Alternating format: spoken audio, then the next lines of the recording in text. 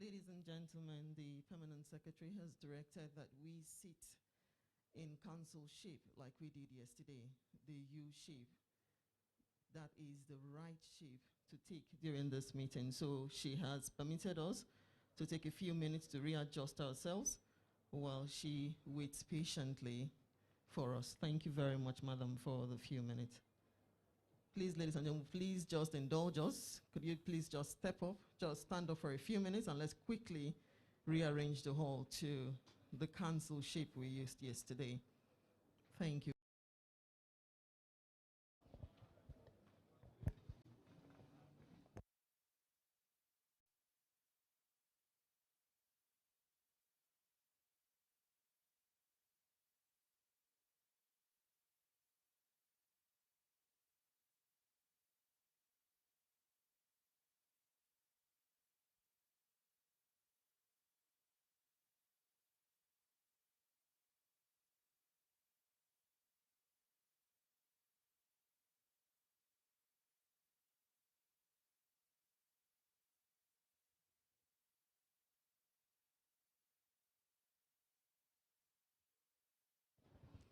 Could the ushers step into the hall and join in doing this quickly? Members of the venue subcommittee, please.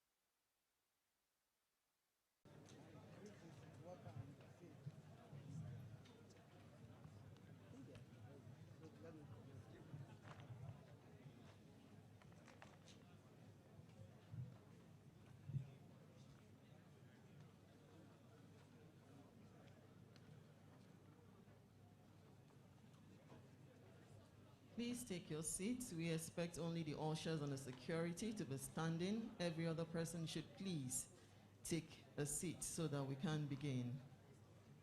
We want to apologize sincerely for disrupting the arrangement, making you stand for a while and sitting back again. We really apologize for this.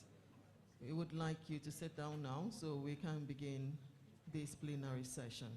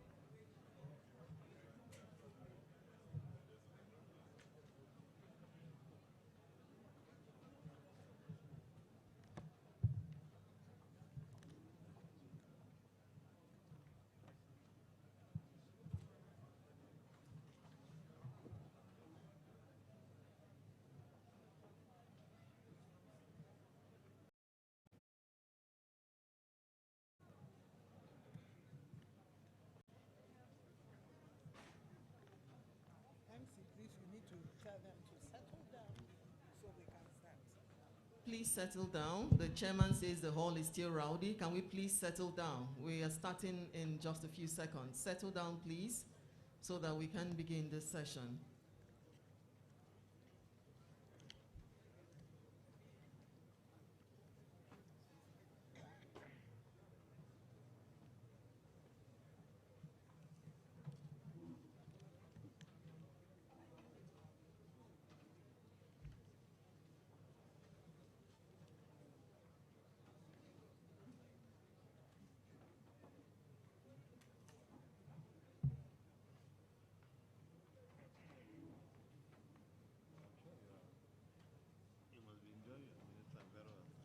Yes. Compared to our own now, they are parallel lines. I'm sure this one is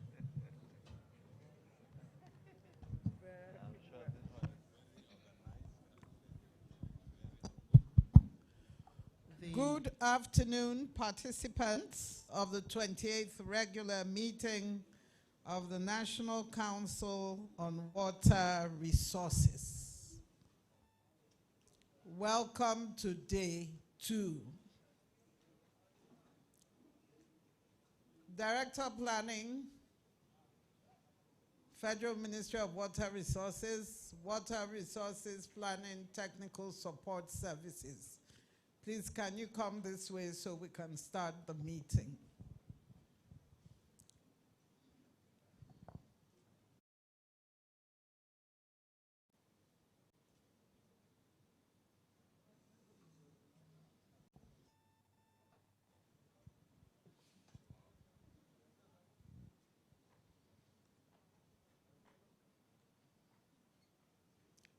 Secretary to the Technical Committee, please.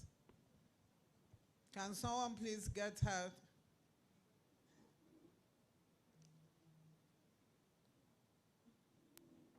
So while we wait for her, good afternoon, everyone. I want to apologize for the disruption in the sitting arrangement. We all know that council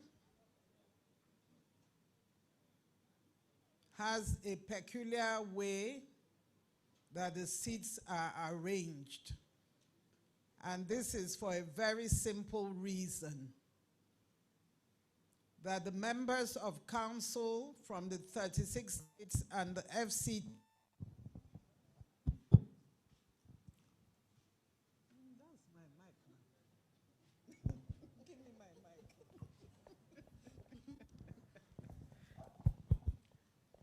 I don't know why the MC decided to take my mic and give me hers.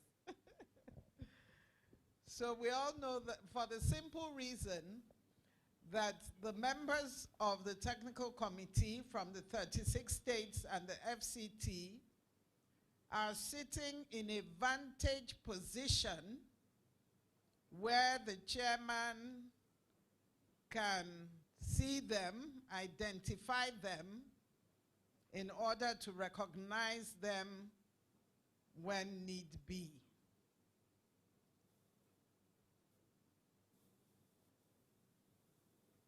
So I'm so sorry, but we just have to get it right. Can we please settle down at the back so we can start?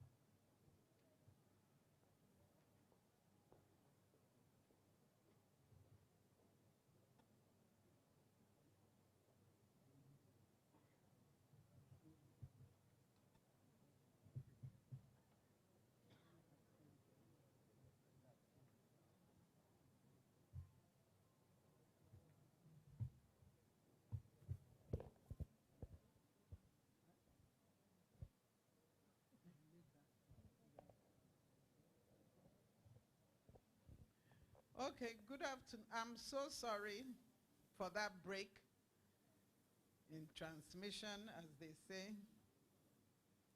But I think we are ready to start now. So let me welcome you all to day 2.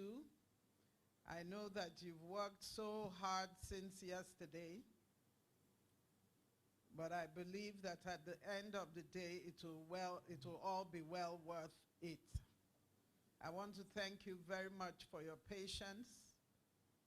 Thank you for your commitment.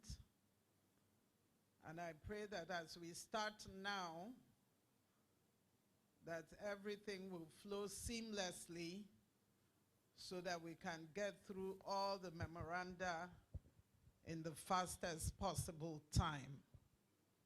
I want to plead, however, that we should ensure that each memorandum is considered adequately to ensure that at the end of the day, we have memoranda that are worth their salt, worth their value, and would stand the test of time. Now, before I go on, let me presence of my dear brother. You remember the Niger Delta Connection, the Permanent Secretary, Ministry of Niger Delta Affairs. Thank you very much. He's been here with us since yesterday and has proposed to sit it out with us for the rest of the meeting. Thank you, my brother, and you're welcome. Where's my secretary? So now, I have the list of the technical subcommittees in the program, and we are going to just take it one subcommittee after the other. I guess that the best way to do it would be to let each subcommittee present all their memoranda. That is, we deal with all. Each committee presents one, we deliberate, then they present the next one till they're through. Is that okay? Or anyone has a better idea? Is it okay? We take it subcommittee by subcommittee. But for this exercise, I'll need a timekeeper, just so we can get out of here on time. How many minutes do we give each subcommittee?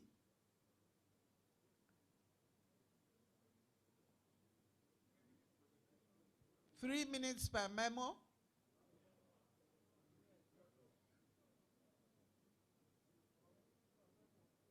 Pardon? 3 minutes per memo, 2 minutes reaction. Are we agreed? So we are going to be very brief. Go straight to the point so that we can be out of here in good time. Now, as you all know, we have 6 technical subcommittees. And if you look at your program, we're going to follow the order in which the technical subcommittees are.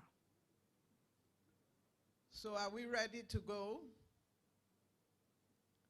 Where's my secretary? I need her help. My secretary. Are we good to go? So I'd like to invite the chairman of the Human Resources Development and Funding of the Water Sector Research Technical Subcommittee. Let's give him a round of applause. Let's encourage him.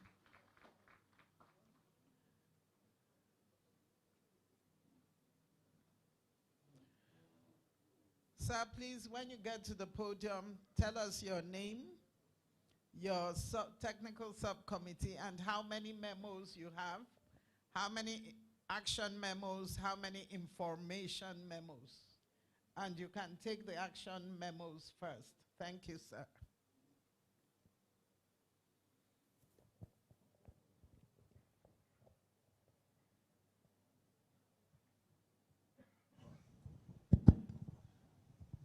Thank you very much, Chairman. And I would like to stand on the existing protocols. My name is Joseph Olabi Ajayi, and I'm here presenting on behalf of the Technical Subcommittee, Human Resources Development and Funding of Water Sector Research. I think we should have something post. The Secretariat should be. Secretariat, can you please post the name of this technical subcommittee? And they should also be putting in the first slide.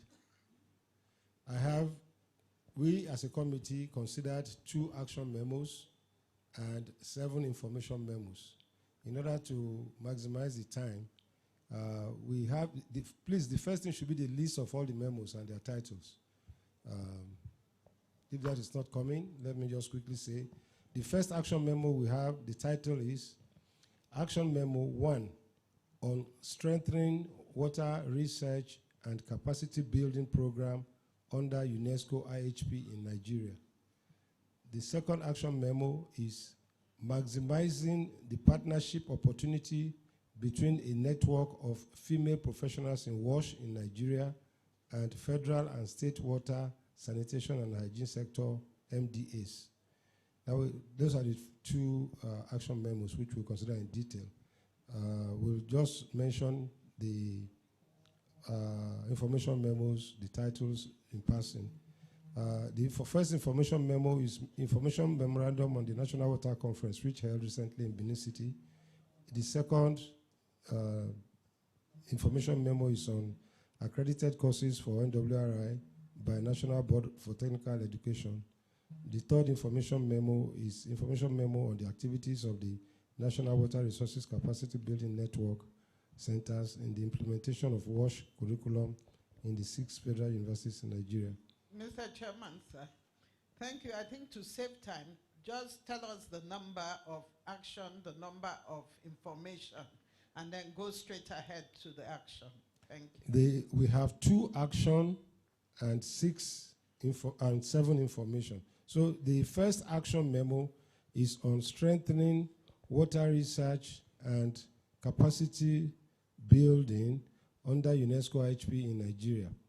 Introduction. The Intergovernmental Hydrological Program is the only intergovernmental program of the United Nations system devoted to water research and management and related education and capacity development. The program is tailored to the needs of UNESCO's 195 member states. And the program is domesticated for capacity building, research in data gathering, and infrastructure management, modeling, and disaster reduction. There are planned strategies for strengthening UNESCO Intergovernmental Hydrological Program in Nigeria. These include developing improved capacity building and research program under UNESCO IHP in Nigeria, ensuring smooth intergovernmental partnerships and collaborations for developing and implementing UNESCO IHP planned activities for the 2022 to 2023 biennium. Then they ensure the biannual review meetings of National Committee of UNESCO IHP in Nigeria. Having identified the deficiency in the water sector, the deficiency identified include poor infrastructural management and sustainability of water infrastructure. The technical committee is praying the council to seek the approval for the domestication and operationalization of UNESCO IHP programs for their planned capacity building and research program within the 2022-2023 biennium program in Nigeria. We're requesting the council committee of the council to direct all agencies in the water resources sector to be actively involved and support National Committee of the UNESCO IHP as a backbone of the Intergovernmental Hydrological Program for the widest possible participation in the planned activities of UNESCO IHP. Let me give you a short background to the National Committee of UNICOA HP. For the past 10 years, there was a lull in the activities, but with the new leadership in NISA, NISA has been supporting the activities of the Nigerian National Committee for UNESCO, so they deserve a round of applause. And for this, we want continued support to the National Committee so that they can meet their obligations in the international arena. Thank you very much. Thank you very much, Chairman. I think he kept to time. But who is my timekeeper? Secretariat. Please give me a timekeeper. So the floor is open for comments on the first action memo from the Human Resource Technical Subcommittee. Yes.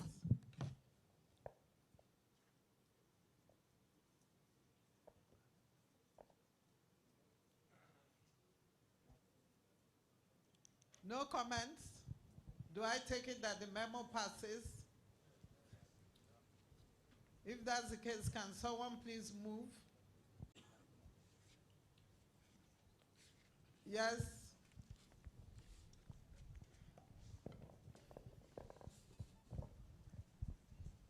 Considering the importance of this memo, Plateau State, I move for the adoption of this memo to be presented to Council.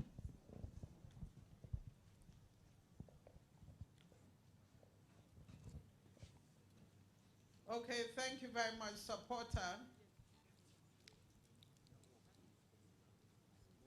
Supporter? Yes, thank you. Adamawa State supports. Secretary, you have his name from yesterday. Okay, so we move on. Thank you, sir. Next action memo. The next action memo is action memo 2 from our subcommittee, maximizing the partnership opportunity between the network of female professionals in WASH in Nigeria and federal and state water sanitation and hygiene sector MDAs. Introduction.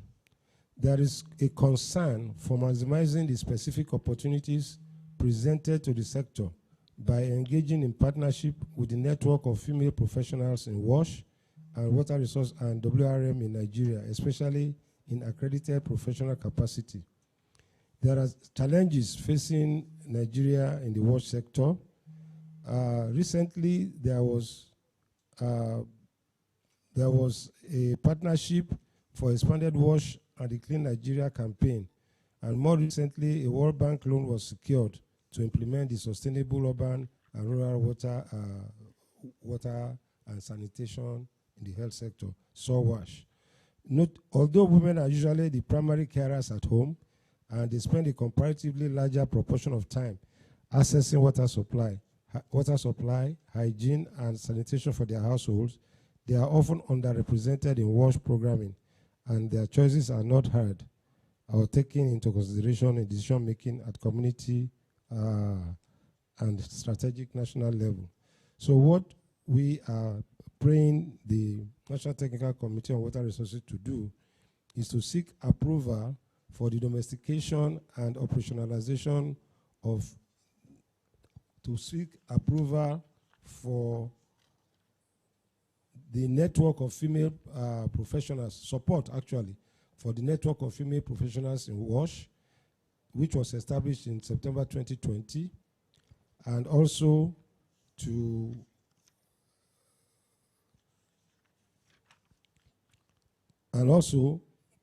prioritize the capacity building of women in the WASH sector to ensure effective participation in decision-making and WASH governance. To seek the approval of Technical Committee on Water Resources for the implementation of CAP in line with capacity building mechanisms in the sector towards a move to professionalize the sector, and encourage National Water Resources Institute and its capacity building network to develop synergy and partnership programs with females in WASH, FemWASH. Thank you very much. Thank you very much. Second action memo. Comments, please.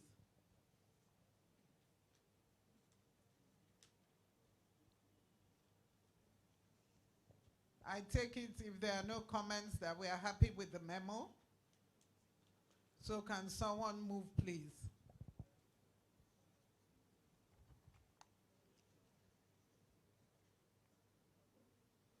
Can someone move for the adoption of the memo for presentation to council?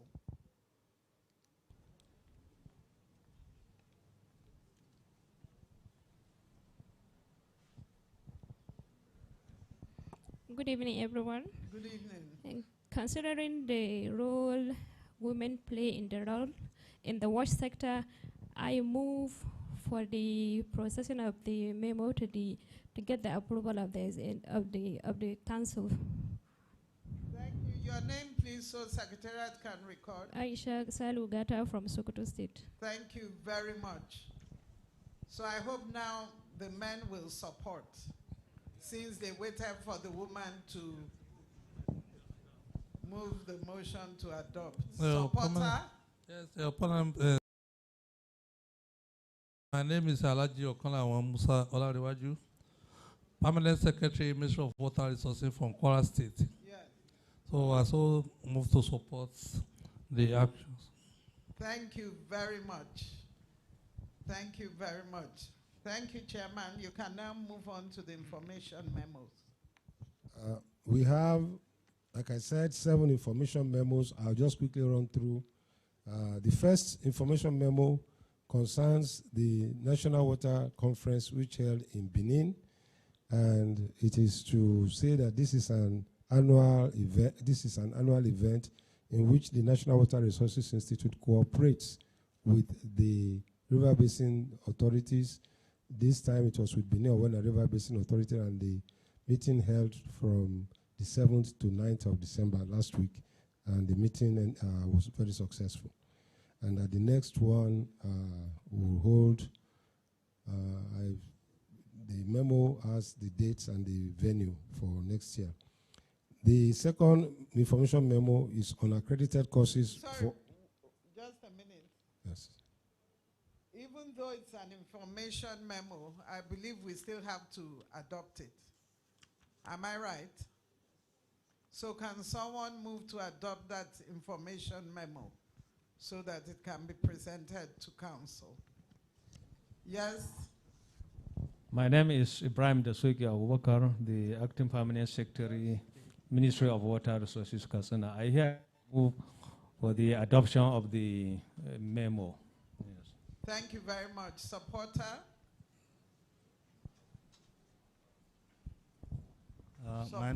My name is Shehu Barayagu, so Permanent Secretary, Ministry of Water Resources. I move to support for the passing of the information memo. Thank you. Thank you. Which state, please? Zamfara. Zamfara. Thank you very much. Yes, second information memo. The second information memo, please can somebody post this on the screen? Secretariat, please. The second information memo is on the accredited courses for the National Water Resources Institute by the National Board for Technical Education, NBTE. The National Water Resources Institute has developed new programs, and these are a national diploma and accredited, not just developed these programs, have been accredited by NBTE.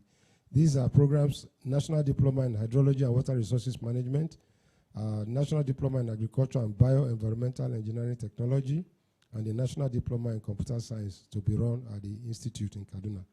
The NTCWR is hereby invited to note that NWRI is commencing the new programs in the 2020-2021 academic session, and all MDAs at federal, state, and local government levels are enjoined to take advantage of the programs. Thank you. Thank you very much. Comments?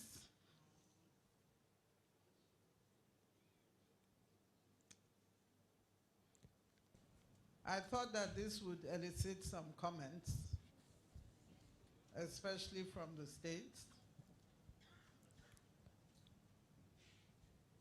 No comments? Yes, over there, microphone. My name is Engineer Jonathan Malan from Plateau State, Acting Secretary. Due to the depletion of manpower, particularly at the state, This memo is very important, and states can take advantage of this to develop the manpower in the sector.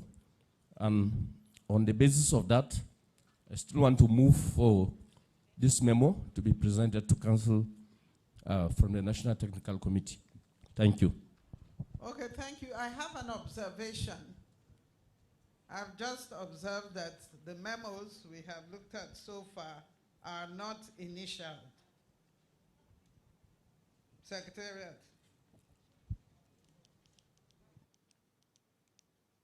Please check your memos. Am I correct?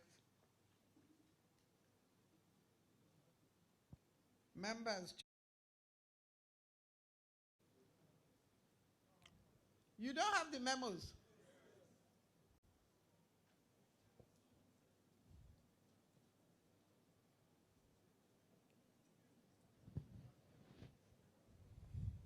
No wonder everywhere is quiet. So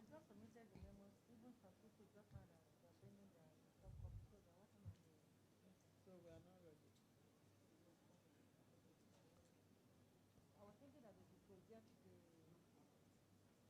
Will they see it so small? Can you see the memos on the screen? I'm told that the technical subcommittees just submitted the memos, so it is now that the memos are being printed. So what do we do? We should continue. So we'll need to listen carefully to the presenter. Thank you very much. But Secretariat, take note, the memos are not initialed. I promise to, Madam Chairman, if you permit, I promise to initial a set for the Secretariat. Okay. Thank you very much. So go ahead. So we are on the Information Memo 3. Information Memo 3. This information memo is on the activities of the National Water Resources Capacity Building Network, NWRP&TSS, the centers which have been established and have been functioning in the 6 geopolitical zones, one in each 6 of the 6 geopolitical zones. Now, this is to announce again being new programs in the 6 universities, which is coordinated by NWRP&TSS with headquarters in the institute in Kaduna. The new programs are University of Ilorin, MSc in Integrated Water Resources Management. It started in 2016. The 6th session is ongoing, and 4 sets have graduated. They run also BSc, PGD, MSc in WASH. That program has been approved by Senate, but it's yet to start. Actually, it's awaiting Senate approval. Now, University of Maiduguri, MSc and PGD in IWRM, again, started in 2016. The 5th sessions of the MSc and PGD are ongoing. 4 sets have graduated. There is also BSc, PGD, MSc in WASH that to commence in 2021. And the BSc WASH started through remedial program. First set is in session, and admission ongoing for the PGD and MSc in WASH. At the University of Calabar, PGD in IWRM 2017, the 3rd session is ongoing, and 1 set has graduated. Also at the University of Calabar, it's BSc, PGD, MSc in WASH. That's to start in 2021. It started with the 1st set in session, and the BSc, MSc WASH program is awaiting Senate approval. Furthermore, we have Ahmadu Bello University undergoing since 2019 Masters and PGD in IWRM. Admission is ongoing. BSc, PGD, MSc in WASH, it's yet to start. Senate approval already secured, and it is planned to commence in 2022. The 5th university is Nnamdi Azikiwe University in Awka. There's a master's in IWRM, which started in 2019. It's approved by the PG board. Admission is ongoing. The BSc, PGD, MSc in WASH, it has secured National University. It's yet to start, but it has secured approval of the NUC. Admission for PGD MSc WASH is ongoing. Lastly, the Federal University of Agriculture, Abeokuta, Masters and PGD in IWRM is yet to start, awaiting postgraduate school approval, and the BSc, PGD and MS in WASH is yet to start and is awaiting, it's been submitted to Senate and is awaiting Senate approval. The NTCWR is invited to note that the NWRCB Net Centers, in collaboration with NWRI and the Federal Ministry of Water Resources, have developed and established new academic programs in WASH at BSc, PGD, and MSc levels in the 6 geopolitical zones and in each of these 6 universities located and collaborating with the Institute. Thank you very, in Kaduna. Thank you very much. Thank you very much. So we've listened to that memo. It's an information memo. Any comments? Yes, sir. Thank you, Chairman. My name is Idris Fikadauda, the Acting Permanent Secretary, Yobe State Minister of Water Resources. As our staff are beneficiaries of this program in University of Maiduguri, I just need a clarification. Is it MSc or MIWRM? Because I was made to understand by our staff that it's not MSc they are awarding, but they are awarding the Masters in Integrated. That is a professional Masters. So please, can you clarify? Thank you. May I request the DG or Dr. Duvier? Dr. Duvier. Okay. Can you give us more information? It's MSc Professional.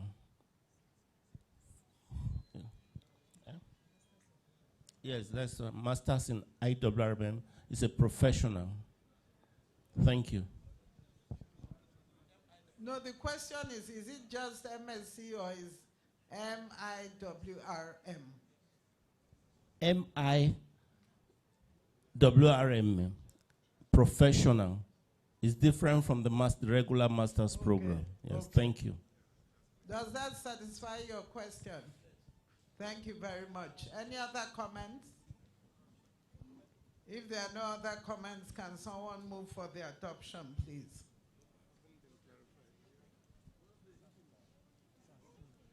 Yes, still, Yobe State, as we are major beneficiaries from the program, I know about 24 of our staff have actually participated in the PGD and the MIWRM.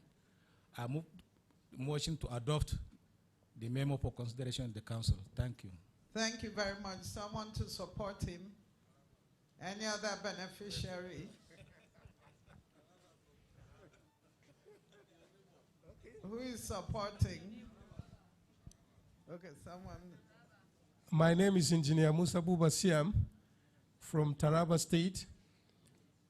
I want to support that this memo be presented to council. Thank you.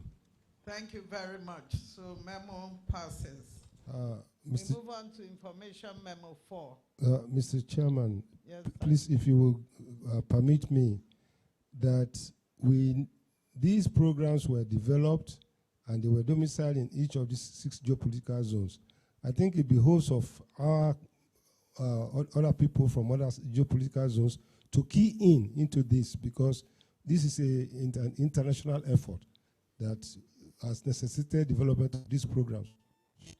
Nigeria is lacking in this regard. Okay. So you need you to assist us to convince members of this technical committee to key in. Okay, Mr. Chairman, you know how I'm going to convince them. Where's DG Institute? Is he here? You, Doc, you know now. I myself, I want to go for that program. Yes, very well. Masters IWRM. Correct. I think. What better way can I, convince the states to please key in? Thank you very much. Thank you very much, man. Thank you. And they're not even clapping. States.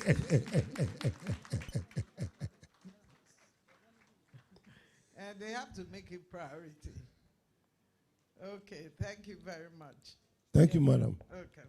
Now, the 4th information memo is on rethinking rural sanitation courses. This is submitted to the National Technical Committee on Water Resources. Introduction.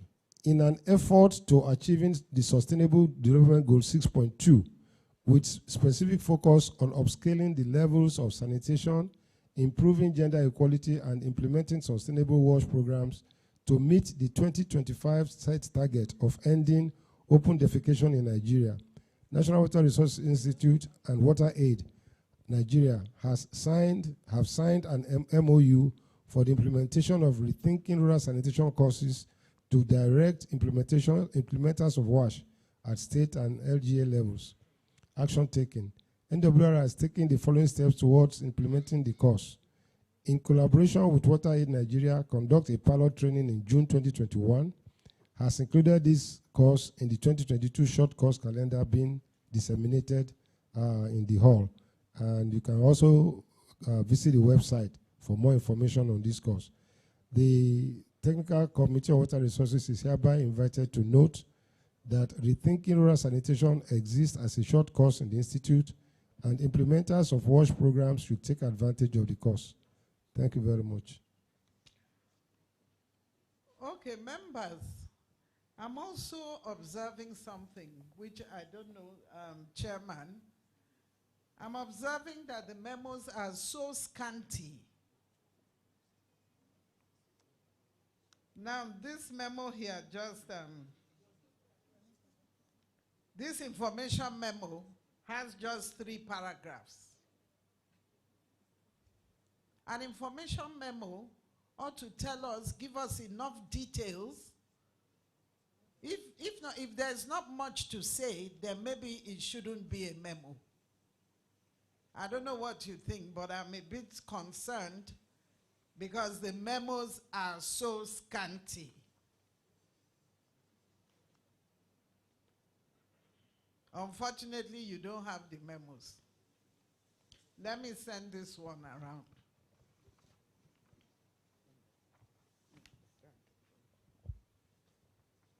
Because you see, we must send something to council that is standard.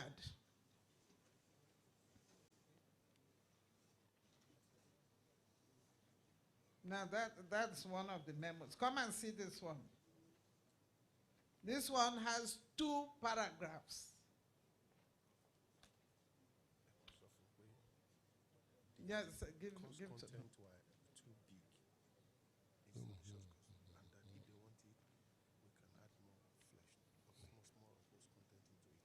them. Please just pass them around quickly and then let me have them back so that we can take a decision on what to do.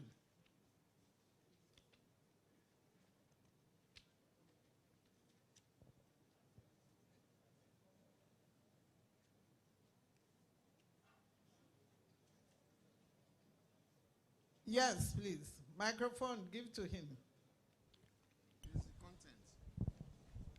My name is John Emila, Delta, Ministry of Water Resources.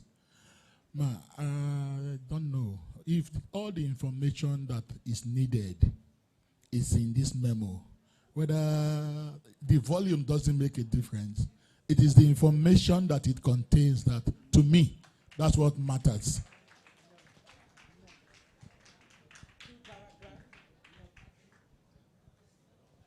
Let me tell you, memos have structure, a particular structure and a particular format. Even if you are just following the format, it is more than 2 paragraphs, it is more than 3 paragraphs. So when an information memo has 2 paragraphs, is it worth being a memo to be forwarded to council?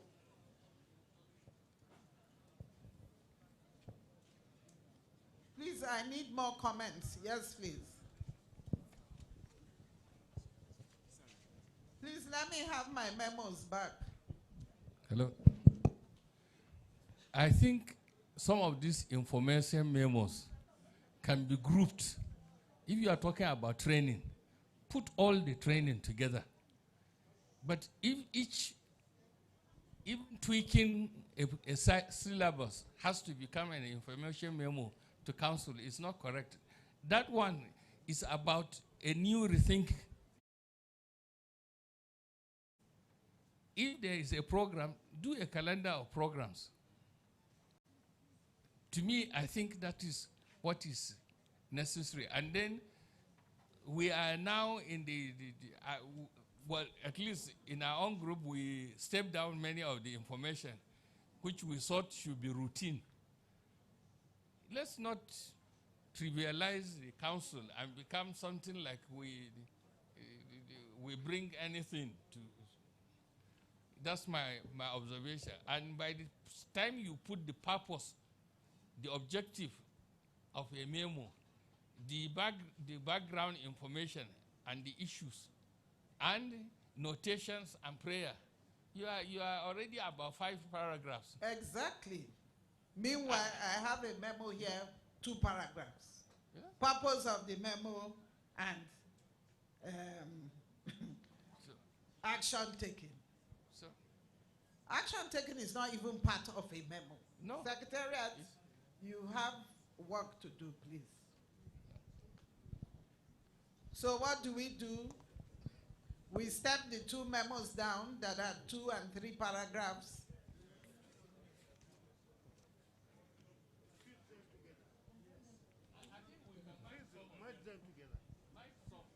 Okay, so we step them down for Secretariat to review them, to see if they can be merged. So that is Information Memo 2 and Information Memo 4. Is that okay? Thank you. Yes, Chairman, go ahead. Thank you very much. The 5th information memo concerns the assessment of flood events by the National Water Resources Institute. The memo is submitted to the Technical Committee on Water Resources, and it lists the flood events which have been assessed by the Institute, and these are listed. I hope this is being projected. I don't want to take too much of your time, but let me read then. This includes the flood events of Ibadan 2011, Makurdi 2017, Abeokuta 2018, Ijibia and Katsina in 2018, Kaduna floods of 2015, 2018, and 2020, Oshogbo and Ile-Ife, Osun State in 2019, Logon Koma in Abuja in 2019, Jigawa. So could just go on to the... So the findings, the NTCWR is called upon to know the following findings. Most of the flood events occurred due to diminishing capacity of stream channels as a result of siltation, and then river braiding and bifurcations, growth of aquatic plants, changing river courses, inadequate capacity of river crossing structures, poor alignment of river crossings, erection of structures and developments along the flood basin, and disposal of solid waste on the waterways. This is the information that is being submitted for the flood events which were assessed by the Institute. Have we heard him? Comments, please. Information Memo 5. This is another memo that is 3 paragraphs. And all it has said is so-so-so flood took place in so-so-so place. And then these are the findings of why the flood occurred. Do we need this as a memo to council? Actually, no. To my own understanding of memo, I'm Nasru Muazu from Sokoto State Water Board. Actually, this is a routine event that happened. And you considering the fact that there's no prayer, there's no notation in these memos, I think we need to step it down. Thank you. Anyone supporting that proposal, that motion, to step down this memo? Any supporter? Yes. Are you supporting? No, I have a contrary opinion. No, wait. Let me first know if there's a supporter. Any supporter, please? No supporter? Okay, let's hear the contrary opinion. I think it's a very important information memo. It's not an action memo, so it doesn't require a prayer. But issue of flood is... No, he didn't say prayer. He said notation. No, he also said prayer and notation. Okay. Yeah, but the issue... But it can be in an information memo, you don't need a prayer. Go ahead. Yes, that's my point. But the topic of this memo on flooding is very, very germane, very important. It's one of the major challenges facing us in water resource management. And this is a result of research that has been carried out. And it goes across the states. It's important to inform council about this so they can take necessary mitigative actions as recommended. So I think it's okay. Okay, thank you. Yes, microphone. Thank you very much, Chairman. The truth of it is that for each of the flood events that happened, we intervened and did a detailed assessment. Each of the reports, we have them. These are just the list of all the flood that we have intervened. For anybody who wants details of each, although we also send them to the state, they can come to the institute and we give them full. Some of them about 60, 70, even sometimes 100 pages. So we just informing them that we have carried X, Y, Z. For the details of this, you can come to the institute, ma'am. Thank you very much. Yes. But you know what? Yes, ma'am. What you have just said, if it was in this memo, it would have enriched the memo. All we have here is a list of states and a list of reasons why the flood occurred. 3 paragraphs. Ma'am, the details of what we submit. So can we enrich the memo and let the people know that the details are available somewhere? Yeah, that's what I'm trying to say. When we submit the memo, this is the summary of what the committee did. But the memos itself is actually more than what is here. So, in other words, are you saying the committee has not done a good job? They've done a good job, but they try to summarize because of the volume of the whole memo. In other words, they have over-summarized. Thank you. Yes, please. I want us to, look at these memos, remembering that we are to, as a technical committee, forward these memos to the National Council. The memos have to be worth their salt. We can't just forward 2-3 paragraphs that have been over-summarized, and at the end of the day, the memo is saying nothing. Yes, sir. The tendency to defend our memos is there. Please, I know I have memos too. Let us not try to defend it. Try and listen to the other points of view. Some of these need to be stepped down. First of all, I want to challenge you, Chairman.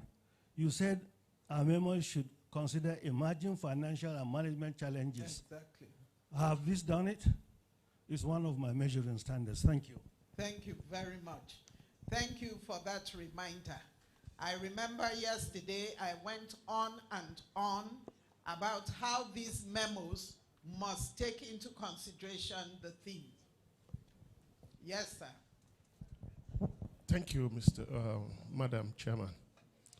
I want to make this comment on this. Yes, I was part of the team that worked on this, and like they have said, we all know that we had less time to consider all these things, and we were trying to do all that we could do within the little time of yesterday night, where we had to stress ourselves and then produce just the best. But what they have said is correct. This is where money has been spent within the sector. Management has been considered for floods. I can assure you that, like Dr. Eduve said, we will try to add other information. Thank you. Maybe we have over-summarized it. We take the blame. And we're sure that we will do that to the Secretariat to enrich the memo. But these are issues on financial and management of floods.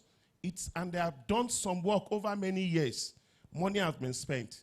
And it has been presented as an information memo. Yes, we've done some over-summarization of this work. We will add more. to enrich it. Thank you, sir. Thank you. Yes, sir. Microphone. Okay. Please, when you say something management, it may not have to be with money. I want you to be specific. Like in the dam section, action memo has to do with security zone around dams. And we showed how it affects it economically and how things can be done. It has to be shown in the memos if we are going to go with the topic the ministry has chosen this year. Thank you. Thank you very much. Any more comments?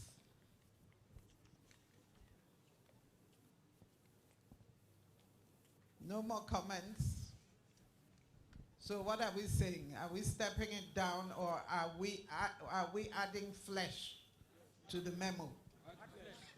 So we add flesh. Technical subcommittee, you need to revisit the memo to add more information to enrich the memo. So if that is what we agree, can someone move for the adoption of the memo as amended?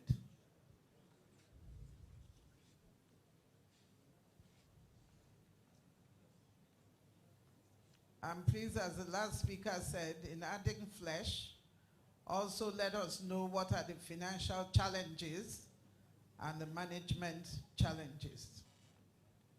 Is that okay? Can someone move, please? Where are the people who said we should add flesh now? Move now. Let's move on. Yes, please. Yes, my name is John Ochigo, Director River Basin, Yes. Federal Minister of Water Resources. I move that we approve this memo to be transmitted to Council for consideration for their information. Thank you. After its review. After the review and amendments. Thank you very much. Thank you. Supporter? Observation, please. Okay. I think directors are not members of the technical committee. Yes, only the permanent secretary can move for adoption, because they are the active members of this committee. Thank you. Thank you very much. I'm happy this has come up. Can we have comments on what the last speaker has just said? Comments?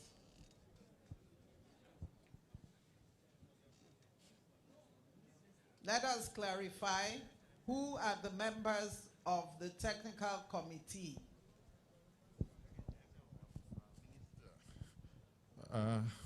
Chairperson, please. Yes. To the best of my knowledge, directors... Sorry, your name, please. Yeah, I'm being a DEX officer for the council for over 10 years or 20 years. Directors are members of the technical committees. He's not only the permanent secretary. He cut across general managers, the directors, even the deputy director down. He's not only the permanent secretary. I've not read anywhere, even in the current water bill before the National Assembly, all the directors are members. General manager, NEPA, different MDS, they are members. So that is my little submission. Thank you. Please, what is your source? No, if we read, even in the letter. No, we can't use no, what is the original source? No, my original source is, even in the current water resources bill. Okay, can we see the extant law? Director Legal, are you here? Because the bill is not law, so we cannot quote the bill.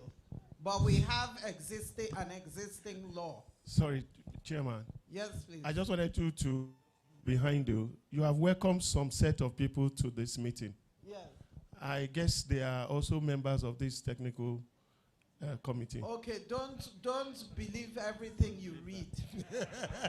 So now, you know why I'm interested in this particular issue, since I came to the ministry, I have been asking, who are the members of the technical committee and who are the members of the National Council? Now, I'll tell you why I have been asking.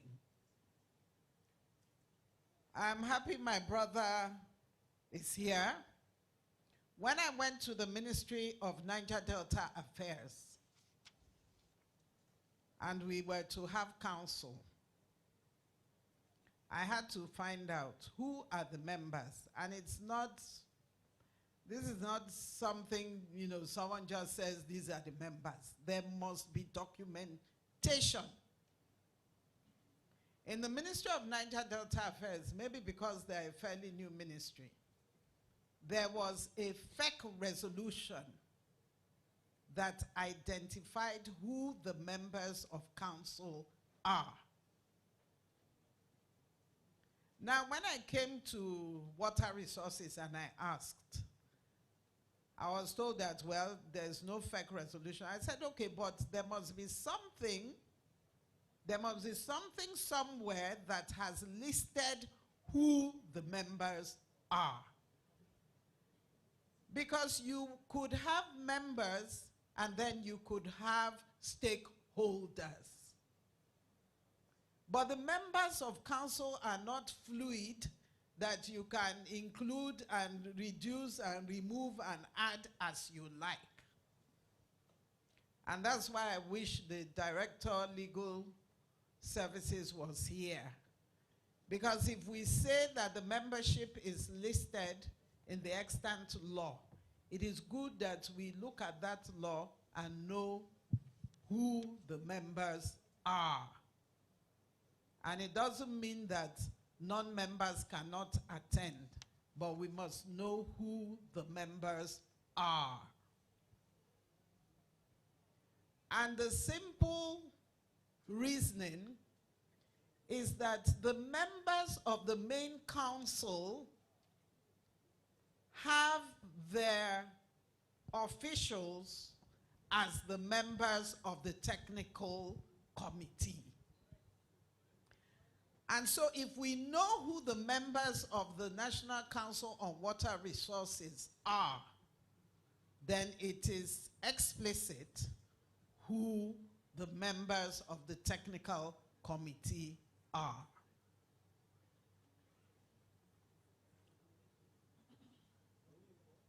We are not in court, sir. But you see, I think it is very important that we do what is right. As I sit here, I cannot tell you that I know who the members are. The Director of Planning will attest to it. Every time I ask her, who are the members of council, who are the members of the technical committee? Members are different from stakeholders. So I don't know what technical committee wants to do on this. Yes, please. The members. And any director or anybody coming with them, support them. So you, as the chairman, can allow, if the permanent secretary seek your permission, to allow any of his own staff to speak on his behalf. This modeling up started around 1998, I think. So this gentleman who is talking, I've been going to council for more than 40 years. So we know. It's not that we don't know. I'm not saying, because you see, it helps for us to know. And a lot of the permanent secretary may not even know. If a director is sitting in for him, then he becomes the member. Because he is no longer a director, he is now representing a PAMSEC from that state. But I'm saying from the federal, directors are supposed to be, for a long time, they were the chairman of the subcommittees. What decision was taken and why they now chairmen were appointed from outside, I do not know. But they are supposed to sit behind you and to advise as things progress. And if you have a need to ask them to talk, then they can talk. So I'm not saying we cannot talk if you permit, but we cannot talk as if we are a member. When it comes to seconding, or because a bona fide member must be the one to second a memo. But we can contribute with your permission, the chair. Thank you. So I hope I've made. Thank you very much.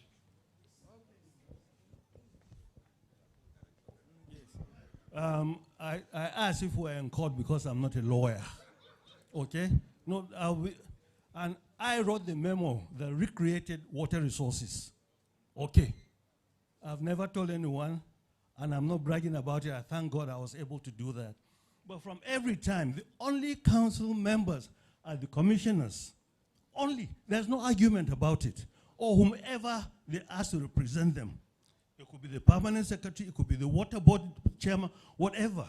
So by association, if I'm a lawyer now, if you award me that degree, the only permanent secretaries from the states are members of this technical committee. From association, please, it's not written, but from what I know, in my more than 40 years, that should be the case. Thank you. Okay, thank you very much. Yes, Director Riverbase.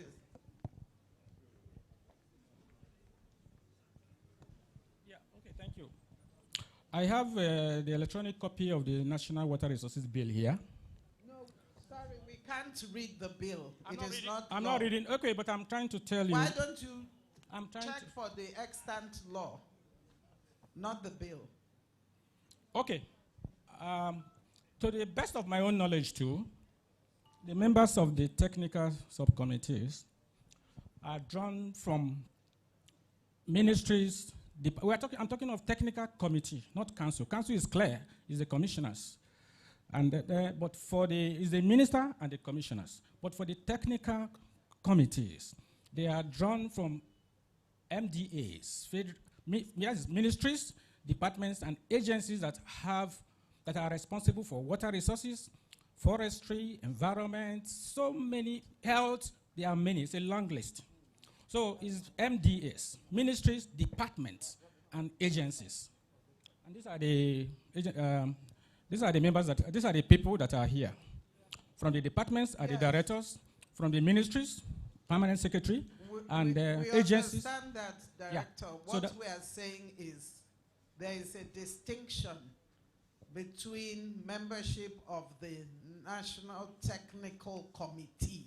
That's what I've spoken to. No, those are not what you are talking about are the technical subcommittees. No, technical committees. It's the technical committee members that are grouped into subcommittees. Yes, they are not members. Of what? Of the technical committee of the council. Okay. Let's move ahead. My contribution. But let's hear one or two more views, please, information on this issue. Information, yes. Mr.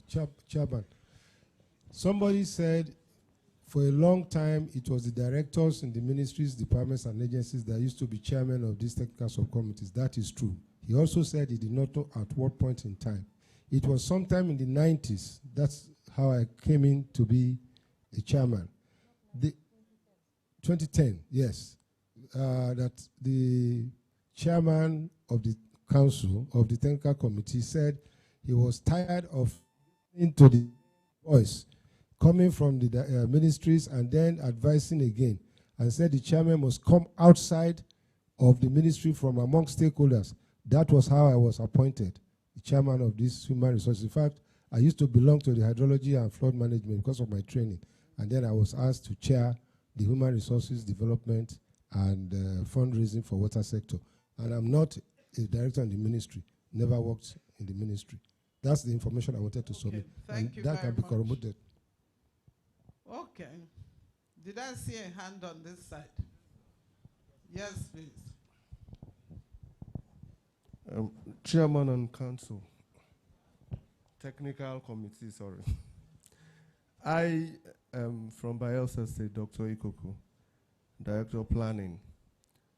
In my bid to try to domesticate rather, what the national is doing, which is this meeting, I think I went into the water policy, national water policy, and from there, I was able to deduce the composition of the council and then the composition of the technical committee. I think that is in the national water policy. And so we try to domesticate that in Bayelsa State, from where I generated. So what did you I generated a memo to. Sorry, so what did you see? Who did you see are the members? What I saw in that document that we try to copy, the council, of course, is the Honorable Minister and the commissioners. The technical committee, chaired by the PAMSEC, supported by other permanent secretaries, and the federal directors and other state directors that are relevant to the discussions in the council. And other, yes, ma'am. You say other state directors, not permanent secretaries? No, I said permanent secretaries from the states, and then directors that are relevant to the water resources sector. Is a very wide, and non-ending membership. And of course the MDAs, the agencies that are under the Federal Ministry of Water Resources. That is what I saw, and that is what I try to domesticate. Okay, thank you very much. In my state. So I Thank think you. we are going to do something. I think it's good that we get to the bottom of this matter, because it is important that we know who the members of both the technical committee and the council are. We need to know who they are. So how are we going to do that? Suggestions? Because now we have different opinions. Yes. I'm not. Chairperson Ma. Yes, please. From my knowledge, I've searched a lot of literatures on this. What the man from Bayelsa said is a correct position. We are going to consult National Water and Sanitation Policy, National Water Resources Policy separately. And secondly, ma'am, there was no clear this thing, because I know even general manager of NEPA, what they used to call NEPA, or their members, then so many people, their members, is an open-ended something. That was why in the water bill, which I happen to be the secretary, then this issue came up that for the first time, it has not been, in any of those books, and they decided that it's better to define the membership. So it's difficult to see a document now who will say this is clearly the members. I know from the knowledge of which are being a council, the secretary, the secretary of those committee, I know that is an open-ended something. The directors, their members, the different related ministry, their members, like Ministry of Agri, Environment, so many of them, they are members. So now I'm going to take up that issue. I will bring you some documents, and then you will be able to know. It's not only the State Permanent Secretary. State Permanent Secretary, when it comes to the level of technical committee, their contribution is a little bit small. That is why when this arrangement was made even yesterday, for some of us who are being in the council, we may be new, but because I've been the DEX officer, that gives me the knowledge to know who are the members. So even the duty of the permanent secretaries from the state is very minimal when it comes to the technical committee. It's not their duty to say it is only state permanent secretary who are the members and the federal permanent secretaries. The membership cover so many MDAs, the directors, and so many of them in the ministry. Thank you, sir. So we'll take one last comment and then we'll take a decision. Thank you. It has come to a fine place and a good saddle. You're a lawyer. So with documentation, with proofs, please, could that be your next job after this one, so that by the next time we meet, we know exactly where we stand? That is my appeal. Thank you. Yes.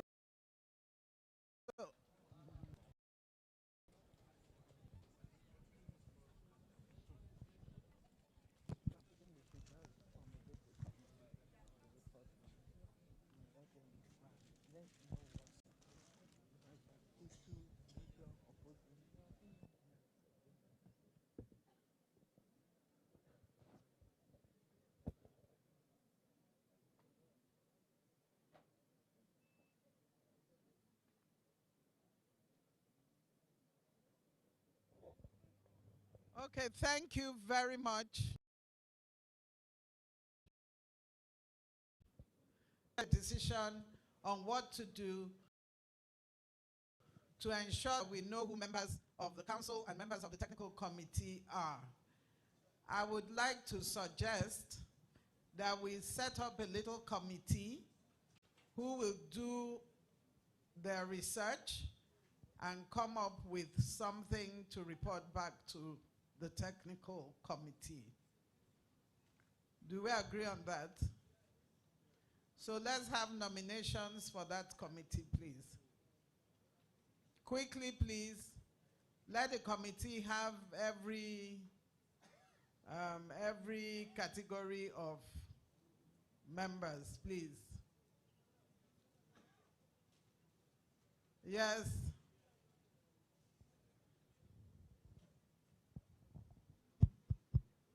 Observation. Who is observing? I'm observing. Okay. I think what you have just said may be ambiguous. Is the research going to tell us what is in the law or what they propose should be? I think these are two different things that we should be clear about. Well, I think, okay. In drawing up terms of reference. Yes, there will be terms of reference, but I think basically, because if you listen to the speakers, I noticed that we have two opposing views. There are some who believe that council is made up of the permanent secretaries, I mean the honorable commissioners, and then the honorable minister. On the other hand, the technical committee is made up of the permanent secretaries from the states and the federal permanent secretary. While there are those who believe that, as one of our elders has said, that the council membership is unending. So almost everybody you can think of who is a stakeholder is a member. So I think first of all, we need to know what is in the books. And then if the committee feels that they need to make a suggestion as to what it ought to be, they can do so. So any nominations, please? Yes, sir.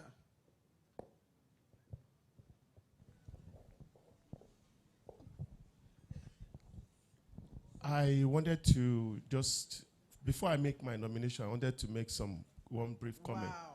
Sorry, ma. The fact is that some people spend some time over many years and days. The law that is yet to be passed, I'm sure it started around 2006. And finally, a draft has come up. And it consists of lists telling us what is the membership of this. I will plead with you, ma, that we start as that as a basis for them to review it. So let the committee do its work. Okay. They will look at everything. Okay. And then, let us know. Because Even before that bill comes into law, we need to know who the members of council are. Okay, then on that So case, nomination. I will nominate a member of the Ministerial Advisory Policy Yes, to who be. in particular? Let me nominate Professor Jimo. Okay. Thank you. We have a nomination, Professor Jimo. Yes, sir. Same way, we've seen that among the personalities who came out with strong observation, some, with the bill, and so who are you nominating? I'm nominating Mr. John Chibo as one of the members. Okay, Director River Basin. Yes. Okay. Yes, any other nominations?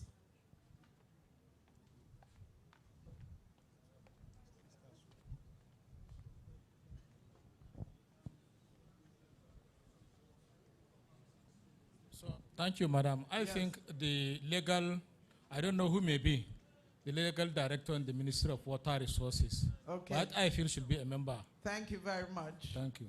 Director of Legal Services. Let's take 2 more so that there will be 5. I think there should be someone from the States. From the academia as well. No logistics. We can do it virtual, please.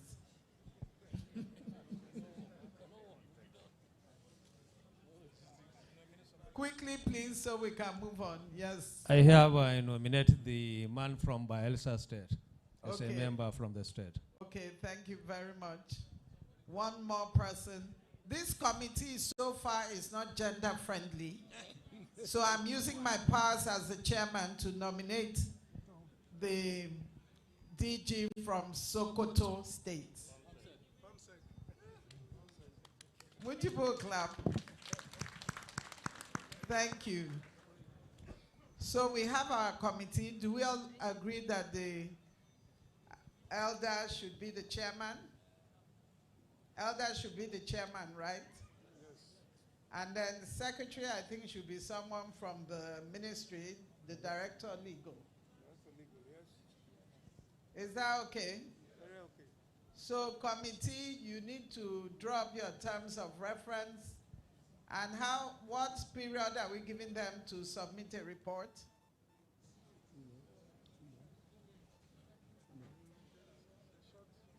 Okay. Of course, sorry, the director of planning should also be part of it.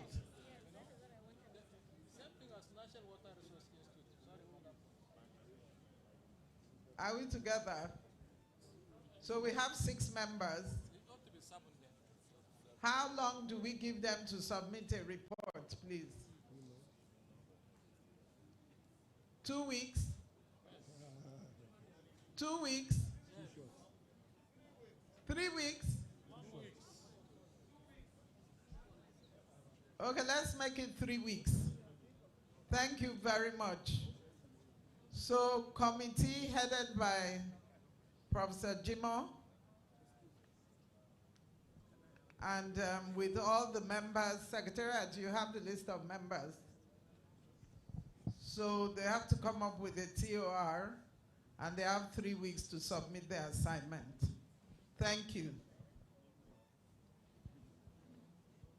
3 weeks from today, please.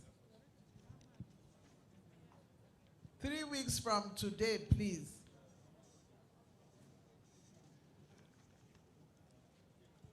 Including Christmas. Okay, next memo, please. So sorry to have kept you waiting, sir. Thank you very much, Chairperson.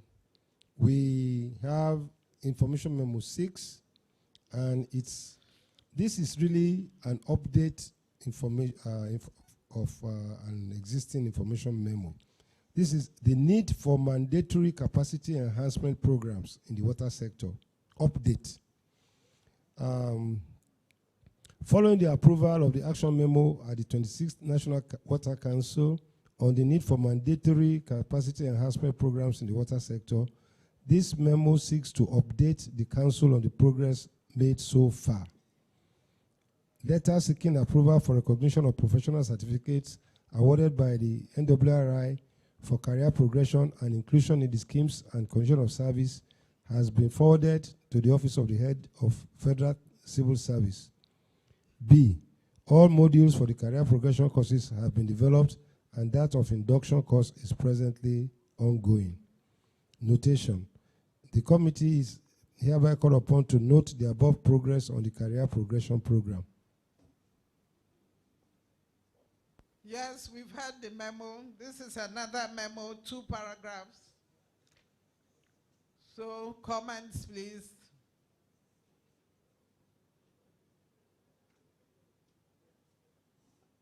I think, if you ask me, this should be a matters arising, not a memo for the 28th Council.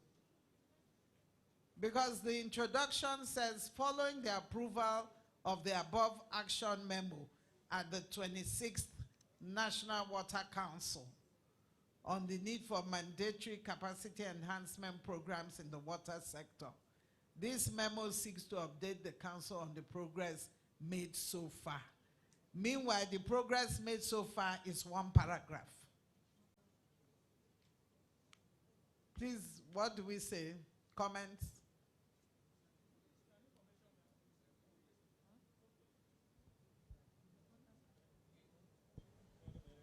It looks to me more like a matters arising, not an information memo. Comments, please.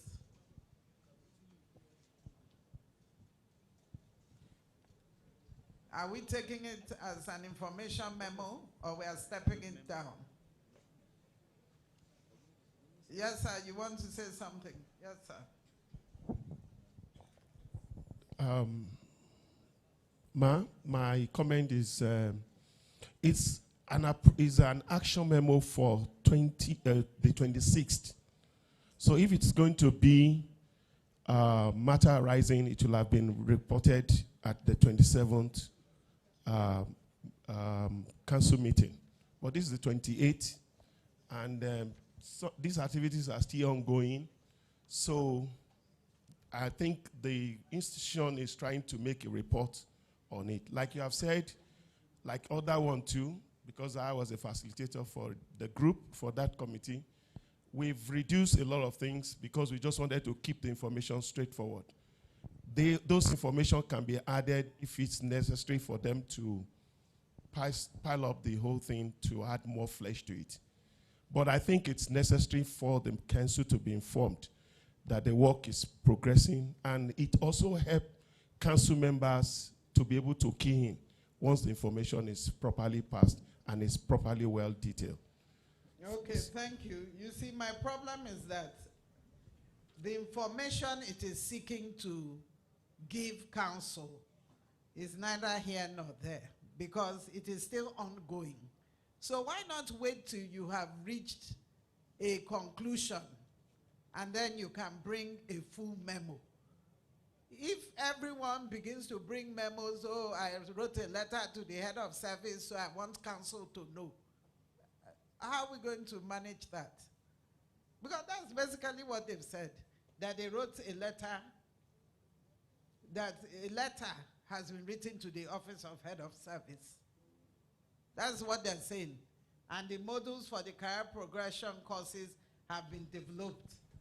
And that of induction course is presently running. Like I said, there are so many information that will be put there to maybe enlighten everybody. They've submitted that thing to the head of service for a long time, and it seems to be a little bit delayed, and it cannot make any more further progress about that. So it is not yet ripe to be an information memo to send to the highest decision-making body in the water sector, in my opinion. But let's hear comments. Any comments? Any other comments? What do we do?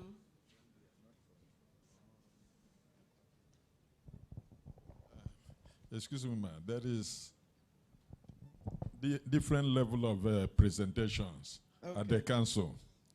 One is a summary. What I believe they are trying is to summarize, which they have over-summarized. Two,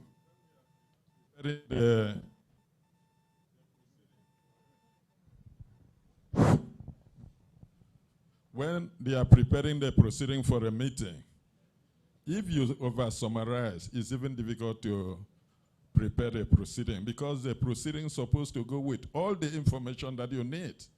So in this case, I want to believe it's just a summary. But even after a summary, they're supposed to... Sorry, sir, to cut short. This is not a summary. This is the memo that we are to present to council. That means they need to add flesh. We have promised to add flesh. Well, we had flesh. Okay, if we are happy with the memo, can someone move, please?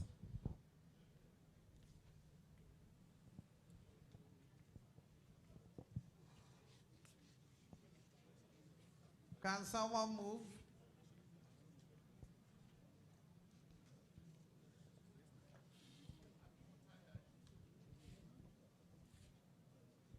It's like we don't want to live here today.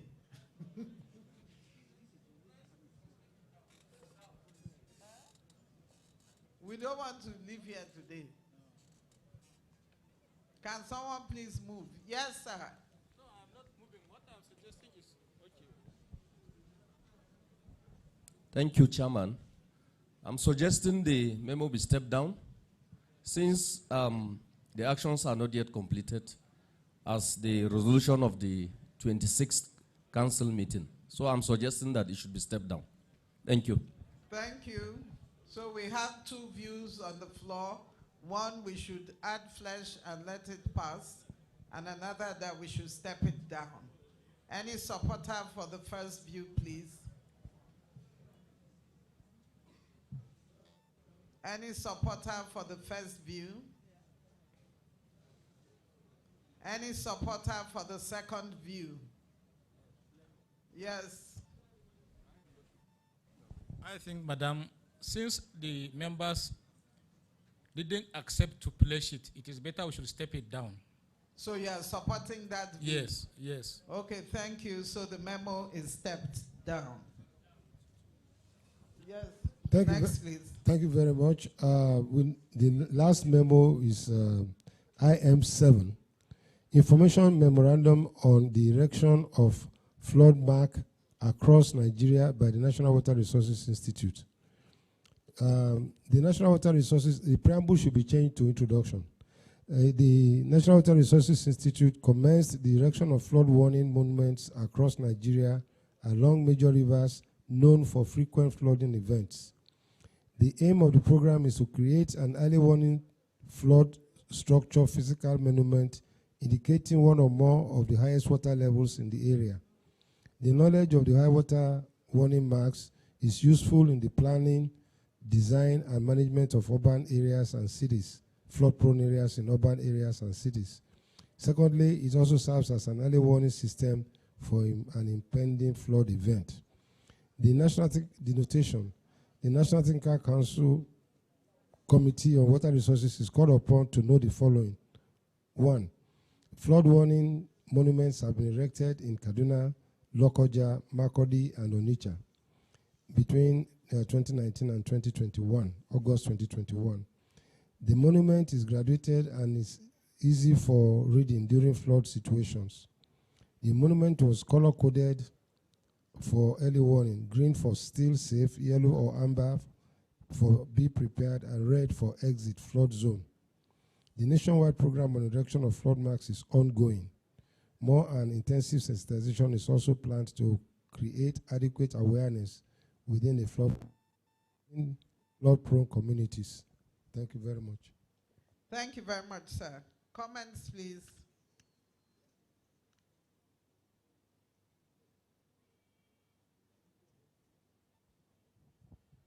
Comments, please. The memo is on the erection of flood warning monuments across Nigeria along major rivers known for frequent flooding events.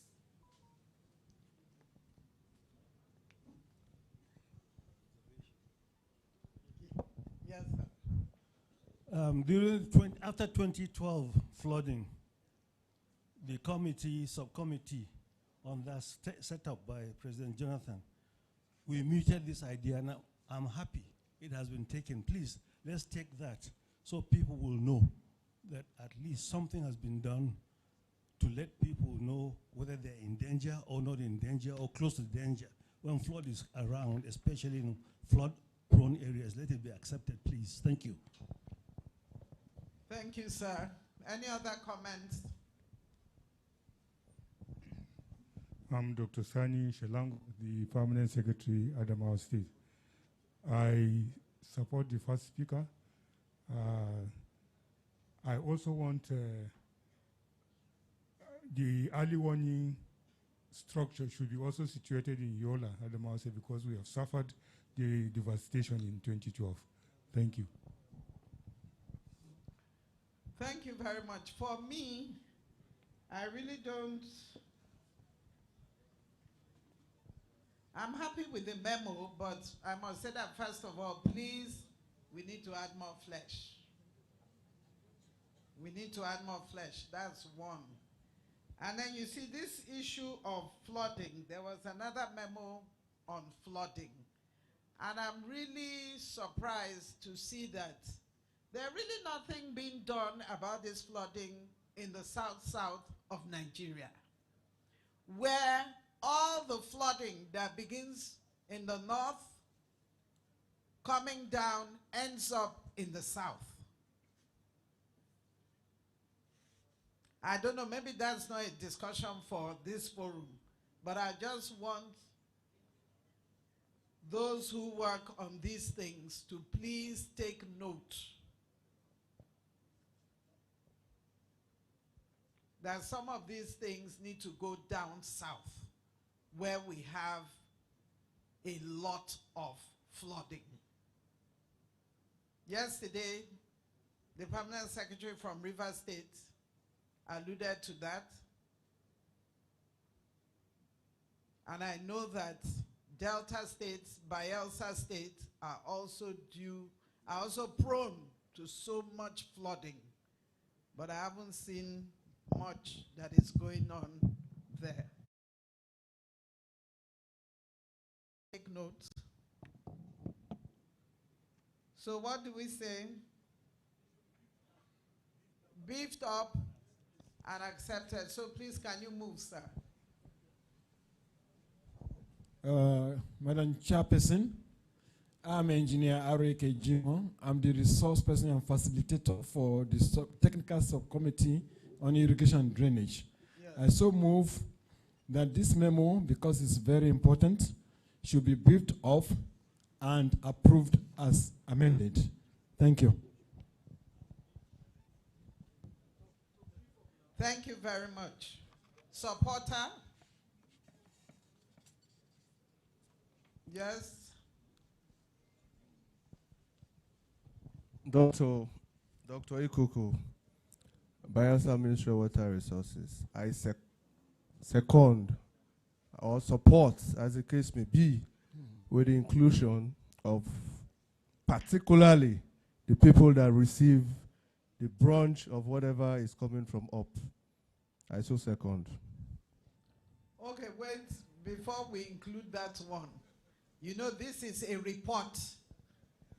So if those people have not been included, it's not here, we're going to include them. We're only advising that the focus should also be on those people. So are we okay? So we'll beef it up and then let it pass. Thank you.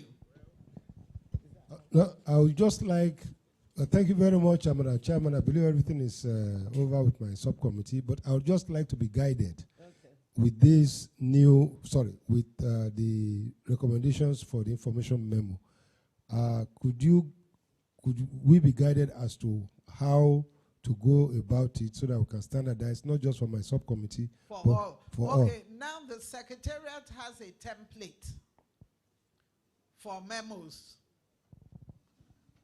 Now, if you follow that template, someone actually tried to give us the structure. If you follow that template, there's no how your memo can be 2 paragraphs. So if you get the templates from the Secretariat, I'm sure you will be able to beef up the memos. Thank you. Let's give this chairman a round of applause, please. Thank you very much, sir. So quickly, we move on to the next, which is hydrology, climate change, and flood management. Hydrology, climate change, and flood management.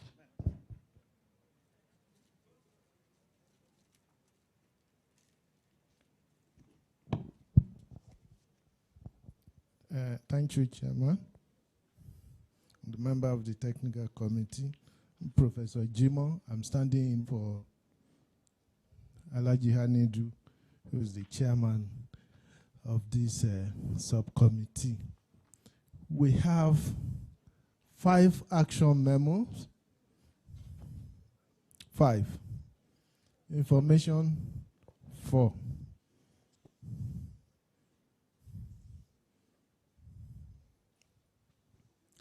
The first action memo.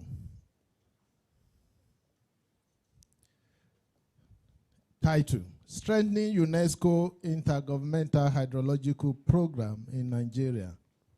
That is the title of the memo.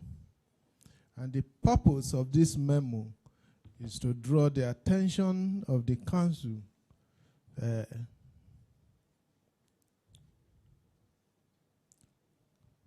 that one, the program for UNESCO IHP for 2022-2023 has been approved, and the budget also has been approved, and Nigeria, being a member state, should key in using the appropriate. The memo seeks that the Council should note that UNESCO HP has approved funding for the 2022-2023 program and has a focus. The focus is called Africa Agenda and Open Science. Africa Agenda and Open Science. Nigeria is vulnerable to climate change and related disaster. So what do we want us to know? Scaling up operational plans for the National Committee, which is the backbone of UNESCO IHP program in the country, and develop, improve operational guidelines for UNESCO IHP activities in the country, and have smooth intergovernmental cooperation. The prayer: you seek that councils will approve the implementation of the program, the 2022-2023 program, and for NISA to develop a data sharing policy on hydrological matters. I've said earlier that the focus for the biennium program is Africa Agenda and Open Science Policy. So if at UNESCO international level you have Open Science Policy, it should be domesticated for the country. And the second item prayer is that the Council should kindly direct all MDAs, states and local government agencies in water resources sector to be actively involved and support the National Committee on UNESCO IHP. Thank you. Thank you very much for that memo. I don't know why it's sounding similar to the first memo of the first committee. It's true. Is it me or? I think that is true. The first committee, I think they focus on capacity building. Okay. And this on one is focused on implementing the program by NISA for the country and development of open science data sharing policy for the country. Is it possible to merge the two memos? I think so. Or we should leave them separate? You said? You could. What do we say, please? Do we merge this memo and the memo that was brought by the first technical subcommittee? Talking on the same program, but that one was capacity building. Thank you, sir. Yes. Professor Jimo said they could, so let them, please. Okay, so the two subcommittees would need to work together to come up with one memo, please. Thank you. Thank you, sir. Next. Yes, the second action memo is titled Establishment of Framework on Partnership for River Flow Data Collection and Management Program in Nigeria. The data collection has a lot, we have a lot of challenge here in the country. The density is low.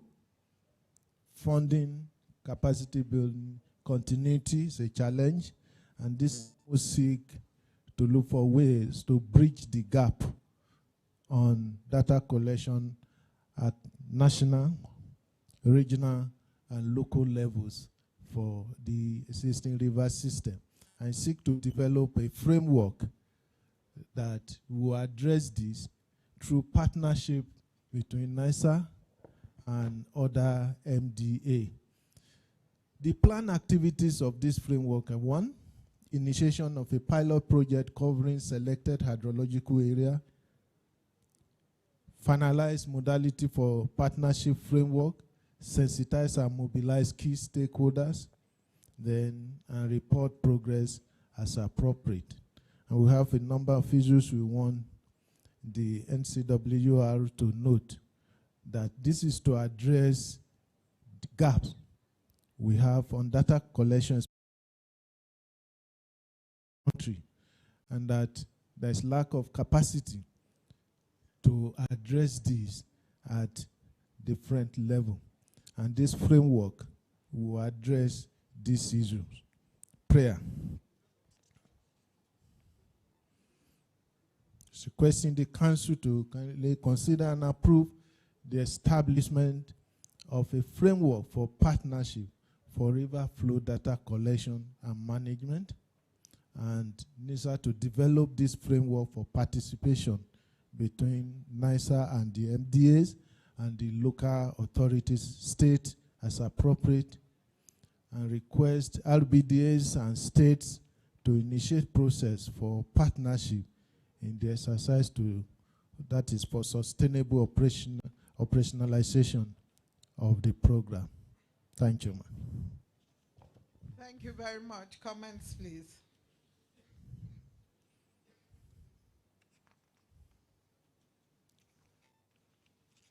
Do we like the memo? Okay, so can someone move, please? Can someone move?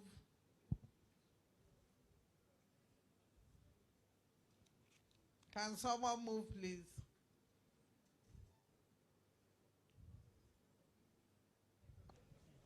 Microphone.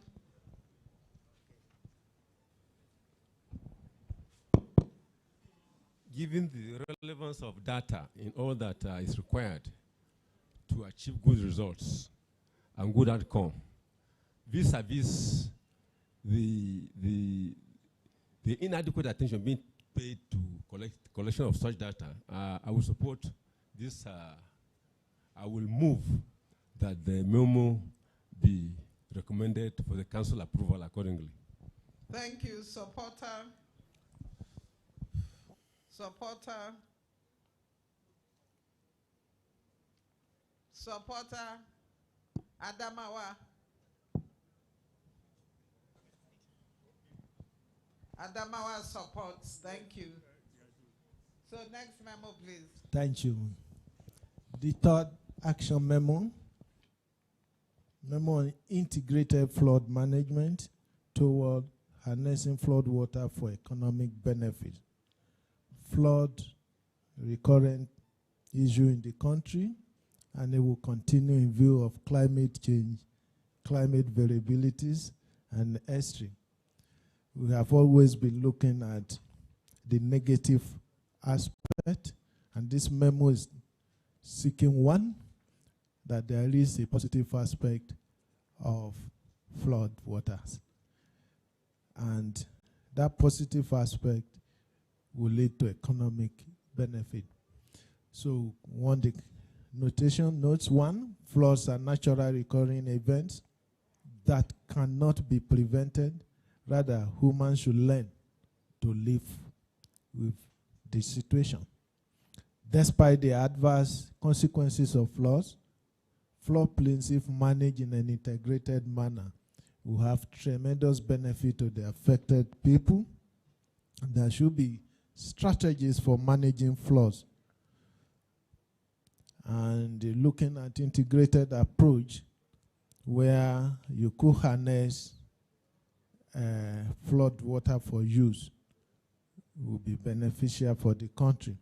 So requesting that the council direct NISA, states, local government agencies in charge of flood management to adopt this approach so that we can have maximum benefit from the situation. I so submit. Thank you very much. This is another memo on flood. I recollect we've already had 2 information memos on flood, but this one is an action memo. Is it possible to integrate the 2 information memo into this one? Or they have to be separate? Can we integrate so we put the 3 together and make it an action memo? Thank you very much. So can someone move, please? Akwa Ibom. Anambra. Sorry. The code is too much. I, Ezekwo Victor from Anambra, representing my permanent secretary. I hereby move for the adoption of this action memo on flooding for recommendation to council. And the incorporation of the other 2. 2 other information memos by the previous subcommittee. Yes. Thank you. Thank you very much. Secretariat, have you taken note? And please, all the technical subcommittees involved, take note so that you work together to come up with one memo. Thank you very much. Next memo, please. Thank you.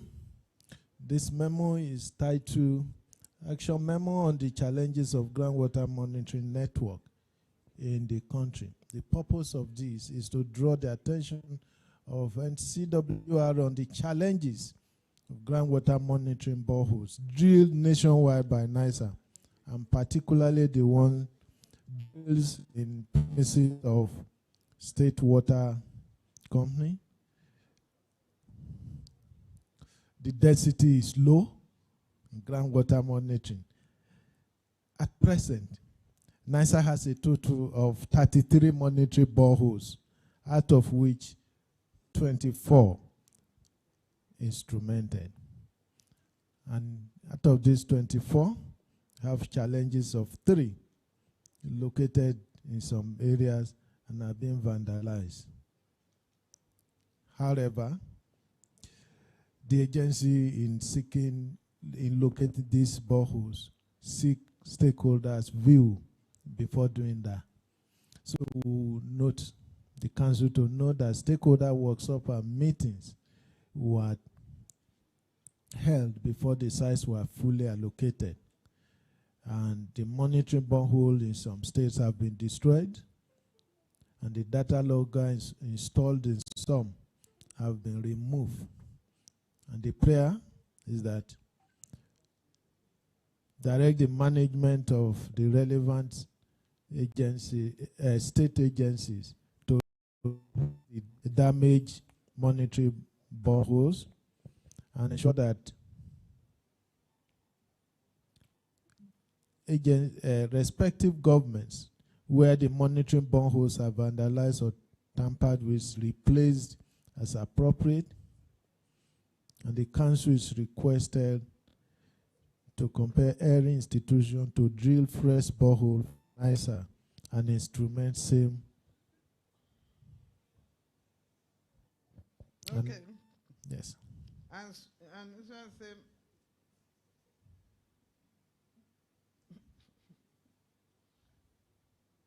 Okay, but we get the gist of it. There's something missing there. So we've heard the memo. And my question is, should this be a memo to council or these are purely administrative matters?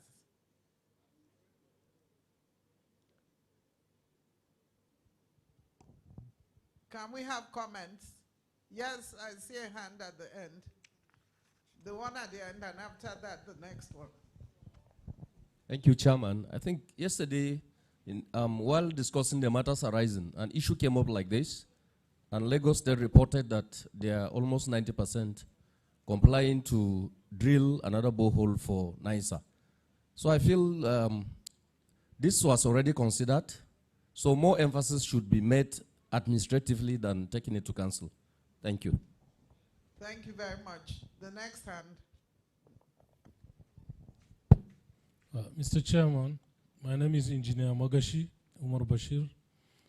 This was reported quite some time to council. So I believe by now we should be having results from what has been reported to the council so that NISA will report whether those boreholes have already been drilled and instrumented or not. Thank you. Sorry, so what are you saying? Is it administrative or it should go to council? Well, it was reported already to council. So if it is coming to council again, it's only trying to reinforce that other submission. So we take it administratively because council is not there to deal with administrative issues. Thank you very much. So the memo is stepped down. Agreed? We step down the memo. Thank you.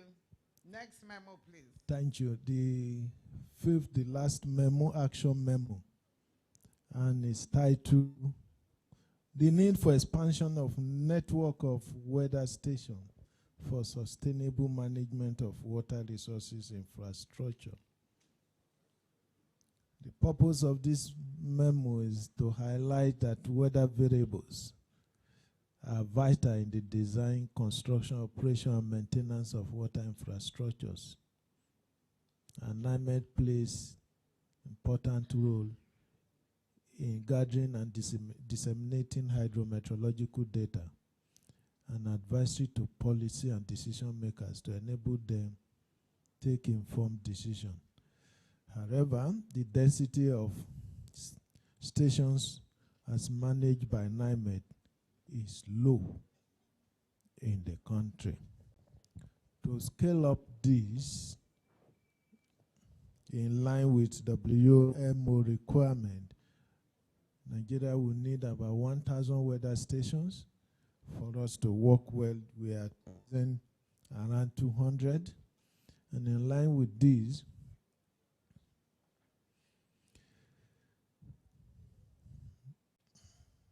the first player says all new designs will incorporate the establishment of weather station.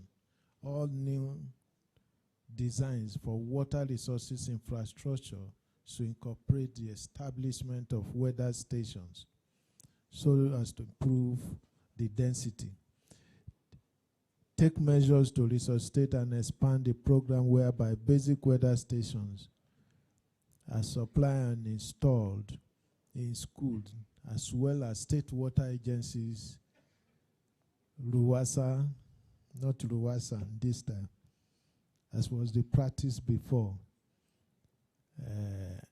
And Council approved and scaling of NIMED seasonal climate prediction for water managers.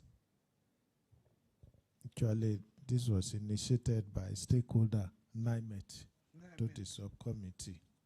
Okay, thank you. We've heard the memo.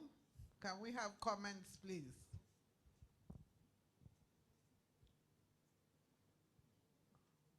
Representatives from the states, your seats are empty. Can you please come back? Refresh and come back quickly, please.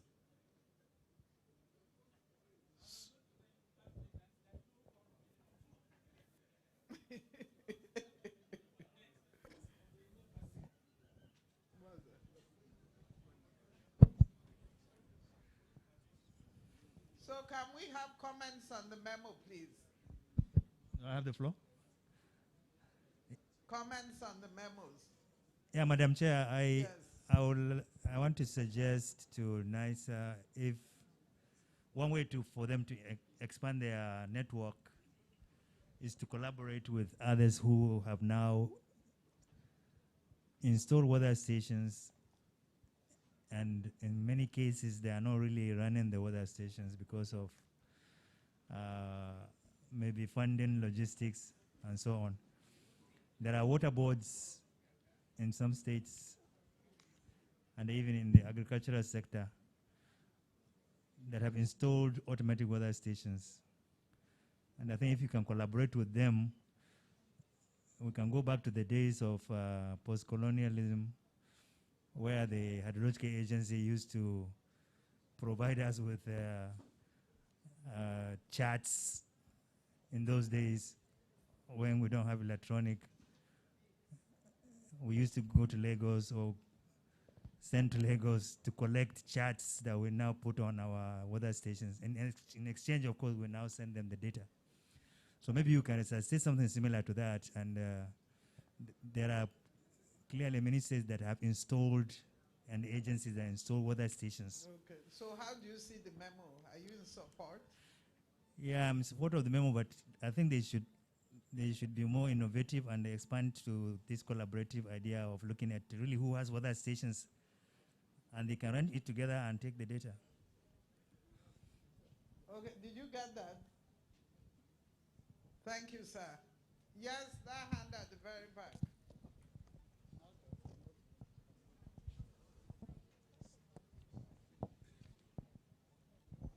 Thank you, Madam Chair, for acknowledging this is one of the memos from a stakeholder, and I'm representing that agency. Okay. On to the comment of Professor Abdul Mumini, this is one of the challenges we have as the agency that is charged with that responsibility of providing weather information to all sectors of the economy in the country. If someone feels he can install a weather station and not inform NIMET to integrate them, I don't know how we can know that a weather station has been installed in a location A or B.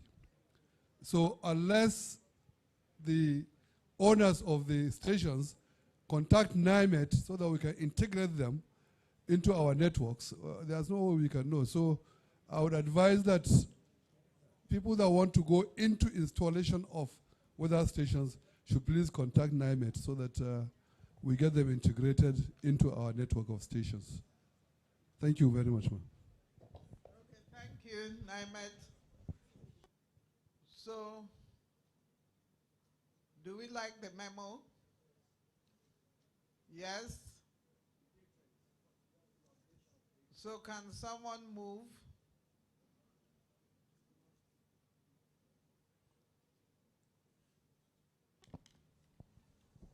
Thank you. With world weather changes and with everything that happens in the economy, I support the memo with the embellishments suggested by both NIMET and Muni. Thank you very much. Supporter? Yes, behind you. Yes, based on the importance of this memo, I support the adoption of this memo. Thank you. Thank you very much. Next memo, please. Thank you, ma. I move on to information memo. And the first one is titled Information Memo on Hydrogeological Activities of NISA. And the purpose of this memo is to inform the NTCW on the status of hydrogeological projects in NISA, in line with the mandate of the agency for assessment of nation groundwater resources, both in quantity and quality. Some projects have been carried out and focusing on data inventory, as it was passed in the last National Council of Water Resources. So borehole data inventory during the country is being carried out, collecting available information 2 saline water intrusion studies focusing on Lagos State was completed early this year, and the detailed delineation of saline-prone areas in state is in progress. So the procurement. We want to also inform Council that you have only 71 groundwater monitoring wells, and 51 of them has been instrumented. Okay. Also highlight that Sokoto Rima Basin Development Authority partnered with the agency because they drill 21 monitoring wells. Okay. I'm sure we could do with that. Yes. So comments? This is an information memo on the hydrogeological activities of NISA. Do we like the memo? Can someone move for adoption? But I want to make an observation before that. In the last paragraph, yes, Chairman, yes, where you have all these, the other hydrological areas, 2, 3, 4, 5, 6, 7, 4, 7, and 8 will become, you know, this memo has to be in such a form that anyone reading it would understand. So you may need to explain what those numbers are. So please just enrich the memo by making it reader-friendly. Okay. Thank you. And so can someone move for adoption of this memo as an information memo? Yes, sir. Hello, sir. Now I'm calling people so we can go home. Yes, give him the microphone. My name is Mr. Nathan Upwene, the Permanent Secretary, Ministry of Water Resources, Bayelsa State. Yes. I move for the adoption of the information memo. Okay. Thank you.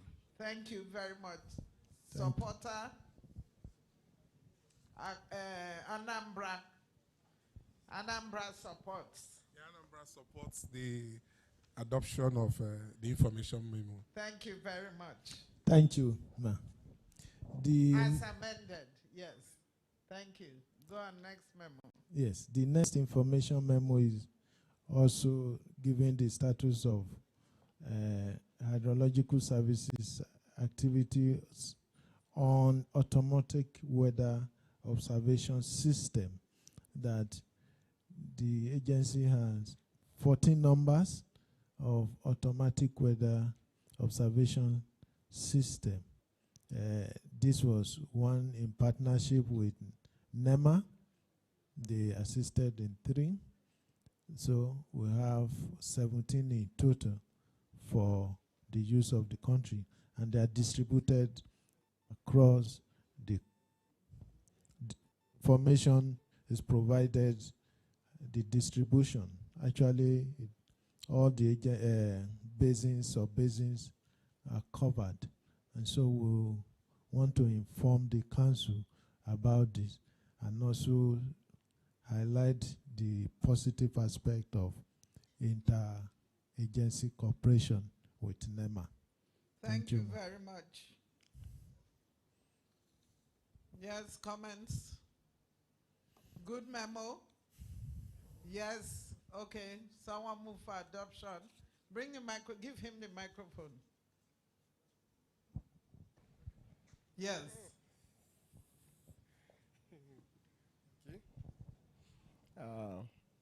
I'm Amin Mohammed Chimala, the Director of Planning, Research and Association, Borno State Ministry of Water Resources. I so move for the adoption of this memo to the National Council of Water Resources. Thank you. Thank you very much. Supporter, give the next person the microphone. We are now doing turn by turn. Thank you. Thank you, Chairperson. My name is Edom Chikadibia. I'm from Imo, standing in for my permanent secretary. I want to support the adoption of this memo for council's approval. Thank you very much. Thank you, ma. Yes. The next memo is still information, and seek to inform the council that an observation has been made by one of the river basin, and that is the National Drought Plan of 2018, the National Climate Change Policy, which has just been approved by FEC 2021, and the National Water Resources Policy Document, that there exists a disconnect between this document, and the council might wish to note this and look for ways to integrate as appropriate, especially on climate change policy, not adequately captured in the water resources policy and strategy of 2016. That's the information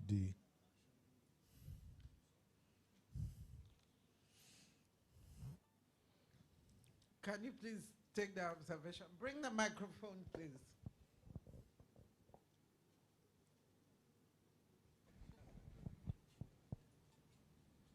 Professor Jimo, Chairman, sir. It sounds like an action memo. If there's a dichotomy and you want the dichotomy removed, it has to be acted upon. Just my observation, please. Thank you. Yes. So we've noted the observation. Any other comments? There's one hand. Yes, over there's there. a hand at the back, please.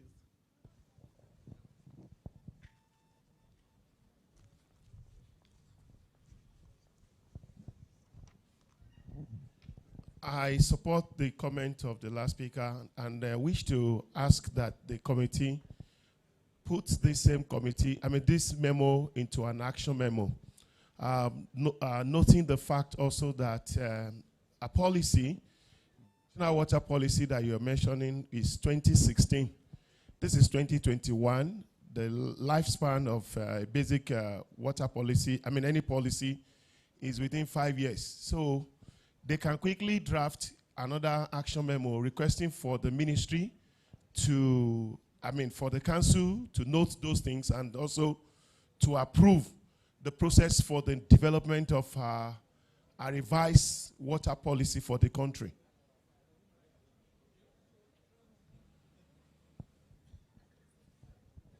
Okay, thank you very much for that input. So, are we all together on the fact that it should be an action memo? And we like the inputs that are being made to the memo. Okay, so can someone move, please? Yes, microphone.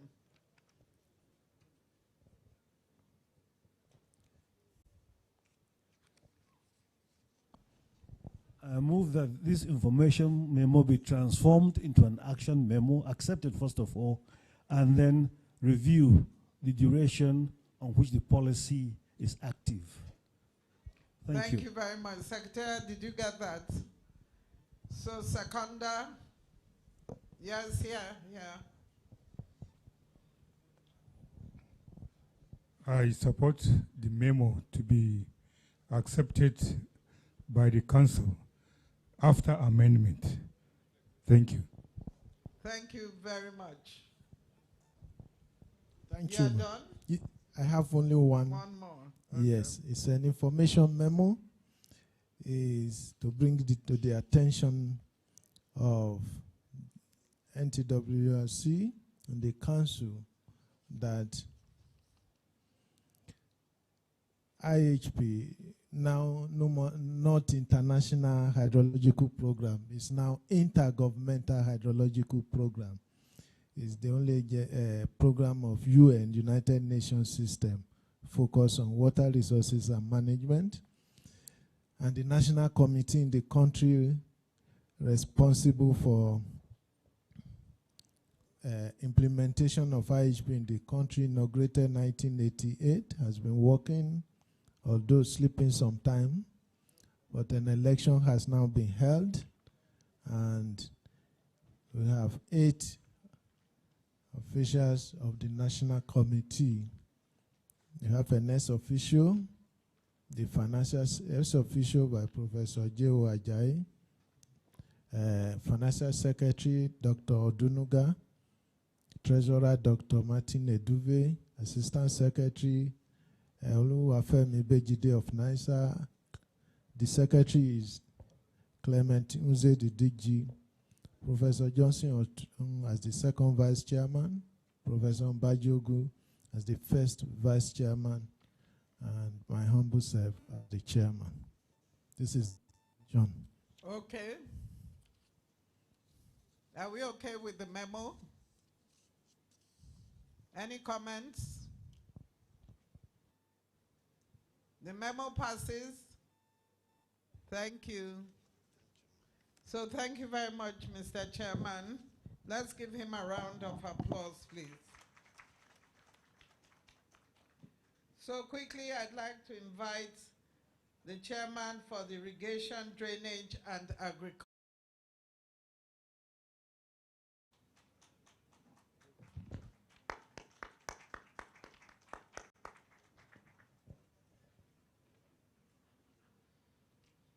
We are going to move very fast now.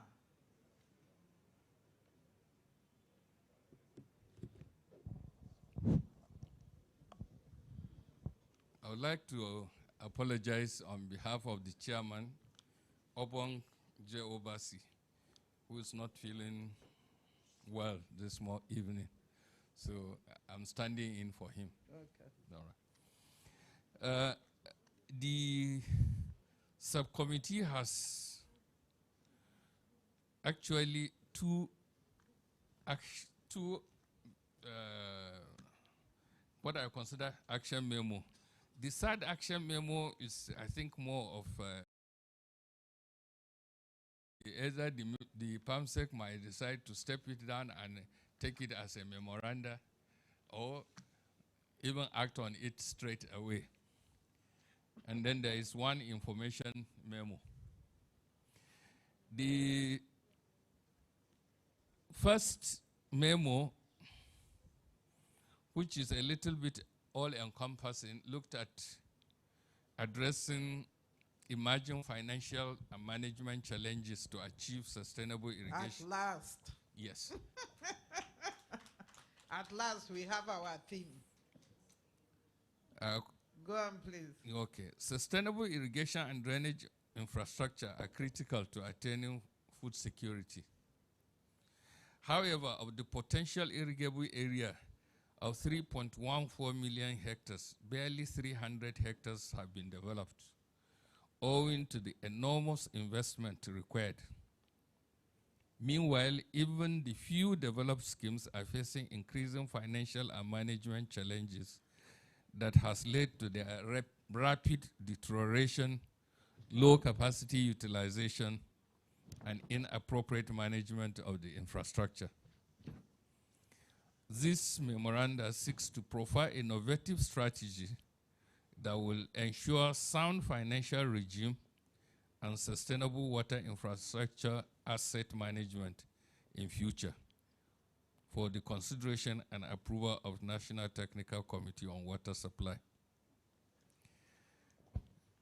Okay, can you go to the priority emerging financial and management challenges in this? Mr. Chairman, sir. Yes. Can you go to the notations? All right.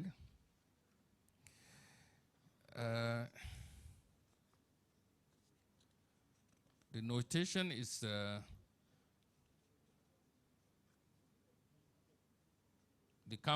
technical council is invited to note that good governance, efficient resource utilization, enhanced services, and improved viability are cardinal to overcome the emerging financial and management challenges to sustainable irrigation and drainage infrastructure in Nigeria. Responsive unknown to effective stakeholder engagement and rapid irrigation growth, which will halt the spiraling deterioration of public irrigation infrastructure. And third, the need for improved collaboration for generation of accessibility to and uptake of research findings and innovation, as well as the impact of affordable technology in the promotion of sustainable irrigation and drainage infrastructure in Nigeria. The technical committee is invited to consider and approve all the strategies listed in section 1.3. Okay, thank you very much. All right. Do we like the memo? Yes? Okay, but I want to propose an amendment. The prayer must say exactly what you want council to approve. The notation is different, and then the prayer must say exactly what you want council to approve. So please take note. All right. So are we okay with the memo? Memo passes as amended. Thank you. All right. Next. The second memo is about achieving sustainable management of irrigation and drainage infrastructure through establishment, strengthening of water user association in public irrigation schemes in Nigeria. A lot has been done by the trimming project, and a model for sustainable management of irrigation drainage infrastructure through establishment and strengthening of water user association has been developed and being implemented in 5 projects currently.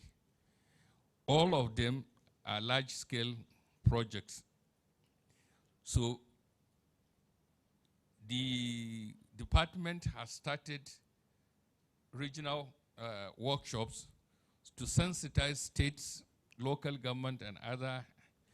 And the 2 regional workshops for Southeast was held in November last year, and the second one in the North Central was held in Ilorin in October this year. Other regional workshops will be held as appropriate. And so the notations, in view of the foregoing, the Technical Council is kindly invited to note the following. Governments have consistently invested in irrigation infrastructure, with a lot of schemes getting dilapidated due to lack of adequate and effective management of the scheme. User or beneficiaries of this scheme usually perceive the project as government property, thereby giving rise to carefree attitude towards the scheme. Trimming project has provided technical assistance for establishing water user association and scheme management in 5 irrigation schemes. Beneficiaries of these schemes participated from inception, thus making it actively in any of the remaining workshops. Thank you.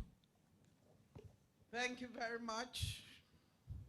I'm sure we all know about this memo about trimming.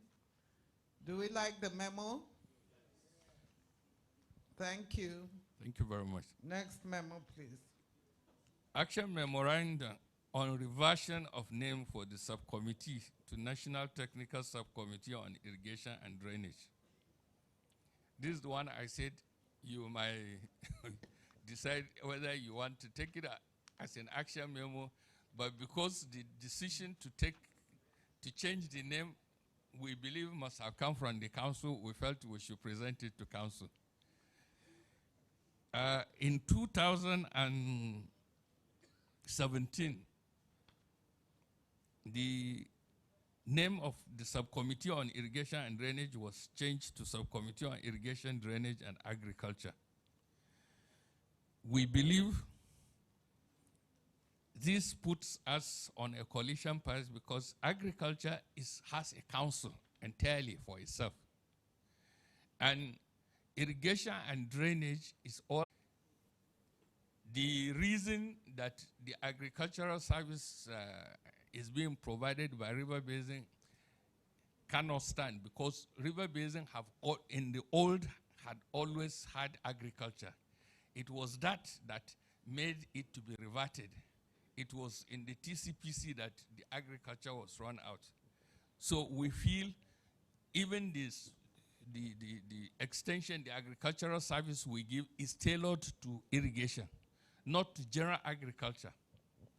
So we feel it will be best to stay on our old, because that's a globally accepted norm for name of any organization or any outfit that is dealing with irrigation and drainage. Okay, thank you very much. Let me ask a question. Who gave the technical subcommittees their names? Do we know? There's a hand at the back.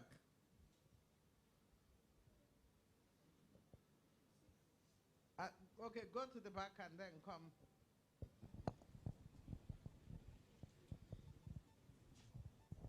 It was the National Council of 2010.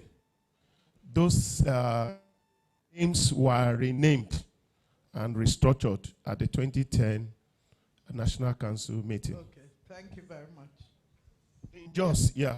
Okay, bring the mic. I think there was someone. Yes, him, and then you bring it here. Thank you, Mr. Chairperson. What I wanted to say is what he has said. Okay. It's National Council on Water Resources. But the whether it was properly done or not is another thing. Yes. Thank you, sir. Thank you very much.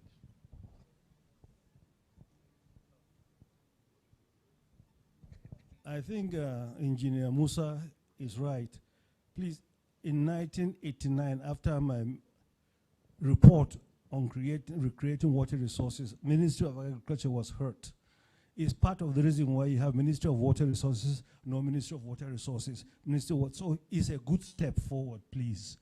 I don't know how you change the name, or just follow back the procedure and change the name just so that irrigation stands on its own. Because when you look at it, there's Fadama irrigation and agriculture too. So we have to be careful. Let's just be friendly and then fight our own wars. Thank you. Well, I accept the memo. Okay, thank you. That's fair. Thank you, Madam Chair. Normal practice is that these subcommittees are creations of the technical committee to assist them in their work. Usually, you don't need to go back to council, but I don't know why in 2010 they had to do that. Everywhere, when you have a council that needed technical input and they form a technical committee, the technical committee decides how they want to work, and they can break it into 1,000 subcommittees if they want. So far, they now feed the main council with the technical.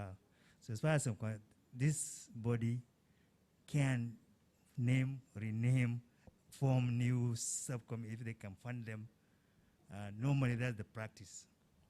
Thank you very much. We'll take one last comment.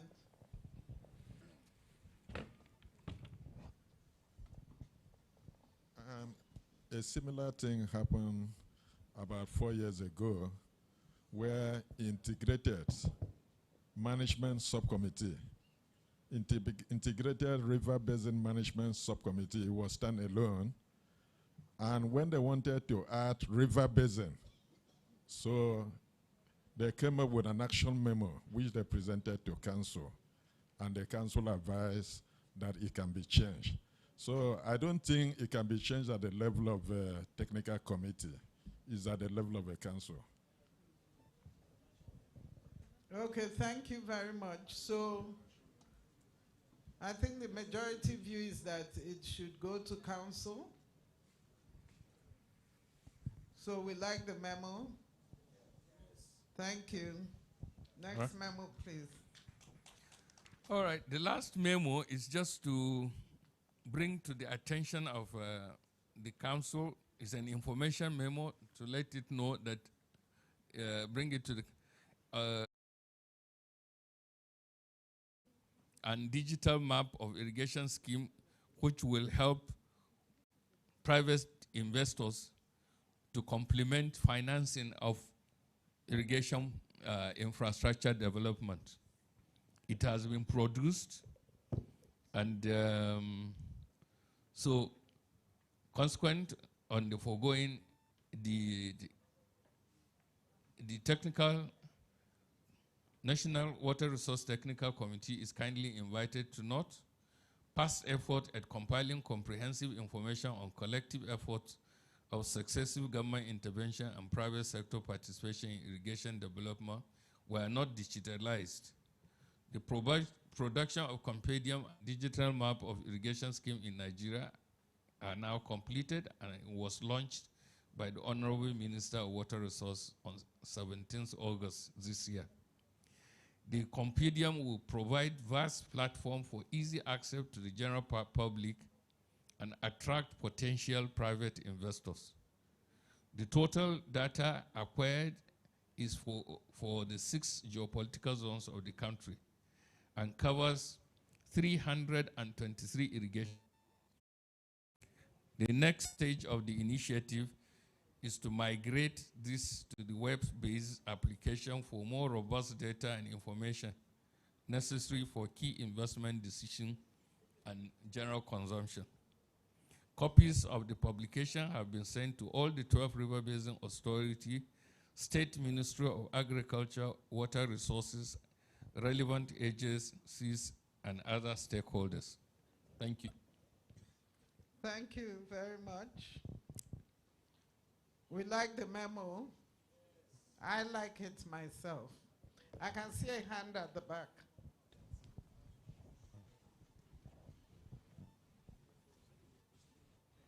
But I want to ask, do we have more copies to give out? Good. Thank you, Madam Chair. That's my concern. It's a good memo, but I don't think we got the document from the ministry. It's a very big one. Okay. Document. We've not seen it. Thank you. Which state? Plateau State. Okay. Yes, microphone this way. Here. Technical subcommittee, do you have more copies to give out? Ranke, Director Ranke, here. Do you have more copies? Because when you present this memo, you probably have people saying, as Plateau State has said, that they have not received it. Oh, you have? Okay.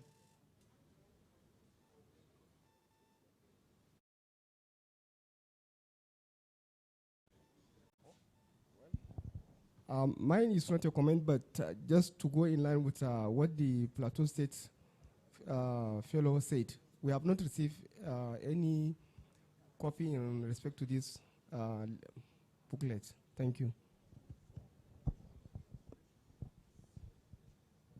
Sorry. So where are we?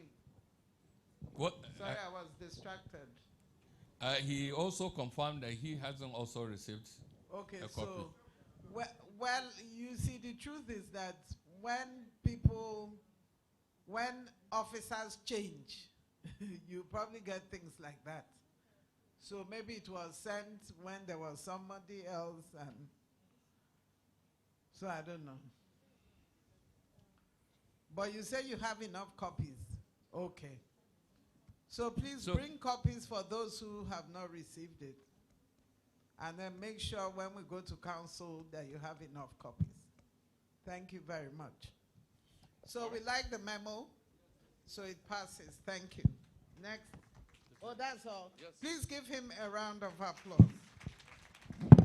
Thank you very much. And so it's my pleasure to invite the chairman of the of the Integrated Water Resources and River Basin Management Technical Subcommittee.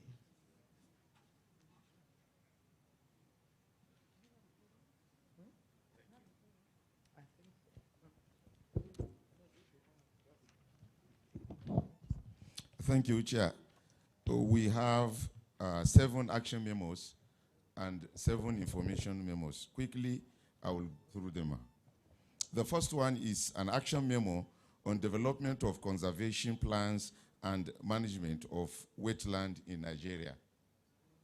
Quickly, at the introduction, we said there is a need to identify and conserve this very precious resource, which was initiated under the Ramsar International Wetland Conservation Treaty, and that Adeja Unguru wetland is the first, wetland is the first Nigerian wetland to be named as a Ramsar site and amongst other Nigerian wetlands. The benefits of doing this are many, some of which include water storage and flood protection, groundwater recharge, short line stabilization and protection against sea waves, water purification, and nutrition retention. Quickly, we want the committee to note the following. One, that wetlands play important roles in food security, water management, and climate change adoption and mitigation. Two, there is a need to develop conservation plans for the management of wetland in Nigeria. Three, wastelands are beneficial as natural sponges that trap and slowly release runoff water, recharges groundwater, and mitigate flood waters, thereby reducing flood risk. Go to the prayers, please. Yes, our prayer is simple, Chair. The prayer is that there is the need to develop a wetland conservation planning and management for the wetlands in Nigeria, of Nigeria, in view of their economic and other benefit to Nigerians. That prayer is quite vague. Who is to take out this action?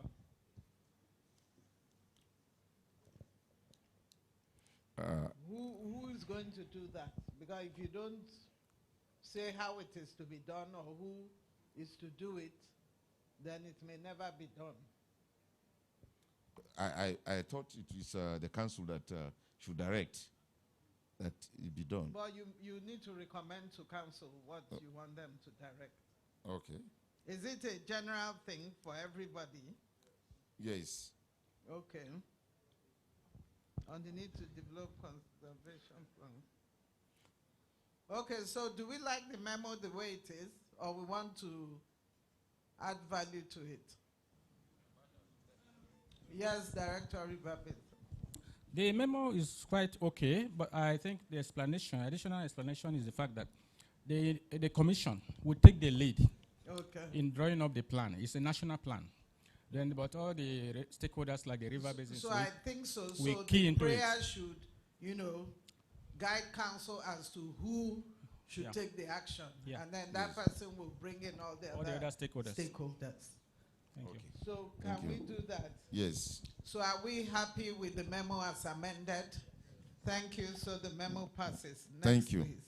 The second memo is an action memo on development of a policy on water use metering equipment and other ancillary equipment. With an introduction, but specifically, we want the committee to note the following. One, that there is need for development of policy on water use metering and ancillary equipment in the water sector.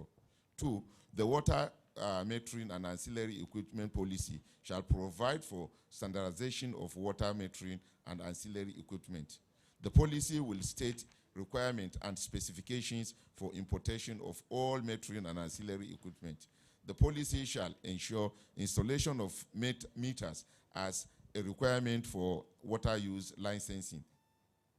The policy shall ensure that importers of water metering and ancillary equipment are licensed and the imported equipment are certified by the Nigeria Integrated Water Resource Management Commission in collaboration with Standard Organization of Nigeria's own by use in the country. And finally, the policy shall make mandatory the scheduled and regular maintenance and recalibration of installed metering and ancillary equipment in the country to ensure their accurate and proper function. Okay, go to the prayer, yes, please. our prayer, Chair, is that the National Technical Committee on Water Resources is hereby requested to recommend the approval for the development of a policy on water use metering and ancillary equipment. Okay. Any comments? Do we like the memo? So it passes. Thank you. Thank you. Next. Yes, my third action memo is on the need for Nigeria to accede to the water conservation on the protection and use of transboundary water courses and international lakes. Again, with introduction.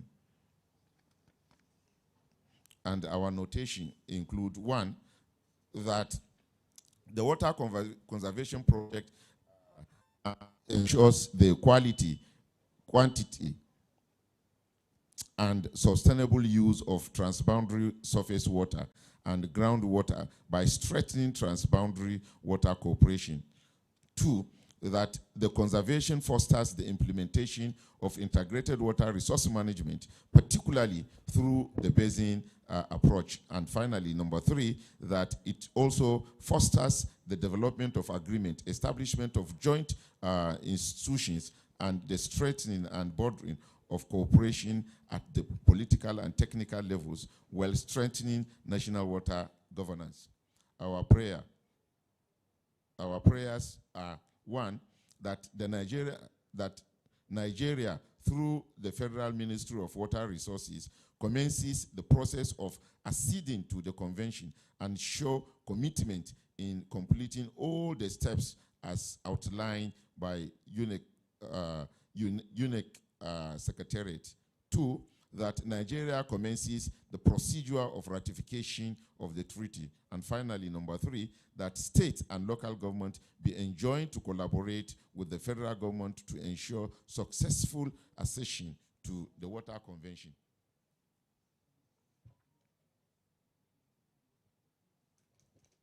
So sorry. Yes. We are multitasking. Okay, so we've heard the memo. Any comments? Do we like the memo? Okay, so it passes. Thank you. Thank you, ma'am. The next one is an action memo on the adoption of the revised National Water Sector Monitoring and Evaluation Framework. It has a robust introduction and with very key objectives, but the notations will also include, one, we want the committee to note that the earlier European Union support in 2004 and 2007 produced a national monitoring and evaluation for water, sanitation, and hygiene, WASH. Also want the committee to note that this challenge gave rise to the need for an holistic national water sector M&E framework detailed in paragraph 6 above as in the objective.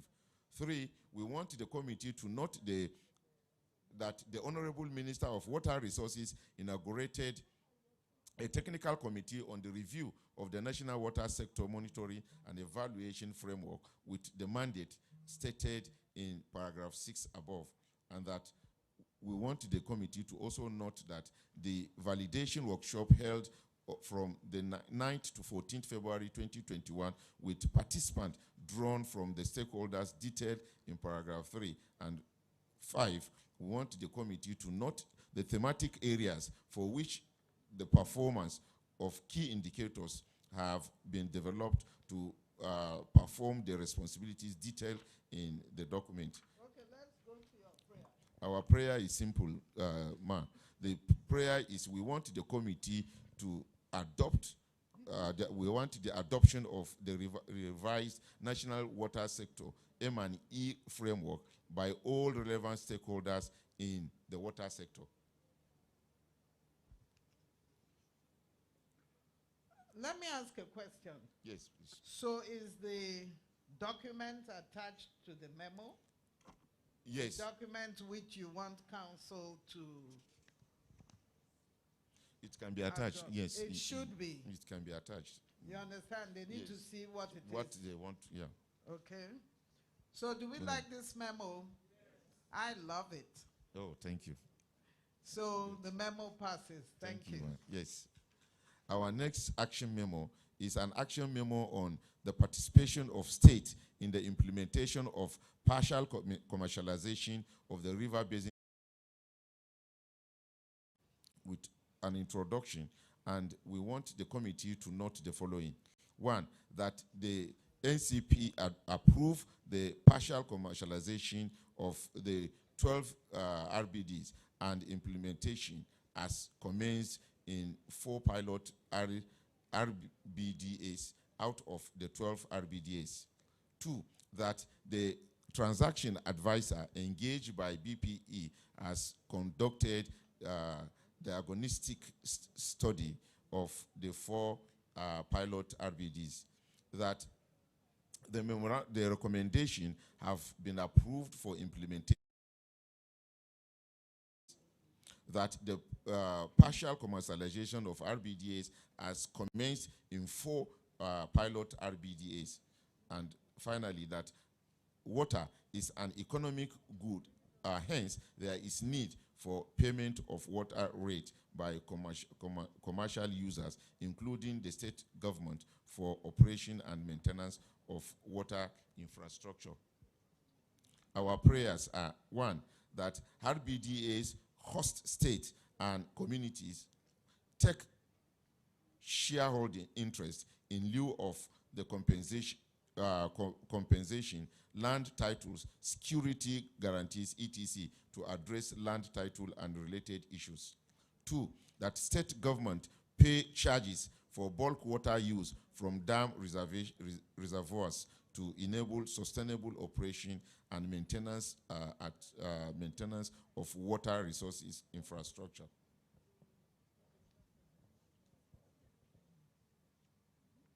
So thank you very much.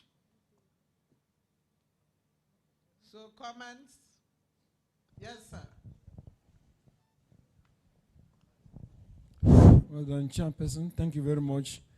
What I want to say is, I hope it's not there. If it's there, then it should be ignored. The 4 pilot states for the implementation of the partial commercialization of the RBD should be listed. It should be named. It's not too much. It's there. But they didn't read it out. Yes, he's not reading the whole memo. Okay, all right. All right. Thank you. Thank you very much. Thank you, ma. So do we like the memo? Yes. Yes, thank you. Passed. Okay, our next action memo is a memo on the need for engagement of relevant professionals and the adoption of the code of practice for water well construction by state government. We want the committee to note the following. 1, that there is the need to report borehole data and documentation of all hydrological data in accordance with the borehole code of practice for effective development and management.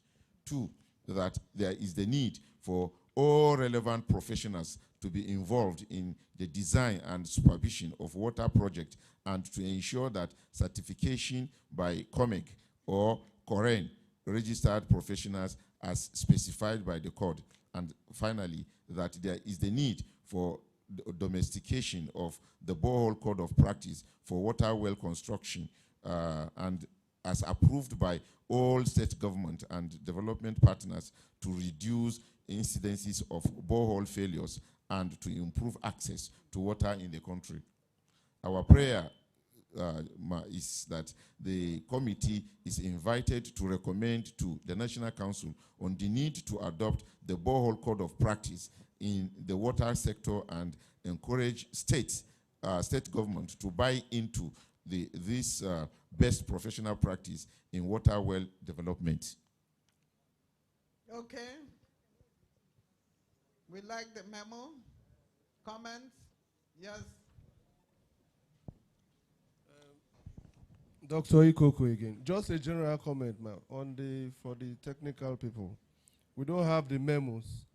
And so by the time we look at the screen, they quickly remove it once the presenter gets to the end. They quickly remove. We don't have time to digest the prayers and make comments. So to the technical people to allow the prayers to stay. Let's digest them. So please. That is my observation. Secretariat, media, please take notes. Thank you very much. Yes, so any other comments on the memo? Do we like the memo? Okay, thank you. The memo passes. Thank you, ma'am. Our last action memo is a memorandum on the strategic implementation work plan as a coordinating tool for the development of the Niger Delta region.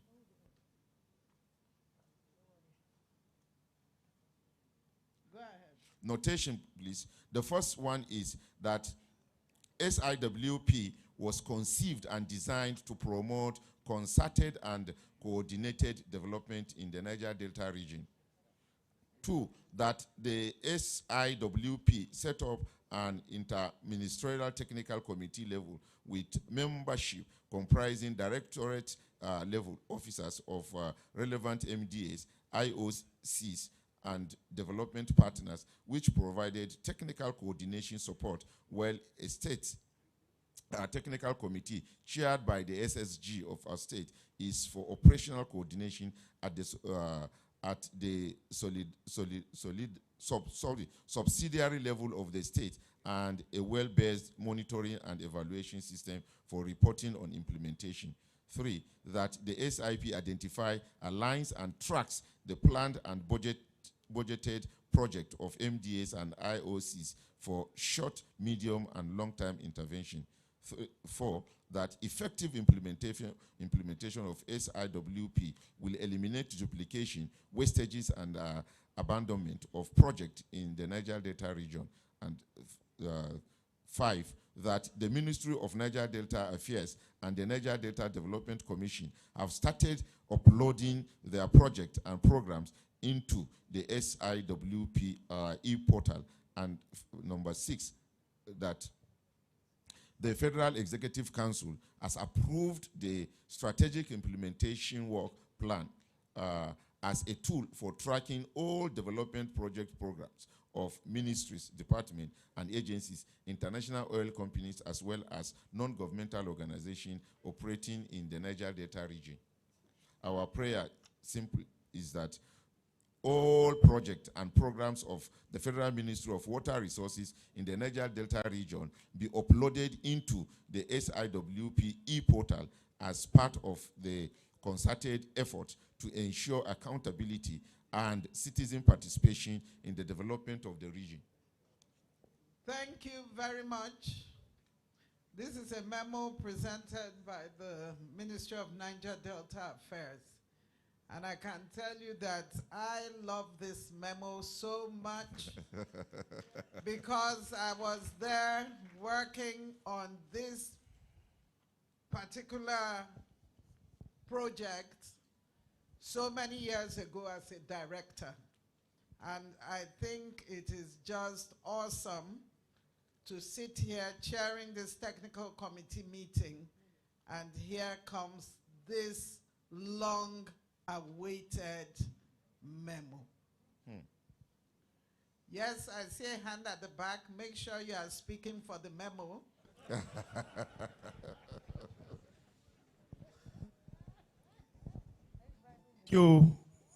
Thank you, ma'am, Mrs. Chairman. I was part and parcel of that project in early days. My comment is just simply to say that the Ministry of Niger Delta should not only make us to report to their own database, they should equally provide information of all their water projects developed by MNDA and NDDC to the platform of our own database, even in the Federal Ministry of Water Resources. Thank you. So that prayer should be. The good thing about the project is that when you go there, you will see their own. Because they've told you they've already uploaded all theirs on the platform. Yes, ma'am. So when you go to the platform, The you will see the their own. is for the database to speak to one another. Okay. It's not only one side. One-sided. They should make the database also available. Seeking that because of the present position of NAWIS, because now we are having a lot of databases being developed. Very good. Also, it can be included that NAWIS should be developed to that extent that it can interact and speak to the databases of Okay, this. you know what will happen? Yes, Don't ma'am. forget this is our own council. Yes, so ma'am. when they have their council in January, we will go there and take a memo to say what you have said. But let's note it here so that it's also captured there, so that for a memory lane. No, I don't think you can amend someone's memo to say what you want to say. I don't know. No, the point. If you want me, I can. At the prayer there. Okay. There was a point to which they are making reference to the Water Resources Ministry providing for input into that. Yes. And the MIS that is being provided there, that e-portal is an MIS, just an information system. We also have an information management system, which we call NAWIS. I understand all that. What I'm saying is that this is their own memo. So you cannot come to their memo and then add what you want. So I said, when we go for their council, we will now tell them what you are saying. I don't know if you understand me. Okay, maybe I understand Last that. year I was in their council and we took a memo from the Federal Ministry of Water Resources. And I know that they're actually acting on that. It's a preparation ahead. Okay. NAWIS may be, it may not, I don't know. And I don't understand it for it.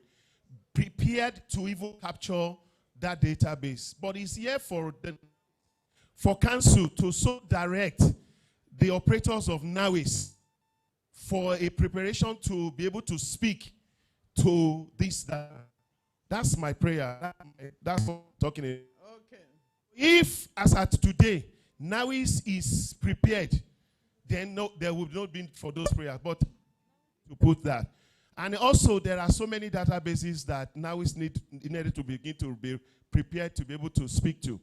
That's just the point I wanted to put there. Then we can now take our request to them later too. Okay. Thank you, ma'am. Okay, thank you very much. Yes, I see another hand.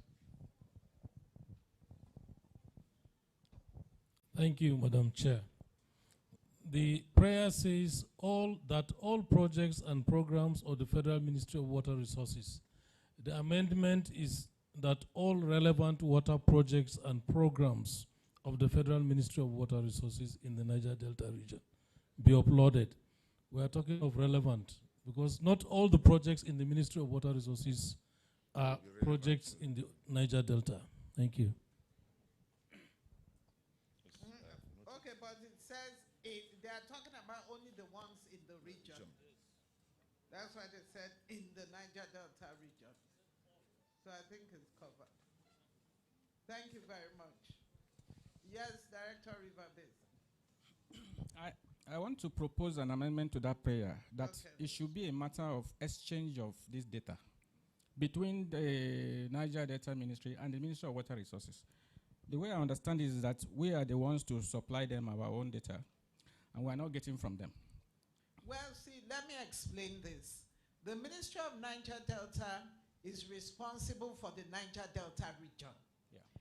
And the main mandate of the ministry is to coordinate all the developmental activities in that region. So it's not only the Federal Ministry of Water Resources. Yeah. I'm sure they're going to all the different councils to say the same thing, that if you have any project in the Niger Delta region, let us know. Why? Because we need to coordinate so that we do not have duplications, we do not have lapses, wastages, and we want the development in the region to be well spread. Yes. So they are asking you to do what they need to be able to achieve their mandate. Yes. So if you want information from them, then you ask them. Yes, we can ask them by amending this, because it's a memo that we're going to approve here, and I think that we have the. So how would you want to amend it? That there should be an exchange. It should be an exchange of data. It's data. We need it for planning too, because if we know what they are doing, we will not duplicate from this side. So it should be an exchange of data. You know, I was going to, after all the memos, ask a question. Because I have noticed that what has happened is that people have written memos, and then the technical committees take the memos as their own. Is that what we are doing? No, we vet it. Because if that is not the case, then anyone who presents a memo, you cannot amend the memo for them to suit your own needs, purpose. Yeah. If you want something from them, you go and ask for it. Yeah, but sometimes if it's not beneficial to us, we can shoot it down. Yes, and you can shoot it down. And it won't be good, because what they are asking for is... You can't amend it to include what you want for yourself. If you amend just the prayer, then it makes nonsense of the body. That's the way I see it. If you amend the prayer to include that now they should exchange the data, then it makes nonsense of everything they've written in the body, telling you about their own project. I told you that last year we went to their council and we made requests of them. So if you want something from them, either you deal with it administratively or you deal with it, you know, in the council meeting. I don't think it is proper for someone to bring a memo making a request of you and then you say you change the prayer. But we did. We changed the body. We changed a lot of things in it. Well, I am in that committee. Okay. And what they brought is not what is here. We made a lot of adjustment there. And then, you know, this is what we have. Well, I don't know. But so let's hear from. Is there anyone from the Ministry of Niger Delta here? So that I'm not holding brief for them. They've left. Okay, yes, can we hear you, please, at the end?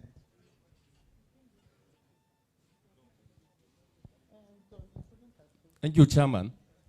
I think the prayer should stand, because if we change the prayer, they are not even here to answer to the prayer we want to change. They are not part of the council that we said. So the right thing is to go to their council and make our own prayer during their own council. So, you want to say something? As the saying goes, you cannot shave a man's head in his absence. Madam Chair, I think, let me say what we do in the water supply. Normally when you get a memo from outside like this, you submit it to the subcommittee. Yourself, it's not just read for you. And then that is where these amendments now come in with you around. So once that memo is now accepted by the subcommittee, it becomes the memo of the subcommittee also, because the technical, I'm not sure if council is mandated to take memo from anybody from the country and not from its own technical committee. So once you bring a memo, it should be the memo, if it's accepted to the relevant technical committee, you are a stakeholder, you are contributing to that technical committee or subcommittee, and the memo now becomes, it's yours, quite okay, but it goes to council, it's coming from their technical committee. So what are you saying, please? No, what I'm saying is, I think, I don't know whether, we left the design from if they are not here to agree to these changes, then it's up to you, Madam Chair, to decide whether you should proceed with the memo without them what changes your committee is proposing. Okay, thank you. We'll take one last comment. Yes, please. Madam Chairperson, thank you very much. I agree with the adage you put forward. You can't shave the head of a man in his absence. Their being absent puts a clog in our deciding on what to do. That's number one. Number two, the technical subcommittee that worked on this memo should have put this amendment there, not at this stage. It should have been put at the technical subcommittee level before it comes to the technical committee. And it was not done, so I don't know what to say. But the first one I said, you can't shave a man's head in his absence, stands. So, okay, thank you. Thank you very much. Thank you, sir. So do we like the memo? So the memo passes as it is. Thank you. Thank you, Chair. Quickly, we have 7 other information memos. And the first information memo is on the progress report on the development of national water source protection policy. This policy actually was approved for development at the 24th meeting of the National Council on Water Resources held in Akure in 2017. The development of the policy is actually taking very good progress.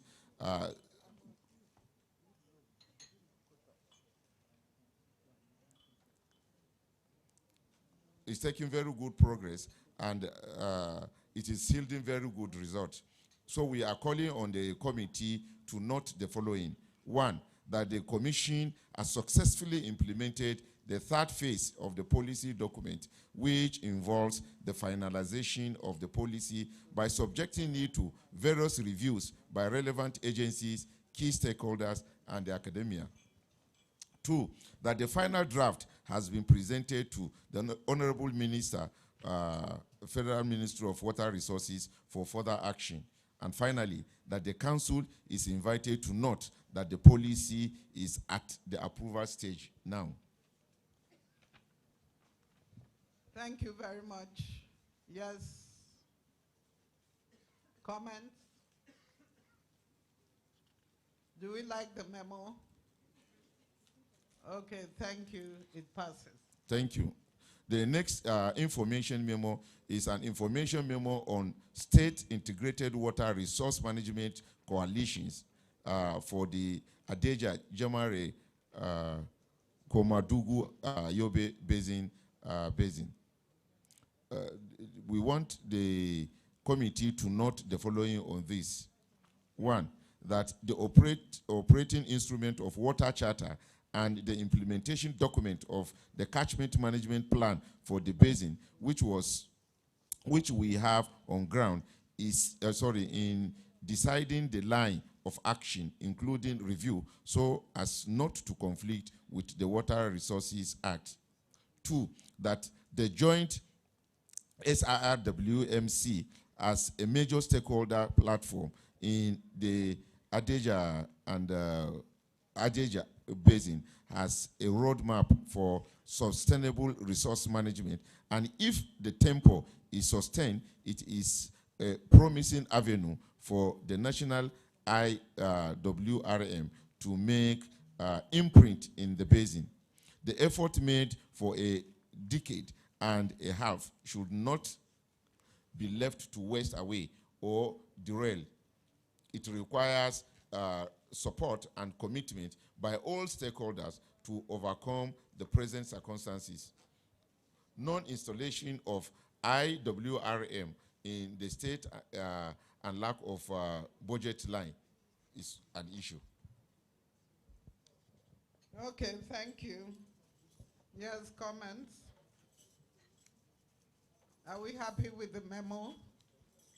Thank you, it passes. Next memo, please. The next information memo is information memorandum on IWRM activities in Cross River Basin catchment. And we want the committee to note the following, that IWRM issues will be enhanced with the passage of the water law which is undergoing various legislative process by the different states. 2, for proper coordination and harmonization in the catchment, the sector-wide approach, SWAP, structuring must be introduced and streamlined in line with the current sector reform in the various states. The SWAP process with IWRM principles is a good tool for collaboration and cooperation in the water and sanitation sector of the various states. 3, various training with high-level capacity building will be an added advantage in moving IWRM forward in the catchment. There is a need to implement most of the work plans earlier developed for IWRM in the catchment. All line ministries, parastatals, and agencies must be encouraged to develop a budget to cater for IWRM strategies in the catchment. Transboundary water issues and watershed management could be carried out in the northern part of Cross River State because of its boundary with Cameroon. Participating in the monitoring of the implementation of water allocation, discharge into water bodies, etc., is needed by the various agencies in the catchment necessary to determine water needs, access, and gaps in the catchment. And number 7, awareness creation on the importance of advocacy and sanitation on water resources management issues in the basin is key in educating political class and water users on ways to protect and preserve our natural resources and environment. And finally, setting up IWRM DEX officers in the relevant MDAs in all the states making up the catchment area is very necessary. Okay, thank you. Comments? Yes, sir.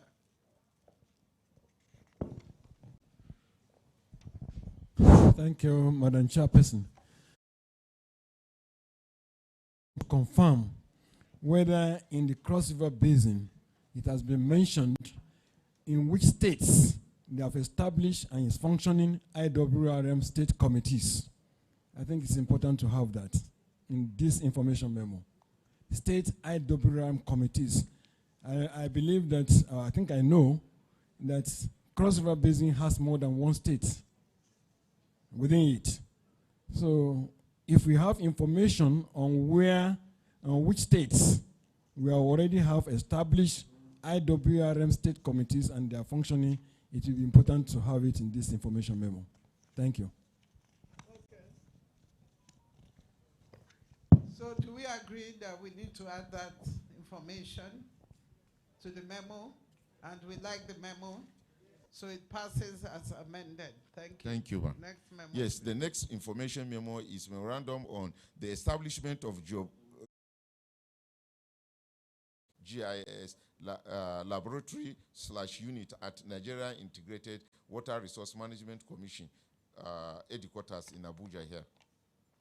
And we want the committee to note the following.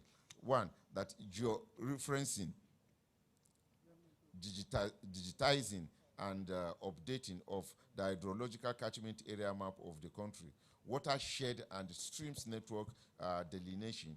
3, driving river network and catchment area calculation.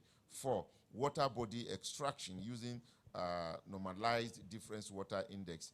5, polygon area calculation using digital evaluation model.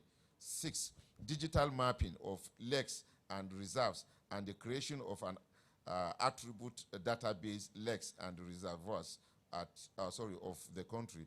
5, mapping groundwater level. And finally, bathemeric mapping, among others. Thank you very much. Yes, comments? This information memo what? Number 4 is on the establishment of number 4, yes.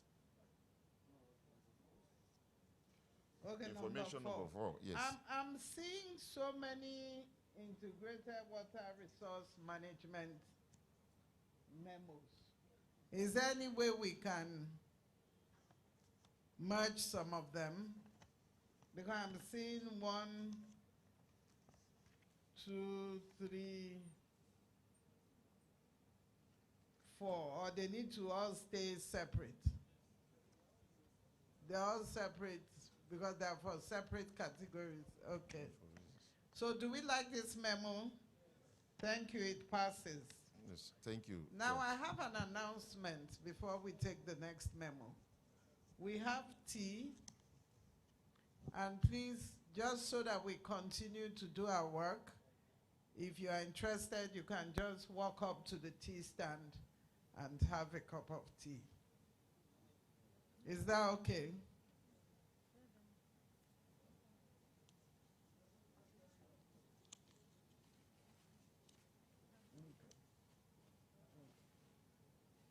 So is that okay? Okay, but I have an observation, please, on this last memo. Yes. The IWRM data bank Okay. in the commission headquarters. Is it the same kind of data that we have in NAWIS? So that, are we sure it is not a duplication? Maybe the executive director can speak to that. Okay, please Yes. throw some more light.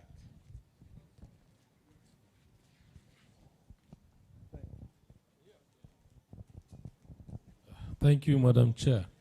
It is different from the NAWIS water database.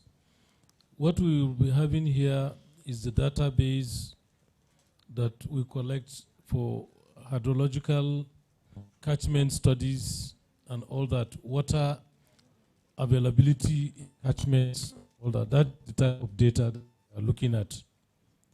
Okay, I'd like the Director of Water Resource Planning and Technical Support Services to please throw more light on the kind of data that NAWIS gathers.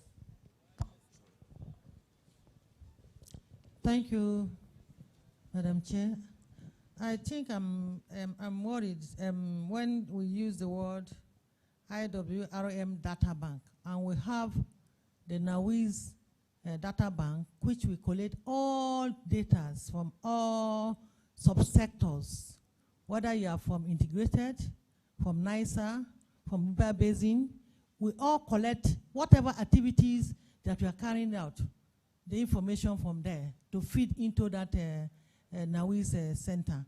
And we all know that right now, there is no departments or agencies at the federal level that you don't have a desk officer for such data. Even now, we are extending the desk officers to the states, where we are now receiving their nominations to now come up with, can I say, a holistic approach of collecting data, water-related data. And some of this water-related data comes from NISA, which is hydrological data too, as well as from the river basin. So I think we have to really harmonize and define which is which, because the ministry, the department coordinates, is the think tank of the department, of the ministry. So except we need more clarity on that. Thank you. Thank you very much. So the hand closer here, and after him, the hand at the back. The NAWIS database is supposed to be a general database that incorporates all data from other different sources, while these databases in other agencies are specific databases that are collected that are supposed to feed the NAWIS database.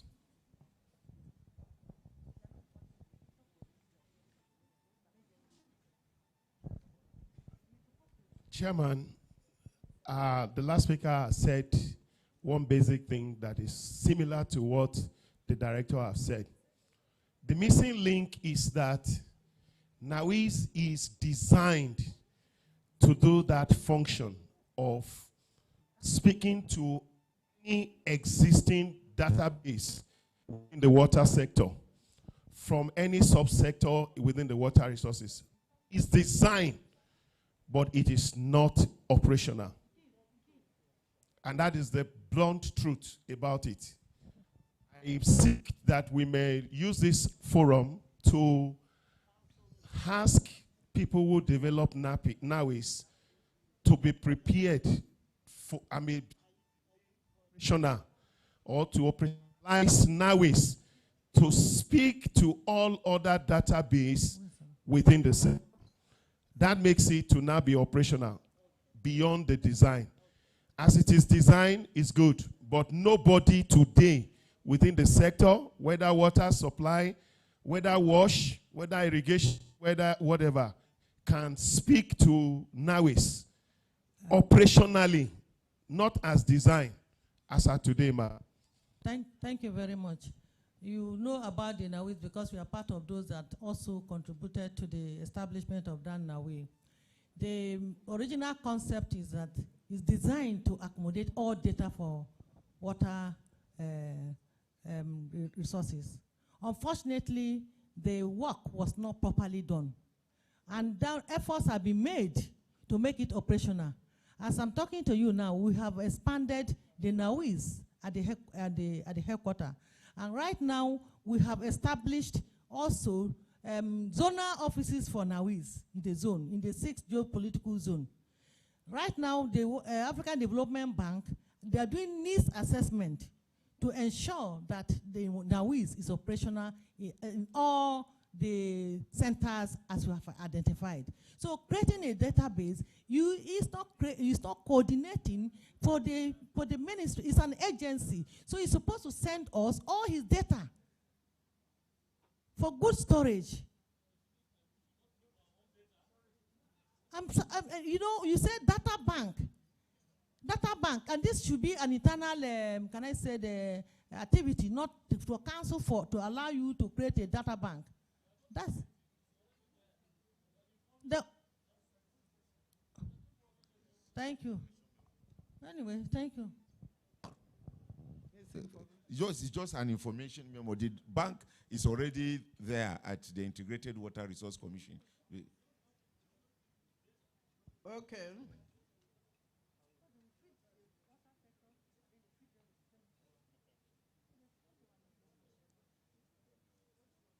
Okay, is this something for which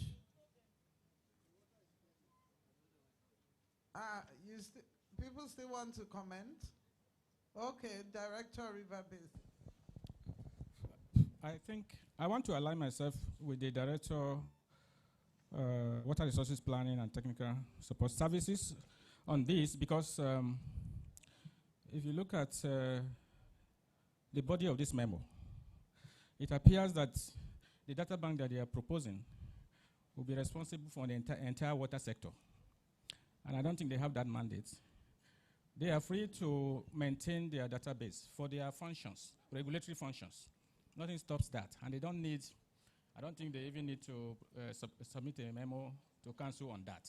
It's normal. We all have, even in our departments, we have database for our activities. But the central database is NAWIS. Whether it's functioning or not, it should be made to function. But they have the mandate. And like the director said, they are already operationalizing, working on it. Because if you look at the body, they said that in Nigeria, there is no single identified place with well-preserved information that can be approached for complete and coordinated water resources development study. Is it that they have it now? Or they are I don't think NISA has a robust database too for hydrological data. All the river basins have, but the central database is with NAWIS, is with PRS. So I think it should be, we should articulate it properly because it's misleading. Okay, thank you. Yes.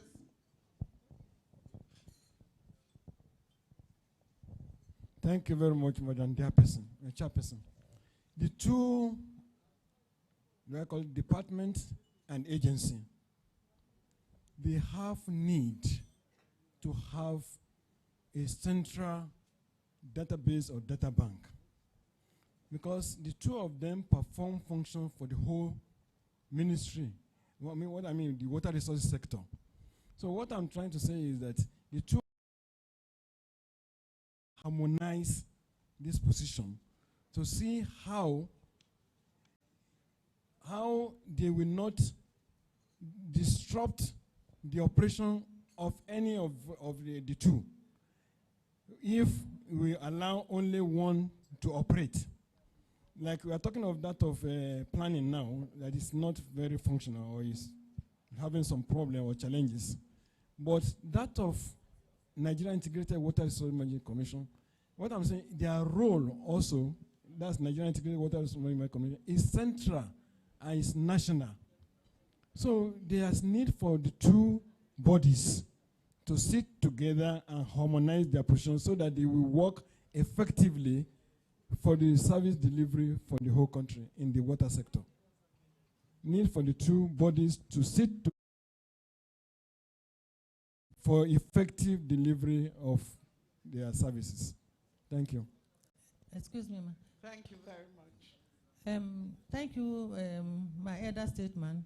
I'm not saying that integrated should not have a data bank, but this memo is not a memo that is supposed to be taken to council. That's what I'm trying to say. Water supply do a lot of activities. They have their data center. They never took it to council for approval. River Basin Development that coordinates all the activities of the River Basin, they have their data bank. I don't think the approval was seek from council before they have their data. And whenever we need data for anything, for any report, we seek, we request for you to supply us into that. We know that the NAWIS is not operational, but we have taken it upon the minister fair concern that the money that was spent on that NAWIS is not functioning or is not having the value for money. And now we have really done a lot of work that will make that NAWIS to be functional. They can keep their data. We will go to NISA to collect data on hydrological data. Now also, then we go to NISA to collect this data. We need to harmonize. Take for instance, when they go for these their tariff payments, those data they're supposed to supply us. I'm not against that. So they have the right to keep their data or to have a data bank, but not to carry this memo to council. That is just it. Thank you. Thank you. Okay, so we've heard all the comments. So what are we saying about the memo? We should step it down, or we should let it go as an information? Misleading. So can we deal with it administratively? Can the department and the agency concerned please sit together and agree on what it is? Okay? Thank you very much. Next memo, please. Thank you. Well, the next information memo is a memorandum on the commemoration of the 2021 World Rivers Day in Nigeria. We wish to inform the committee that the council approved, and the first national celebration of the World Rivers Day in Nigeria was held on Monday, the 27th day of September 2021.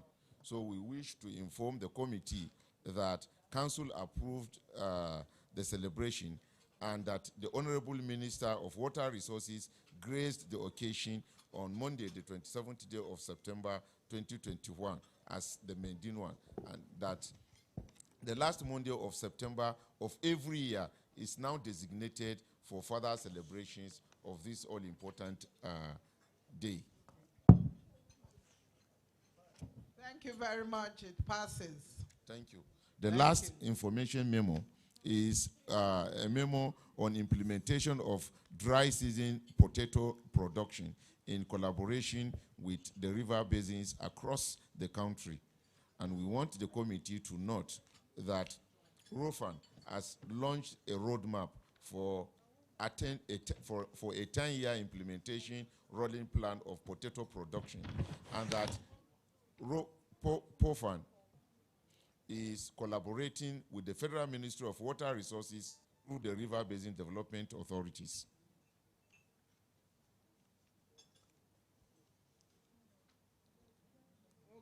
Information, yes. Okay, thank you. We like it. It passes. Thank you very much. Thank you, Let's give Chairman. him a round of applause. And so on this note, just as we did yesterday, we are going to take 5 minutes to stretch and to grab a cup of tea, and then we'll continue. Only this time, stretch on your own, please. Thank you.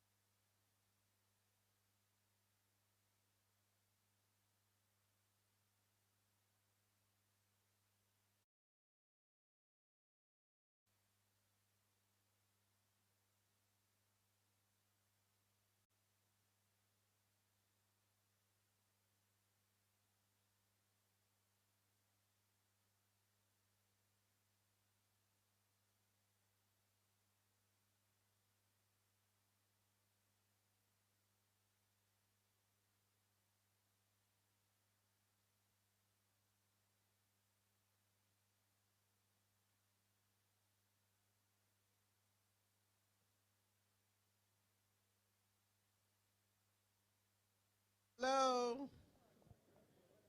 The stretch is over.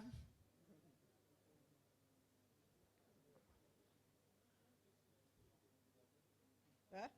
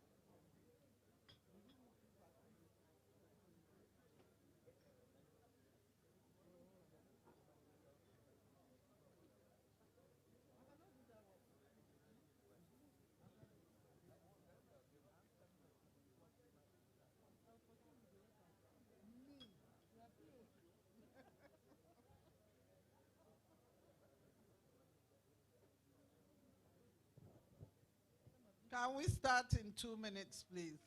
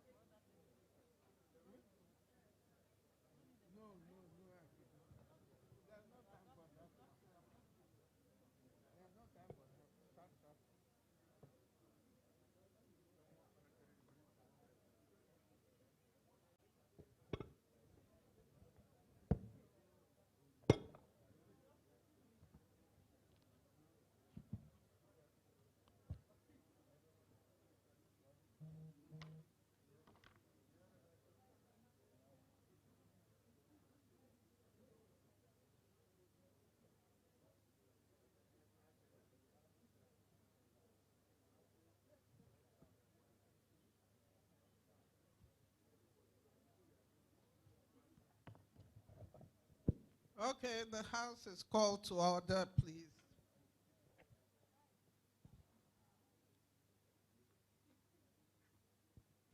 So now may I invite the chairman for the Technical Subcommittee on Dams, Reservoirs, and Hydropower Development.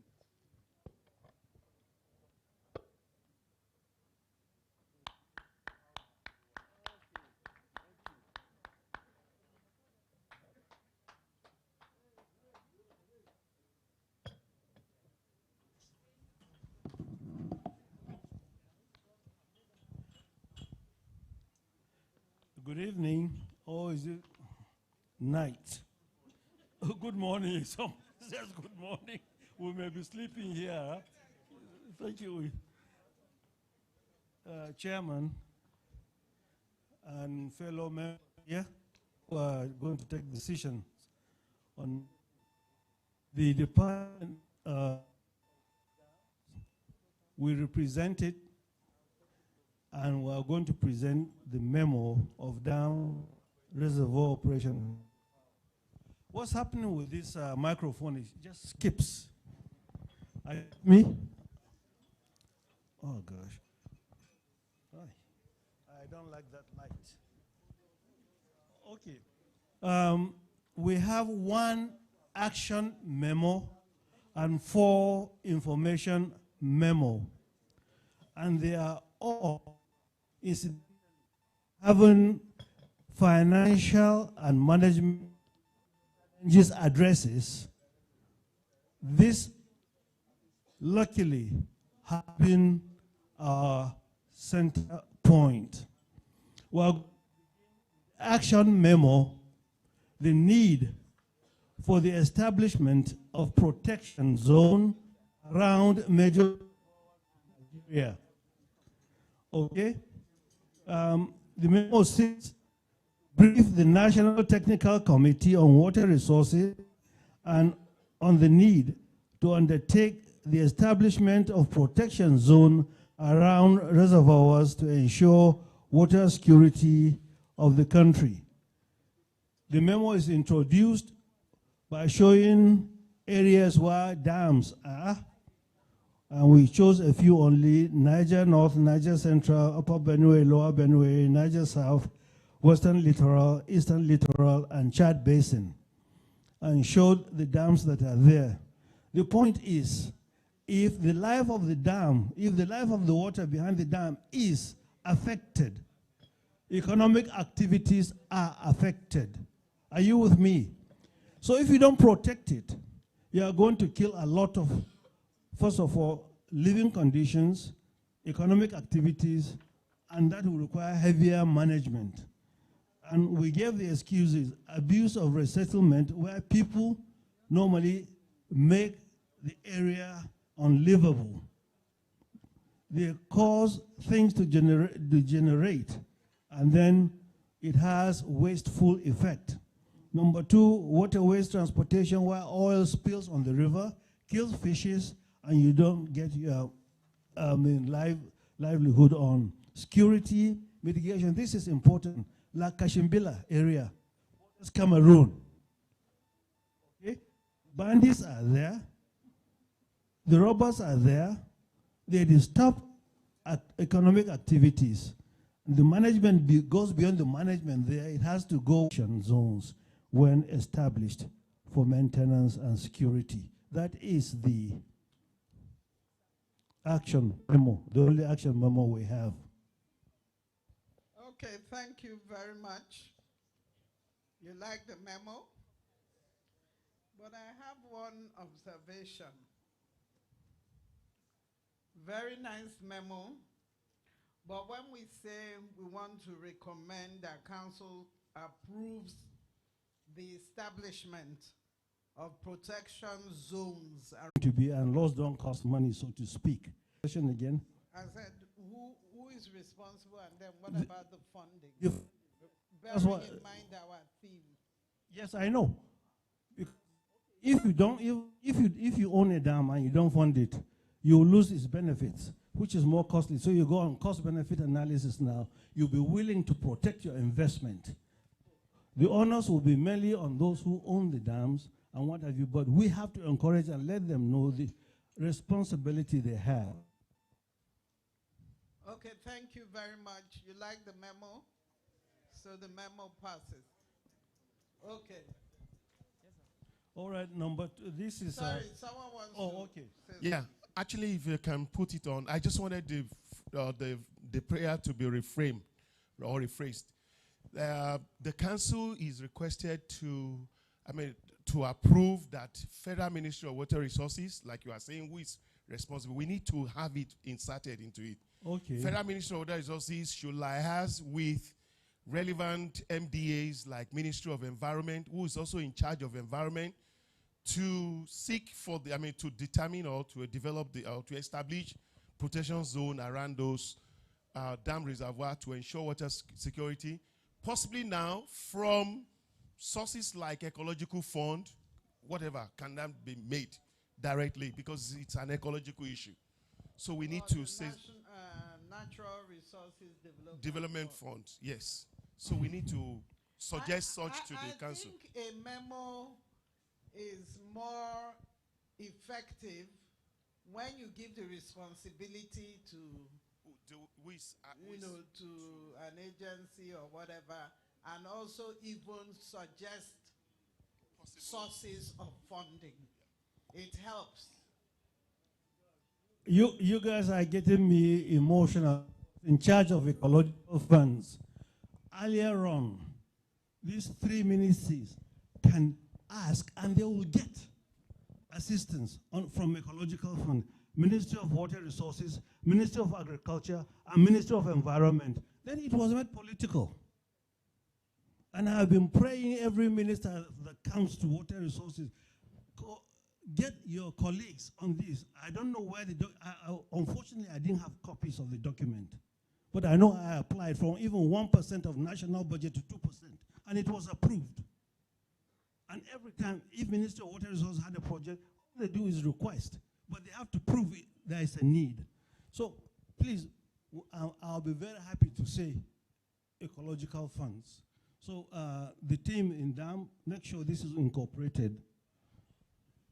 Thank you very much, whoever spoke about ecological funds. You touch a sore spot here. On this memo again.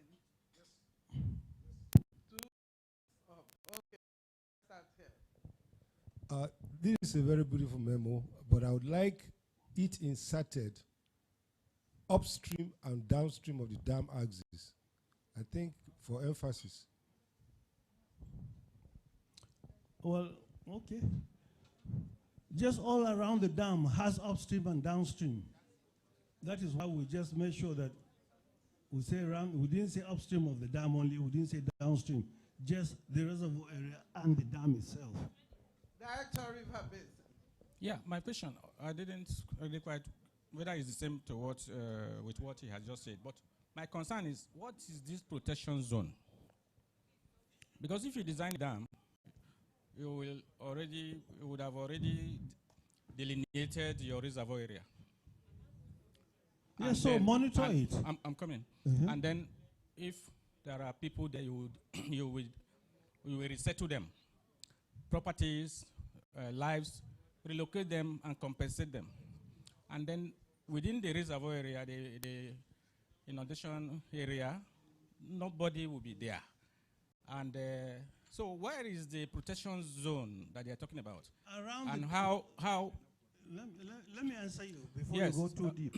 And first then you are protecting it with what? With whatever, from whatever. And first of all, when you have these first guys who drop water into your something, are they not encroaching? Hold on, are they not encroaching on it? No, let me land. Let me land, because are you taking additional land or reservoir area beyond the design area and compensating again for that to demarcate it to, I don't know. So we need to be very, very clear. And all the dams in the country, is that what you, I don't know. It needs to be clear. This what do you call it, a protection zone. We need to technical explanation of what that Okay, is. let me give you the explanation. We are talking of Birima, on Kashimbila. These people that have been resettled are the ones who are endangering the dam. So we want you, even if you consider giving them compensation, you know that they will not endanger the dam. We're talking of people who have been resettled, endangering the dam. And as far as the area is concerned, those who design the dam do have the area. So please, make the perimeter known, where you are going to have security areas, where you have your observations. You will do it. So your questions have been answered. Thank you. Any other point?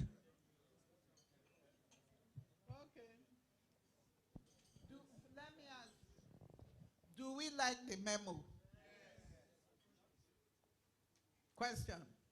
Okay, quickly please, 1 minute. One of the relevant questions he asked, which I think is very relevant, is are we providing these protection zones for all the 400 dams? And what sort of protection zone are we talking about? It should be clear. Because I imagine that if it's going to be something like perimeter fencing and so on, it's going to be very expensive. Okay, excuse me. It needs to be made clear. Young man, if you think your dam doesn't need protection, let it go to waste. Thank you. No, really, if you think your dam No, doesn't... Mr. Chair, I think what we would like to know, when you say protection, like he said, is it a perimeter fence? Is that part of it? It could be, and it doesn't have to be. But you know where to monitor. You know where encroachment begins. Normally, protection fence is given everywhere. For example, I designed the protection fence for Gusau Air. There need to be a fence to prevent cattle from going across the runway. So if you need, that is required, do it. Not all of them will need a fence, okay? So it depends on your situation. Yes. What the chairman has presented, it's technically correct for us to say we build protection zones. It could simply be a simple soil conservation mechanism where you over the area you have, maybe some people have encroached into them, you can plant grass, you can do a lot of things to protect. It could be for pollution, it could be for a lot, it's okay. But like somebody have rightly said also, it is right now for this memo to be specific on starting up with maybe a pilot scale job for maybe 3 or 4. We know it's going to cost a lot. You can't do for all the 400. So this memo needs to say we are going to take 4 major dams and reservoirs within so hydrological areas, and then they will work with that. If they achieved good results and it's presented for consideration like this in the council, then they can now upscale it. But they need. When you say pilot, who is doing it? We have suggested that we should refrain that FMWRI should develop to. FMWR, do they have a budget for what you are saying? We suggested for them they can seek for ecological fund. And what if they seek and they are not given? Then it is thrown out. It's as simple as that, because if you don't have a budget for it. But rightly, what we are saying, like he's saying, these are emerging financial challenges. Those things are very essential. Like he's saying, if you lose this dam, you're going to lose a lot of your investment. But the cost to do this is also enormous, and we need to put them into consideration. Maybe if the development needs to put some other information like this. Those challenges, how much does it cost? That is very huge. Let's know. And it has not been done because everybody is running away from it. That's one of the reasons why some people are also encroaching into the land. There are so many things involved about it. And then, Thank you very much. So do we like the memo?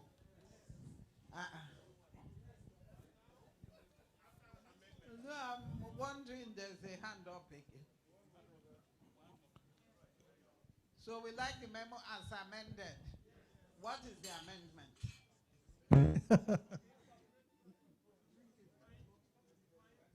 What do we mean by protection zone? Okay. And source of funding and who is responsible? Okay, give him the mic. He's really desperate to speak. Engineer Yemina, Bayelsa State. I think we have to be more specific as to what the dam is being protected against. He's listed it in the memo. Sorry, you don't have it. He's listed what the dams are to be. He said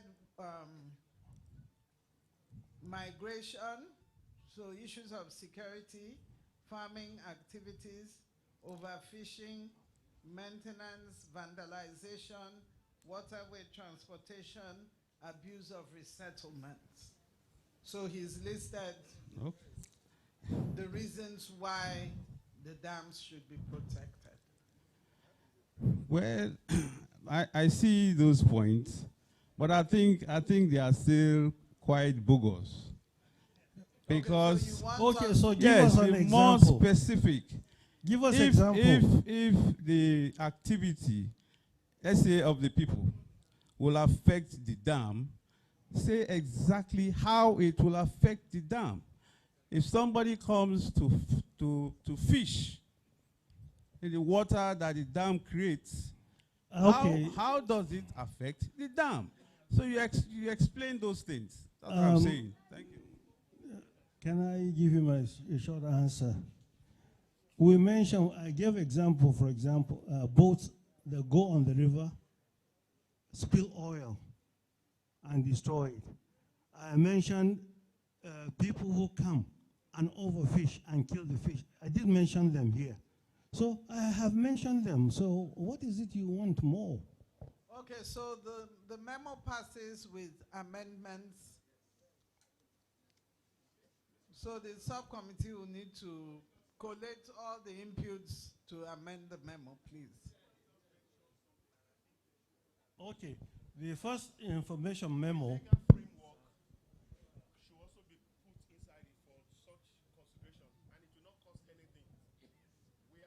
Sorry, please speak up. I'm not hearing you.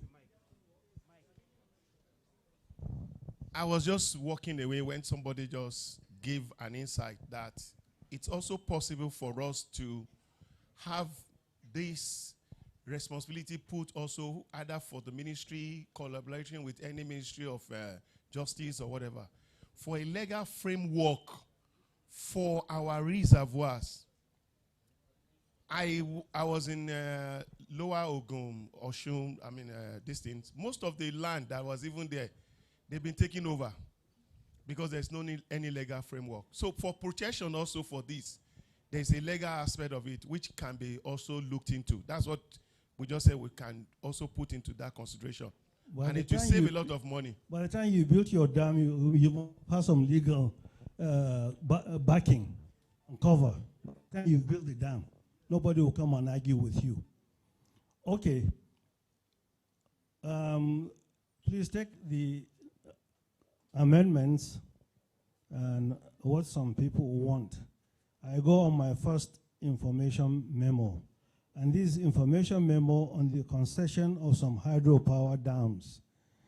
Concession means what? You allow some people to operate for profit. That is the economy. There's also management in it. Now, I'll just tell you that PPP describes a service of infrastructural development that is funded and operated through a partnership of government and one or more private sectors. We've had this, and the ministry has even a booklet of what dams are available for this type of operation.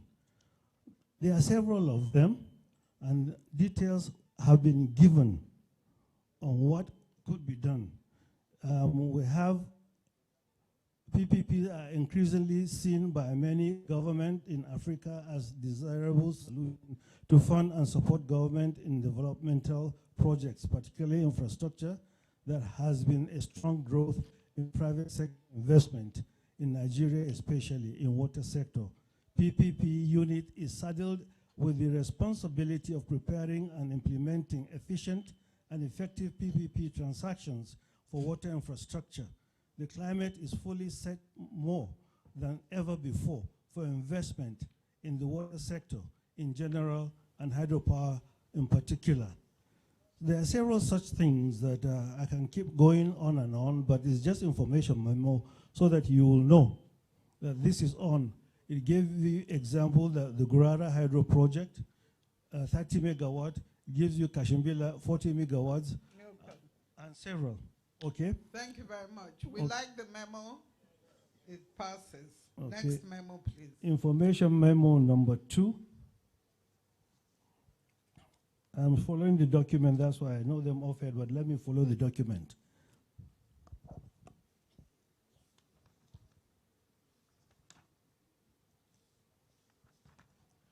Okay. It is from Federal Ministry of Water Resources, the information memo on the launch of the compendium on digital map of dams in Nigeria by Honorable Minister of Water Resources. This is just letting people know about all the dams we have, their location, their longitude and latitude, all their dimensions, how much water they, all their statistics, if you want me to say. And this is in also consonance with ICODE, International Committee on Large Dams. This type of output that is on the website will give people who want to invest in water all the information they need before coming, and it will encourage investment in Nigeria. So we're just letting people know this is there, especially let the council know that the ministry has achieved this very big goal. It's required. You like the memo? I love it. Thank you. Passes. Okay. Then the next one.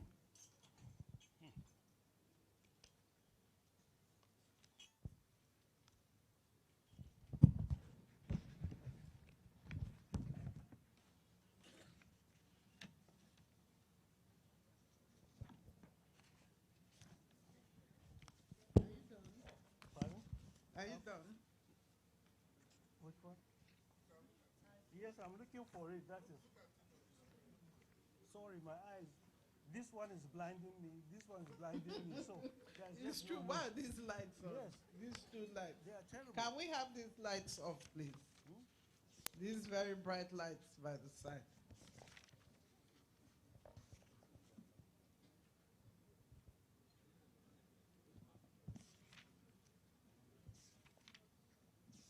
They can't go off. Yeah, it is. It is Thank you. Information memo on the development of small hydropower. And this is from Federal Ministry of Science and Technology. They want to just cooperate with Ministry of Water Resources as they produce small hydro so that people can use and improve their economic situation. And they gave, we liked it, they gave examples. Okay, it is also worthy to note that energy consumed in Nigeria has increased due to increase in diversity and intensity in energy usage. Federal Ministry of Science and Technology. In collaboration, that's what they want to collaborate with us here, okay, in their research and what have you. So they gave examples of 3 areas really.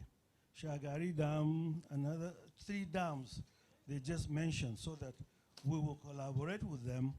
They are doing all the work, they are doing all what have you, but they need our expertise. That is the most important thing for them, okay? So that is all. They need, just so that we work together. Federal Ministry of Science and Technology is developing a process of inserting the latest research on turbine technology for existing water flows in our dams and rivers for generation of power as a pilot project. So that is their project, but they want to collaborate with us. Thank you. Thank you very much. Do we like it? You don't like it? You like it? Okay, thank you. It passes. So let's give him a round of applause, please. Oh, there's one more, I think. One more? Yes, just one more. Thought we are done. No, just one more.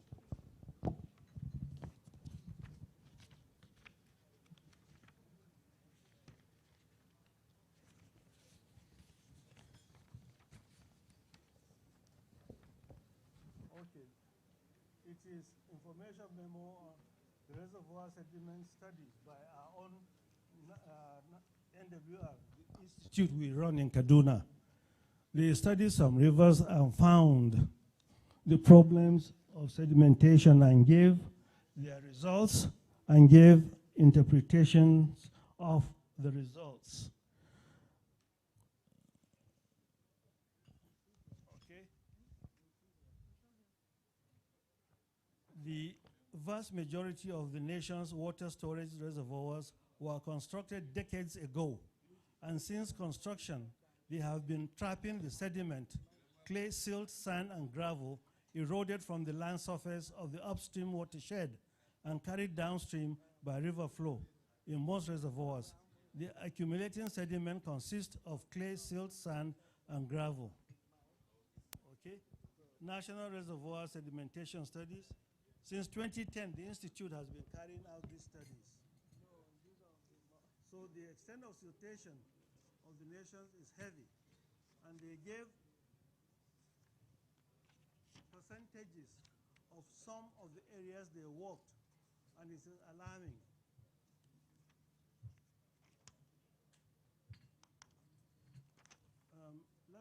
Let me read just one paragraph they have. Under the program, the Institute had conducted reservoir sedimentation studies of following dams under its annual capital budget: Kangimi Reservoir in Kaduna State, Bakalori Reservoir in Zamfara State, Sapke Reservoir in Katsina State, Urara Reservoir in Kaduna State, Liberty Reservoir in Plateau State, Onyan Reservoir in Ogun State, and Lower Osuma Reservoir in FCT Abuja. And they found some startling results. The results are listed, and you just see that there is a need for us to take note of sedimentation and take care of sedimentation before they cut down the lifespan of our dams. That is the memo. Okay, thank you. Do we like it? Can it be merged with any other memo? Oh, I see so many hands. Yes, Director Water Supply. I think to me this should be an action memo, not an information memo. Thank you. Okay, so what's the action that is there? They are in the prayers. Yes. Okay. No, Chairman, let them read what it. do you think? Have you seen it like that? Well, can you read out some of them? Let's understand. Okay, let me see if I can get on the press.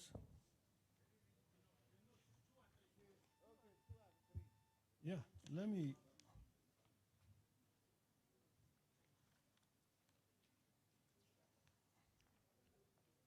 Okay, the notes.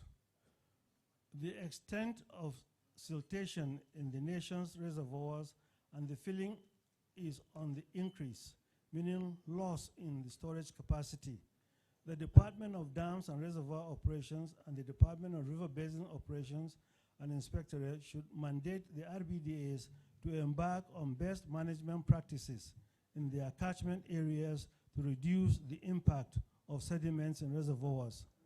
Then so I think it's more of an action memo. Yes. So you want to say something, sir? Microphone. Under notation, they are put action to be taken. Yes. So it's confusion.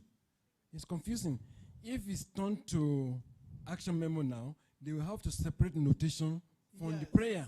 Yes. So that we know it's an action. So we know the action to be taken will be clearly stated, and what should be noted should be noted. Yes. But here you mix notation with actions to be taken. So if we agree that it should be an action memo, then it will be properly done.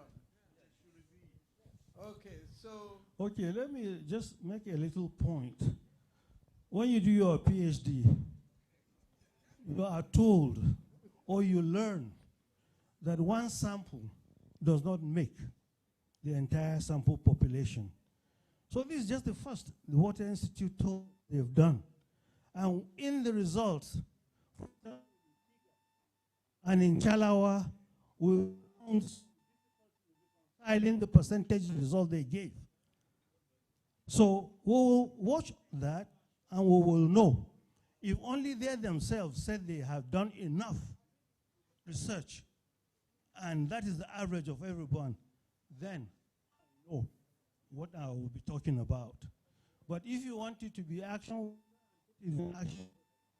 want to see more rivers studied, one is percent and one is 1%, all on the same river level, the same area, the same hydrological zone, we believe that is not right.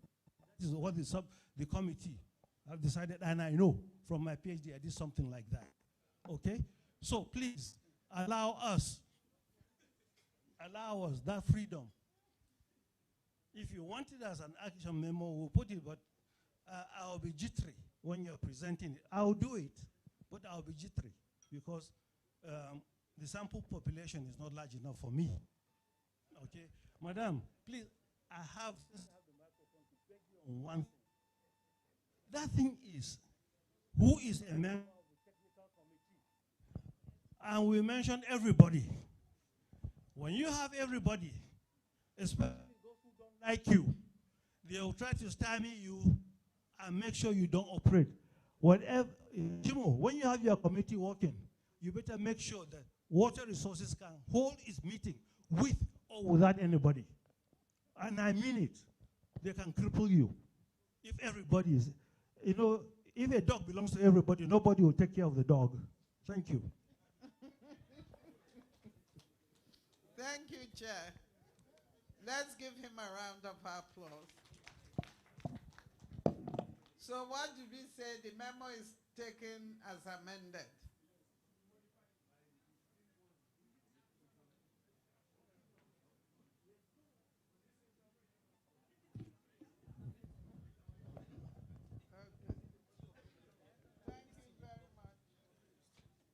So quickly, we now go to the last but not the least technical subcommittee on water supply, quality control, and sanitation.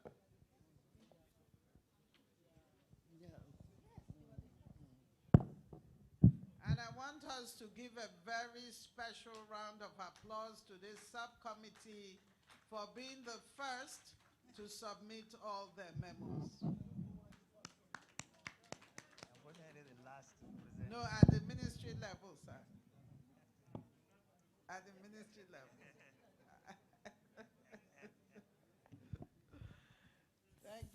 Thank you, Madam Chair, for acknowledging our first submission. Unfortunately, we are the last to present, which means we learned more than everybody else.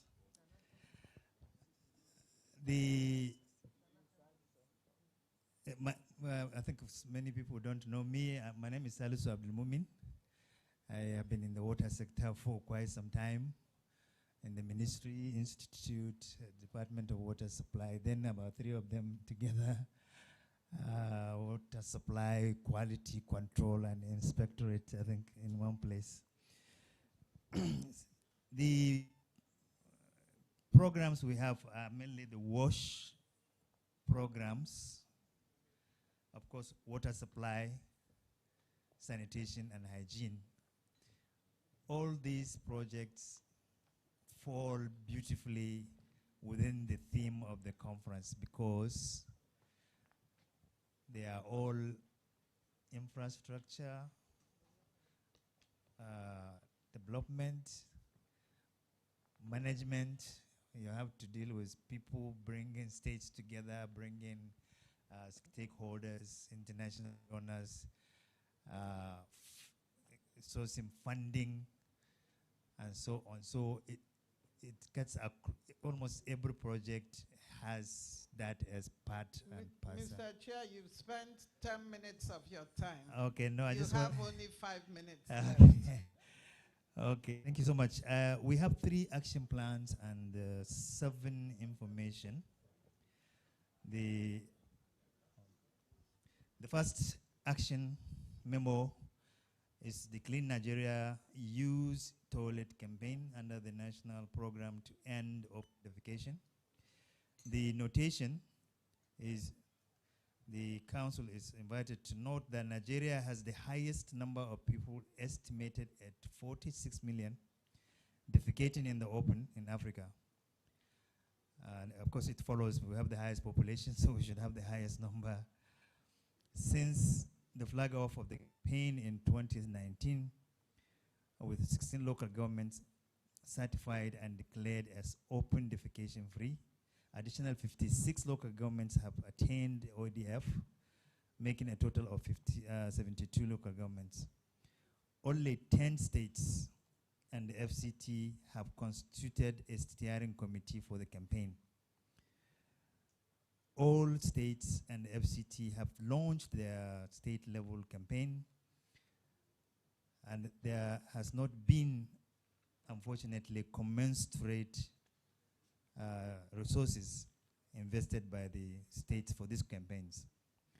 The campaign is to achieve the first statewide ODF status by 2022, and the campaign secretariat is available to provide technical assistance.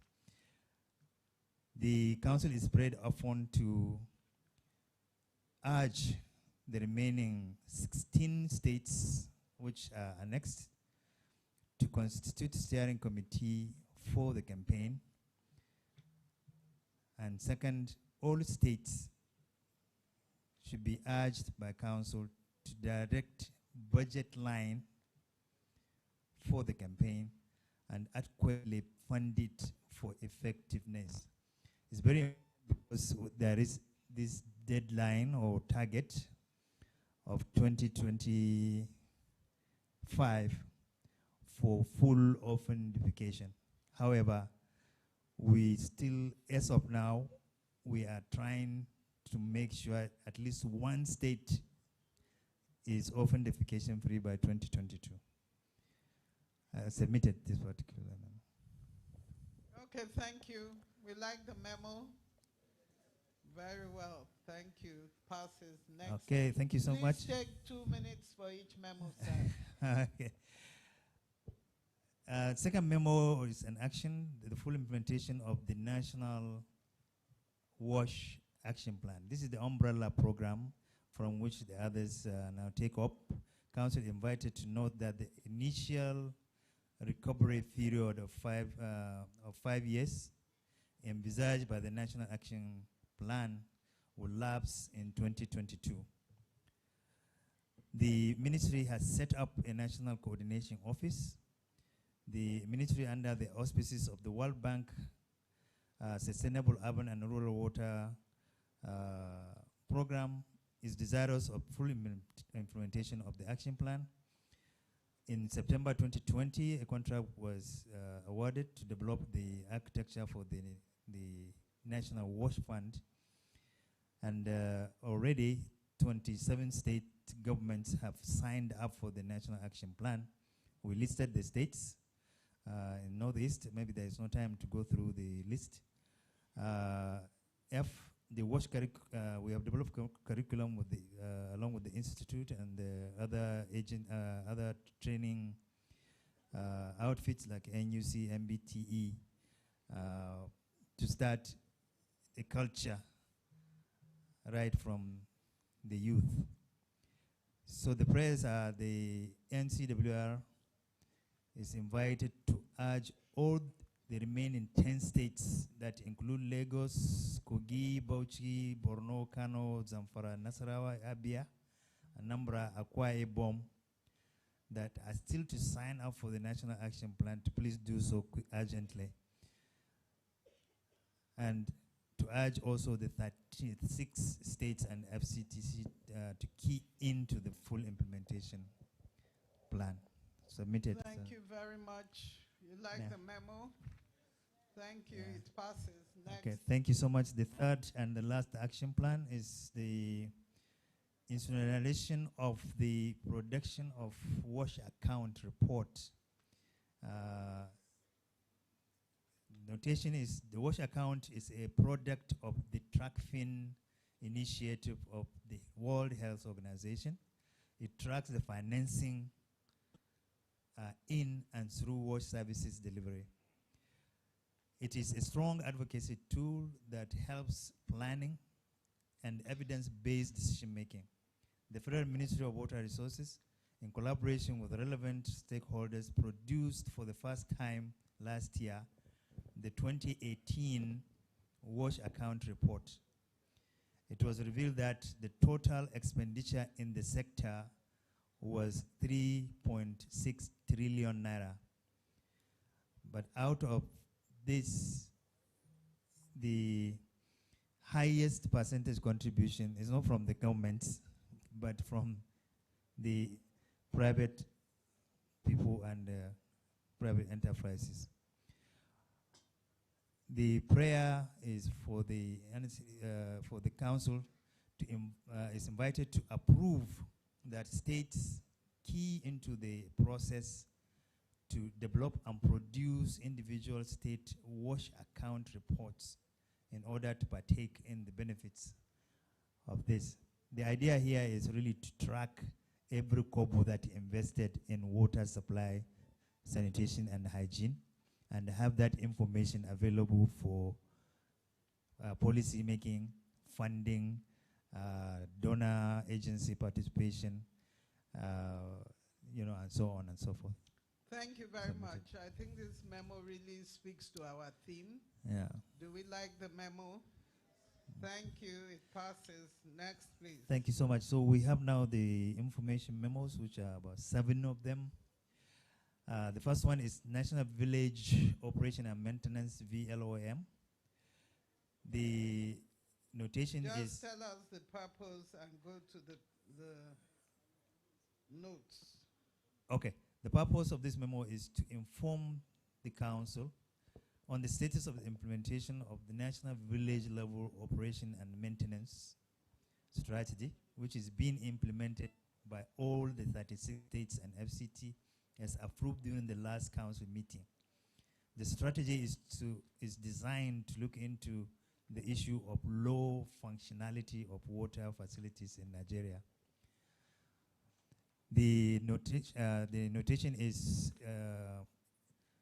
the VLOM strategy was developed in 2018. The strategy was launched by the Honorable Minister in 2019. The ministry, in collaboration with UNICEF, is providing technical support to assist the states.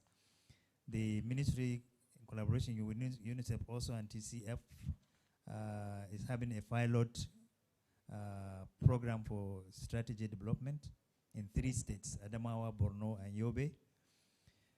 All the 36 states and FCT have been sensitized.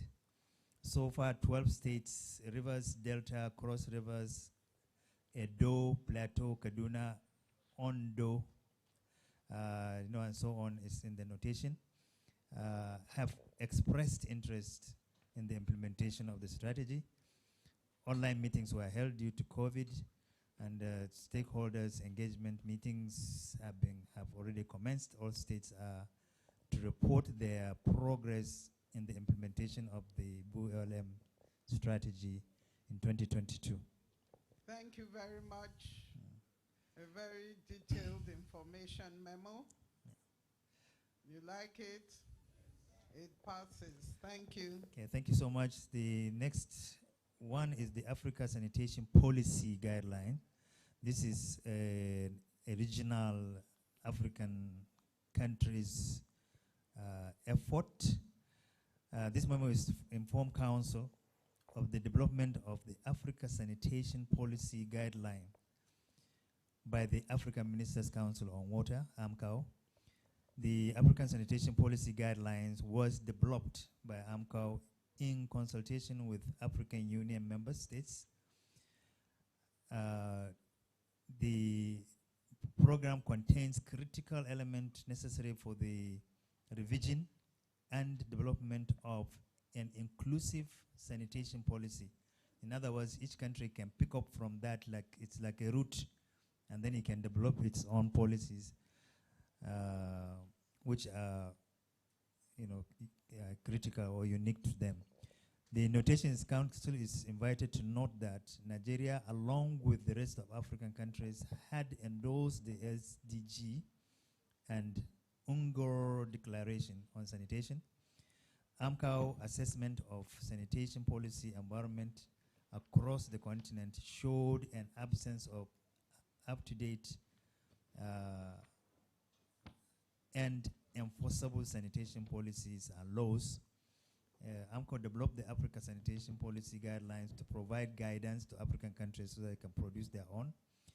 States with existing sanitation-related policies can review or update their policies to meet the SDG aspirations for safety managed sanitation. So, like in Nigeria now, we have our own sanitation policies. We now look at the Africa template and see whether there is anything we're missing. And the thing is, if you make your own in line with that, then it becomes more understandable and it can be compared with other African countries, you know, and you can get funding. Thank you so much. Submitted for. Thank you very much. Yeah. A good memo for the states. Okay. You like it? Thank you. It passes. Thank you so much. The next one is the purpose. The title is Waters 2021 Water Sanitation and Hygiene National Outcome Routine Mapping, which they call WASH norm. The purpose of the memorandum is to inform the Council on the existing data on WASH norm 1 and 2 for interactive planning and implementation of all WASH programs. So this is like your NEWIS, which is a database. Your council is invited to note that the 2021 WASH name survey have been completed. The web hosting of the 2018 and 2019 WASH norm data and the development of the intervention profiling tool, which is an interactive tool that will assist all WASH implementation in decision-making processes. COVID-19 indicators were incorporated. WASH norm has helped in the tracking the status of implementation in all ongoing flagship programs. WASH norm has been adopted by the Joint Monitoring Program. Then for the nation to achieve the SDGs 6.1 and 6.2, WASH norm has gained so much traction and wider acceptance. All the WASH norm 1 and 2 reports and accompanying state fact sheets and summaries have been shared to all states and the FCT. WASH norm 1 and 2 and 3, which is online, can be used for proper planning and implementation. Thank you very much. Thank you. Thank you very much. You like the memo? So it passes. Okay, thank you so much. Next one is the World Bank supported Nigeria Sustainable Urban and Rural Water Supply and Hygiene Program, which they call SAWASH. The purpose of memo is to inform Council on the World Bank supported Nigeria Sustainable Urban Water and Rural Water Supply, Sanitation and Hygiene Program.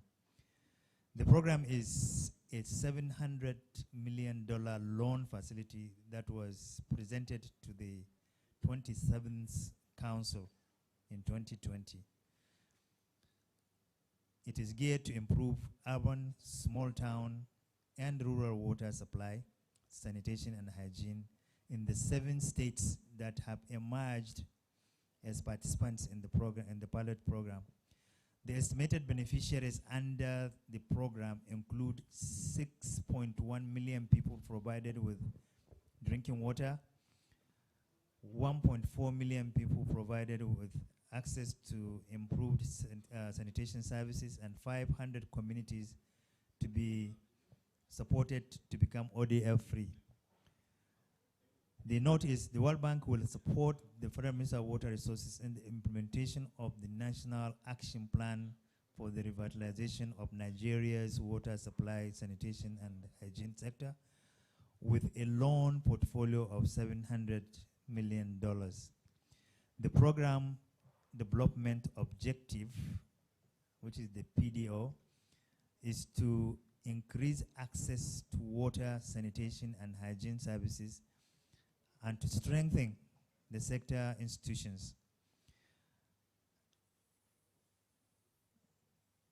You know, in urban small town and rural areas of the participation set, the program has two components. Number one is program for result financing, and number two is investment project financing. 7 states, namely Delta, Ekiti, Gombe, Imo, Kaduna, Katsina, and Plateau, will commence implementation of the program. The program appraisal document, as well as the loan, have been approved by the board of the World Bank, the federal and state PIUs, and have been established while the program is expected to become effective by 14th of January. That's a specific date, 2022. Opportunity for other states to join the SAWASH program will be opened after the assessment of the performance of this first phase. Thank you very much. Submitted. Okay, thank you very much. I don't know if some of the affected states are here. Any of the states here? Kwara, which state?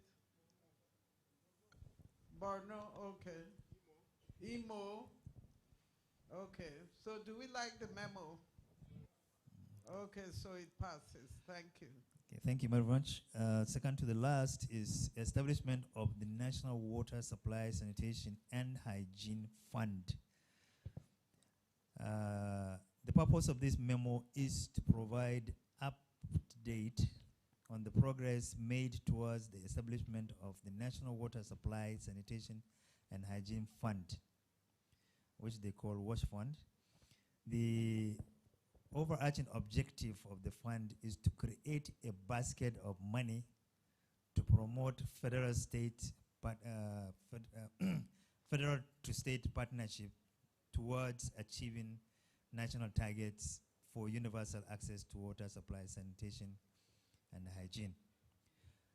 The notation is, council is invited to note that the establishment of the fund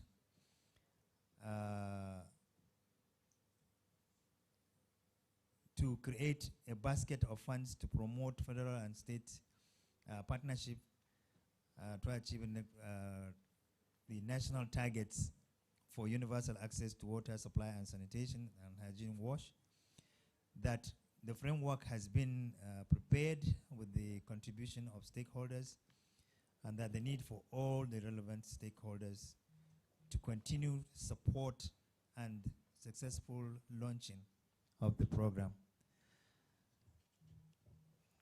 Submitted this.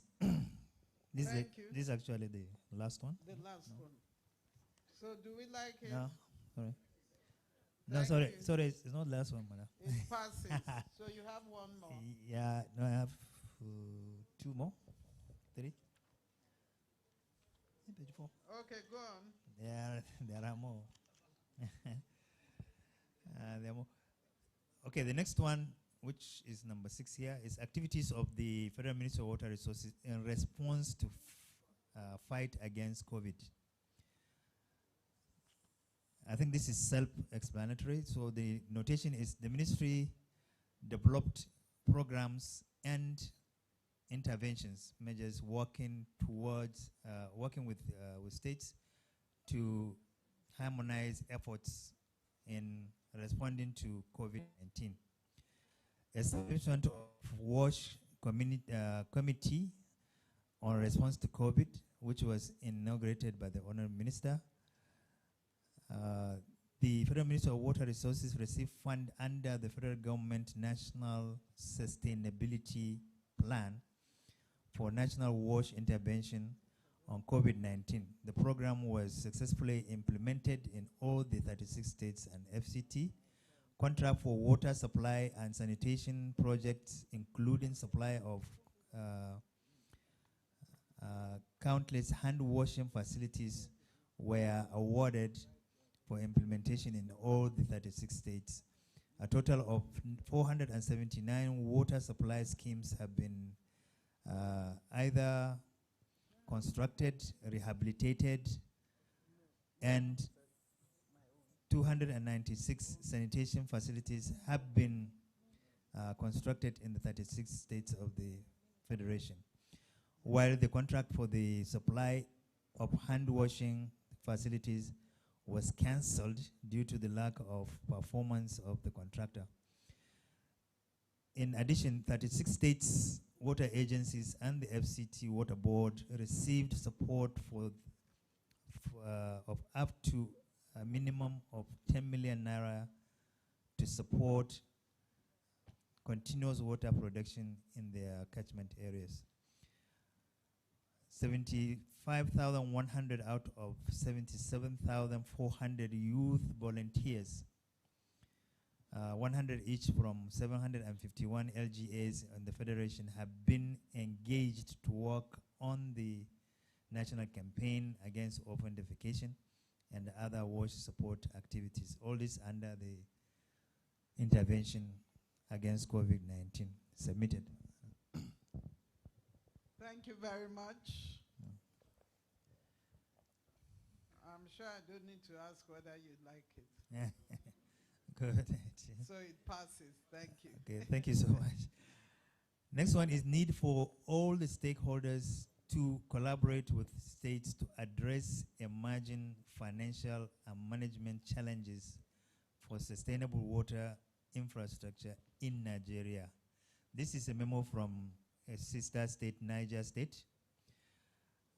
Their objective is to inform the council of the creation of the Niger State Small Towns Water Supply and Sanitation Agency, and to also seek for collaboration with the Federal Ministry of Water Resources and other development partners to achieve, including PPP. The notation is the agency in Niger State adopted a strategic approach to facilitate the transformation of water supply and sanitation services by supporting the introduction of sector reforms aimed at improving efficiency and sustainability of operations, accompanied with significant improvement in water supply and sanitation services. The first engineering report by the PSE consultant in 2001 envisaged construction of several works, which was reviewed on the 22nd of September 2020 by a 6-member committee on the utilization of the Agay-Lapai Dam for water supply. The agency is adequately posed to partner with the federal government and other development partners. It is apparent that the project is significant and will have great impact on the state, as it will improve the productivity, living standards, increase school enrollment, create job through the irrigation programs, and most importantly, give about 280,000 people access to potable water and improve sanitation. Submitted. So this is an information memo from Niger State. Okay, thank you very much. It's Niger State here. Okay. Is this an action memo or an information memo? Niger State. information. You are not asking for anything. We are asking. It's an action memo. It's an action memo, ma. Yes, Yeah. ma'am. Thank you. Madam Chair, I think what happened was during the meeting, it was decided that there are windows.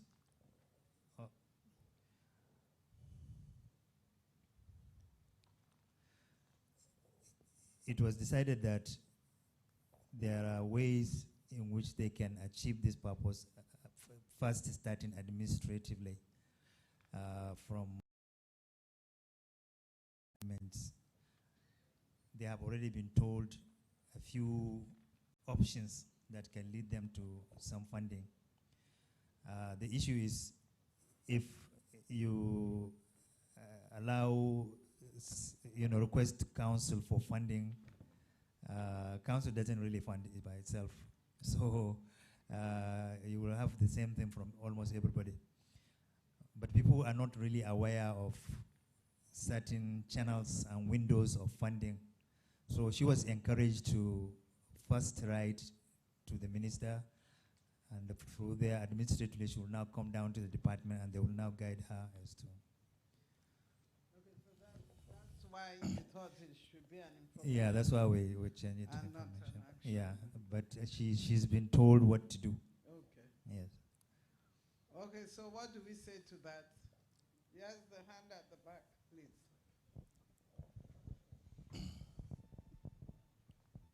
Thank you, Chairman. I agree that we should, as an information memo, but this same advice that has been put to Niger State should be included there. For instance, Niger State, the information, they will say the next steps they want to take, just put there as information. Yeah. They will contact Federal Ministry of Water Resources for possible funds of this. Yeah. And so it stays and goes like that as information of their plan, action, so that it doesn't go as an action. If it remains the way it is there, it will remain as if there's some action required over there. But if it is redirected or reframed to state that what they are intending to do, they are the ones, so they are just informing the council. Okay. Thank you. So we leave it as an information memo. That means we have to amend it to take out the component that makes it look like an action memo. So is that okay, Mr. Chairman? Yeah, yes. Okay, yes. So we like the memo as amended. Thank you, it passes. Thank you, Madam Chair. The next one is presentation of Akwa Ibom State Water Company Limited. I think in Akwa Ibom, their arrangement is to convert their water agency into a limited liability company for some time. The purpose of the memo is to sensitize the national body, which is the council. Our situation in Akwa Ibom State, the status reflects a pathetic scenery of decay of our water infrastructure, especially as it affects funding. The council is invited to note that Akwa Ibom State will require a total investment of over 1 billion naira to revive the alien wash infrastructure in the state. And number two, the engagement with donor agencies willing to assist in development and management of water resources in the state. So that's the information. Okay. I think we had, it's not the same issue we had in one other memo which we stepped down. This is different, isn't it? So do we like this one? Okay, so it passes. Thank you. Thank you, Madam Chair. I think I have only two more. Oh, sorry. Thank you. The next one is update of P-WASH program implementation. The purpose of the memo is to inform the council and update it on the PWASH program. Its aim to achieve the MDG 6.1 and 6.2 in the rural areas of the states by contributing to improvements in public health and eradication of poverty through equitable and sustainable interventions using a sector-wide program approach. It has completed the preparatory phase in Kano and Ogun states in 2016 to 2018 and is in the second expansion phase that has already been executed in 12 states and is ongoing, scheduled for there's a phase spreading from 2019 to 2025. The consolidation phase will be carried out from 2026 to 2030. The notation is the Partnership for Expanded Water Supply, Sanitation and Hygiene, which is PWASH. PWASH means Partnership for Expanded Water Supply, Sanitation and Hygiene. It's a 15-year program to bridge access gap in water supply and sanitation in compliance to SDG 6.1 and 6.2 by 2030 in the rural areas. That 34 state governments, including FCT, have signed the PWASH protocol, while only 2 states, Borno and Rivers, are yet to sign the protocol. The PWASH implementation commenced with 2 states, which I have already mentioned, and the expansion stages. That in the 12 states, a total number of 64 local governments are benefiting under the federal and the states components. That rehabilitation, upgrading, construction works of a total number of 1,141 water supply facilities in communities have reached 98% completion. The 12 River Basin Development Authorities, RBDS, have established PWASH desks that under the constituency's water supply intervention, which is the one for the members of House and the Senate, the 12 RBDS across the country have constructed about 10,147 water supply facilities between 2017 to date. That five PWASH states of Nasarawa, Kwara, Oyo, Cross River, and Ekiti have met their financial commitments with evidence of fund released for their 50% contribution, which is the counterpart funding. That 11 states have released their counterpart funding, and that other remaining 18 states, including FCT, are urgently urged to budget and release their counterpart funding, or we're in the process of getting them to release their counterpart funding. This is submitted also.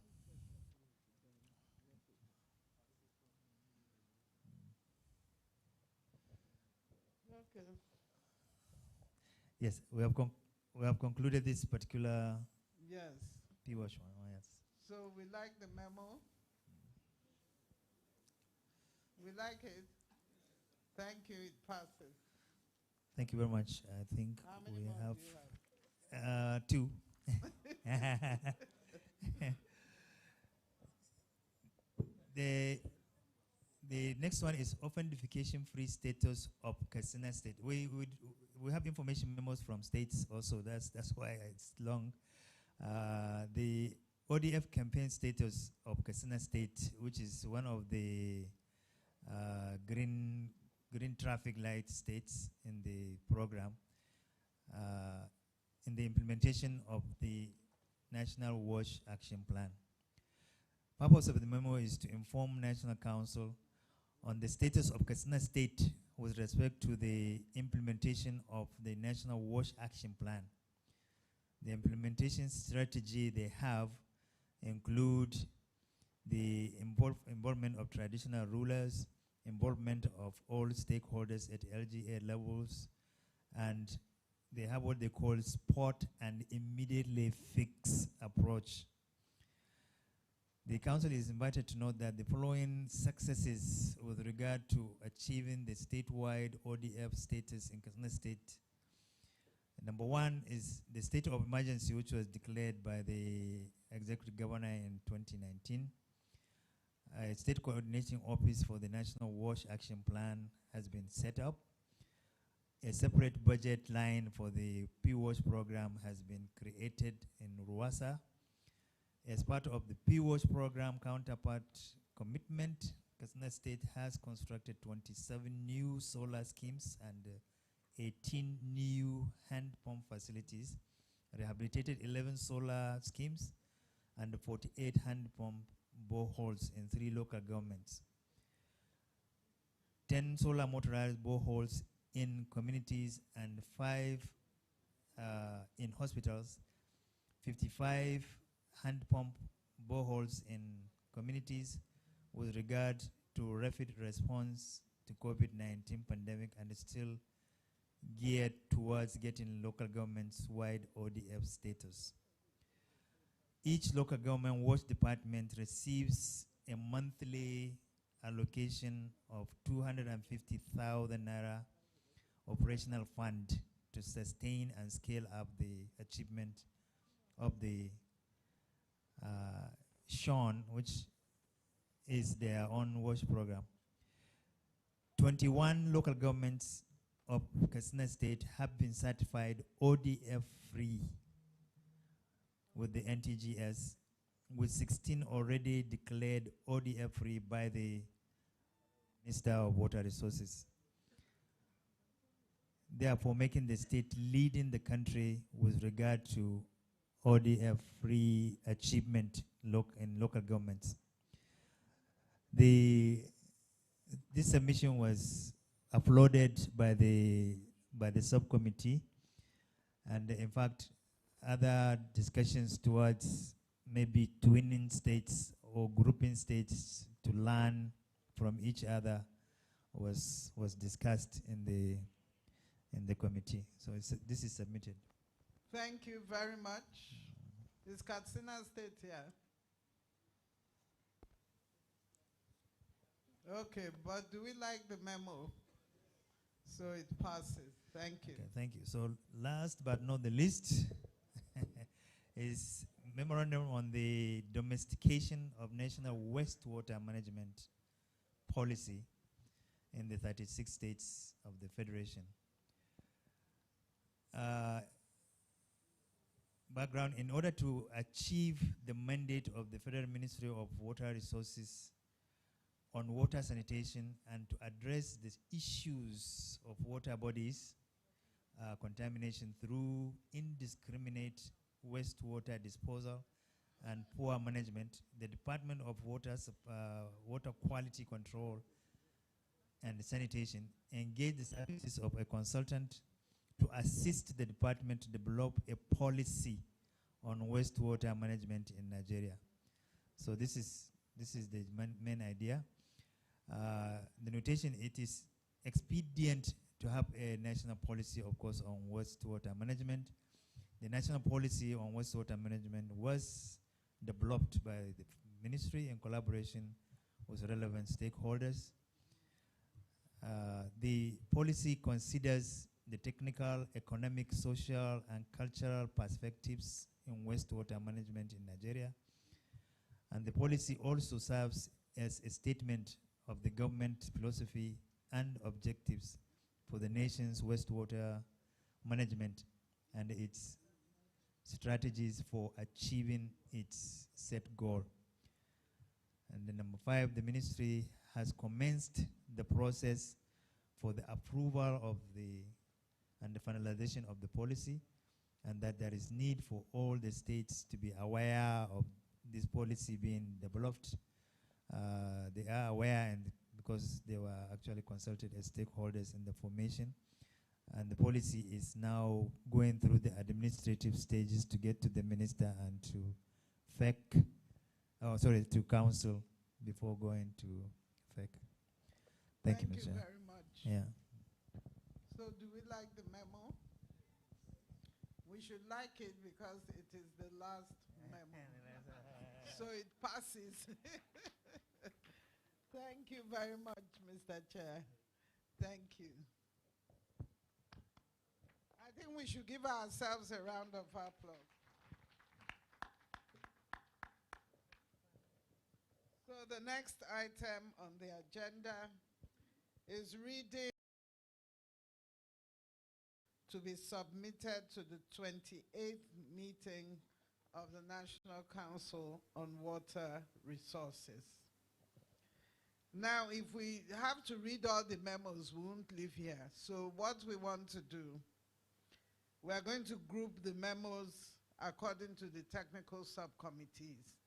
And so we'll let you know how many action memos were approved for that subcommittee, how many information memos were approved, and how many were stepped down.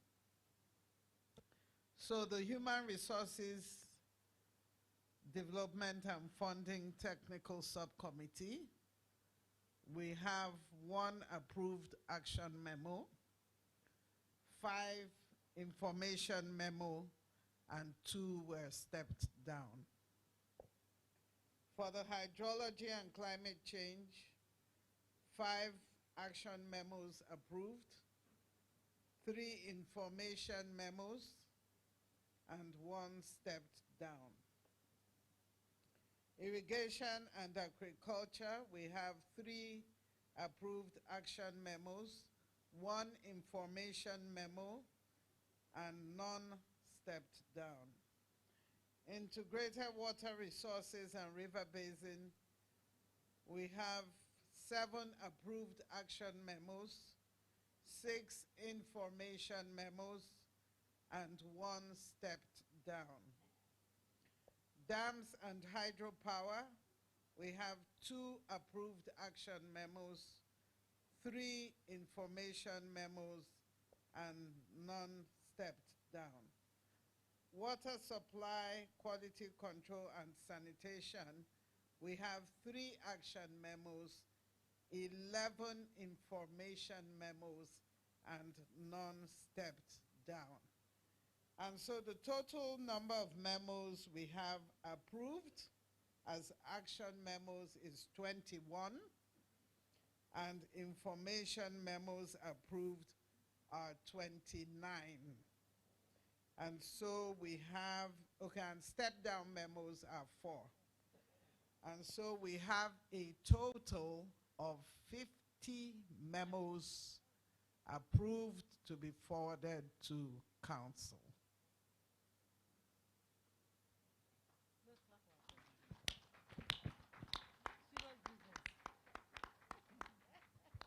I wonder if council has ever received this number of memos.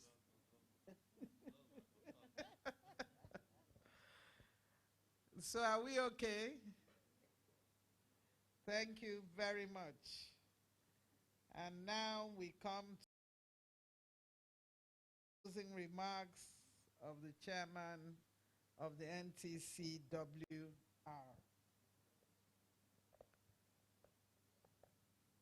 You want to say something? I'm sure you want to close now, so. Good morning, ma. For the states that very likely may not be around tomorrow, we are worried that we need to brief our superior officers. And so we wish that we have soft copies of the summary reports so that our briefing will be very easy. Okay, what are you calling summary report? Is it what I just read out? Not what you read out. The summary presentations from the subcommittees. Of course, yes. The soft copies, Soft so copies, that, yes. ma'am, we can. Yes, Secretariat, please. You have all their emails. You need to send them the soft copies as quickly as possible. Yes, thank you very much. Thank you, Chairman. Okay, so the closing remarks, I should just say thank you and good night. But that won't be good enough. Or good morning. Anyway, so I want to start by saying we are deeply, deeply, deeply appreciative of your patience, your commitment, and your dedication to ensure that this technical committee has carried out its mandate in a way that we can all be proud of. I want to thank you sincerely. I know that it has taken so much from each and every one of you to be here up till this time. I thank you for your work, especially at the technical subcommittee levels, to bring up these memoranda. It has been a lot of work. And I want to say on behalf of the Federal Ministry of Water Resources, the Honorable Minister, Engineer Suleiman Adamu, all the directors in the ministry, the Director of Planning and her team, we want to say thank you so much for being here and sticking it out even till this time. I would like to quickly, before we call it a day, plead with the Secretariat to please take note of all the issues that have been discussed, all the memoranda that are to be amended, and if you recall, we also said the format of all the memos must also be in line. Specifically, I noticed that several of the memos were not initialed, so you would need to ensure that they are initialed properly, and there are certain, some of the memos did not quite follow the format. So the Secretariat and the technical subcommittees, please, you still have quite some work to do. I want to really thank everyone that has contributed to the success of this meeting. I want to thank every member of council. For now, we take it that the members of council are the unending list. And I want to thank the members of the committee that was formed to deliberate, to do research, and to give us a feedback on who the members of council are. Let me also use this opportunity to thank the media. They've been with us since yesterday till now, and I know that a lot of reportage has already gone out, both in the print and the electronic media, and of course the social media. I want to thank everyone who has worked behind the scenes. I need to thank the masters of ceremony. I need to thank the rapporteurs, the secretariat, the staff of this hotel, and of course, the security. I need to thank also most especially God Almighty, who has made all this possible. Without him, this meeting would not have been, and it would not have been successful. I want to crave your indulgence that, as we announced earlier, to let your principals and other stakeholders know that the council meeting will take place on Tuesday next week, 21st of December. I would also like to crave your indulgence that especially members from the states, that we have letters for your honorable commissioners which we would like you to pick up before you leave. And so on this note, I want to say we thank you once more, and we look forward to seeing you. Oh, I haven't thanked my brother who is right next to me. My brother of the Niger Delta connection. I want to say thank you so much. I really appreciate your being here with me till the very end. I really appreciate it. I hope I haven't missed out anybody, because this is actually also a vote of thanks. So thank you, everyone. God bless you, and see you at the next technical committee meeting of the National Council on Water Resources, God willing. Thank you. God bless you.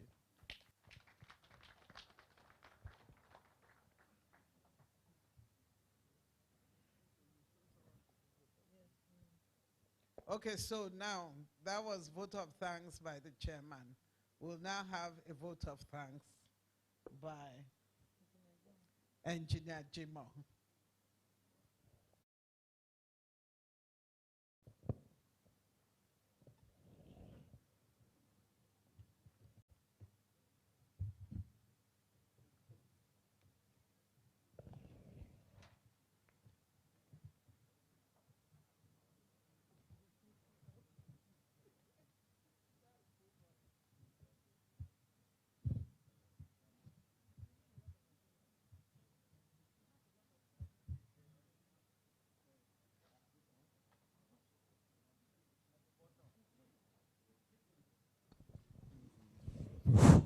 Sorry, please.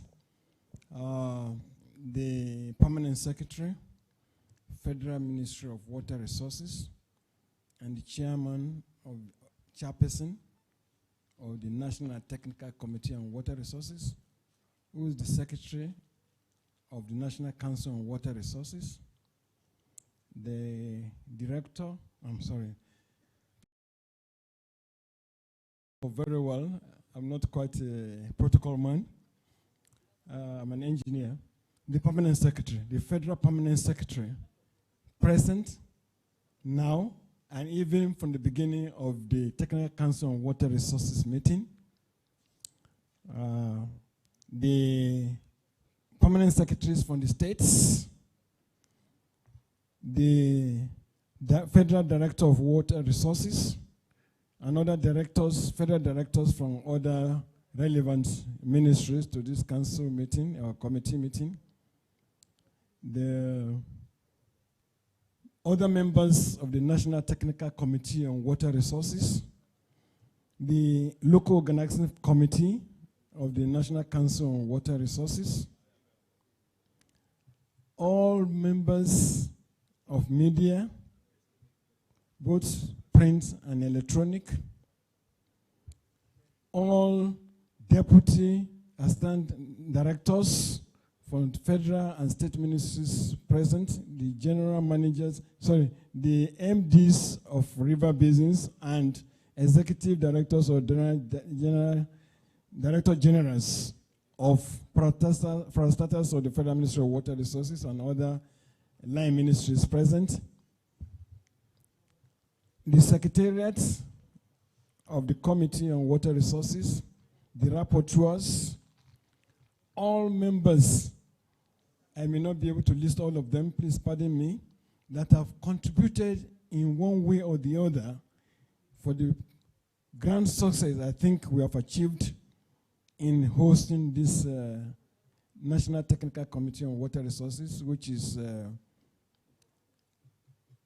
the step that we need to take before we go to council to prepare the memos which council will deliberate on and approve. All members and persons who have contributed in all manners, financial exertion, fiscal exertion, and other ways that have contributed to the success of this National Technical Committee on Water Resources.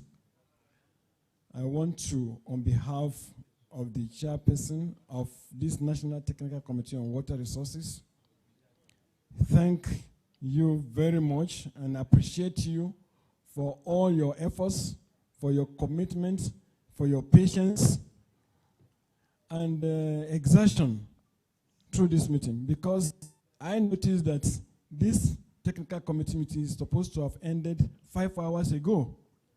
So that some of us are still here up to now and contributing. I think we need to really appreciate ourselves and commend ourselves and give ourselves all the appreciation and applause that we need to give ourselves.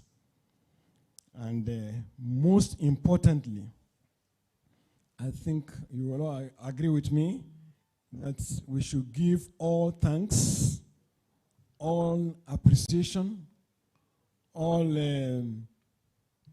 adoration to Almighty God for sparing our lives to witness this year's National Technical Council on Water Resources meeting, and the one that is coming up, that's the National Council on Water Resources coming up next Tuesday. We cannot thank Almighty Allah God enough for his kindness and grace on all of us.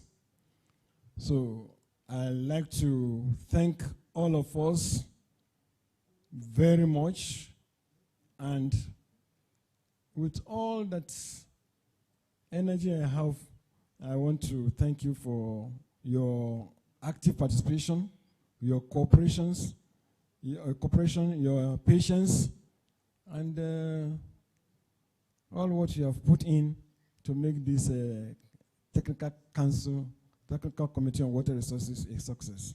Thank you very much, and God bless us all.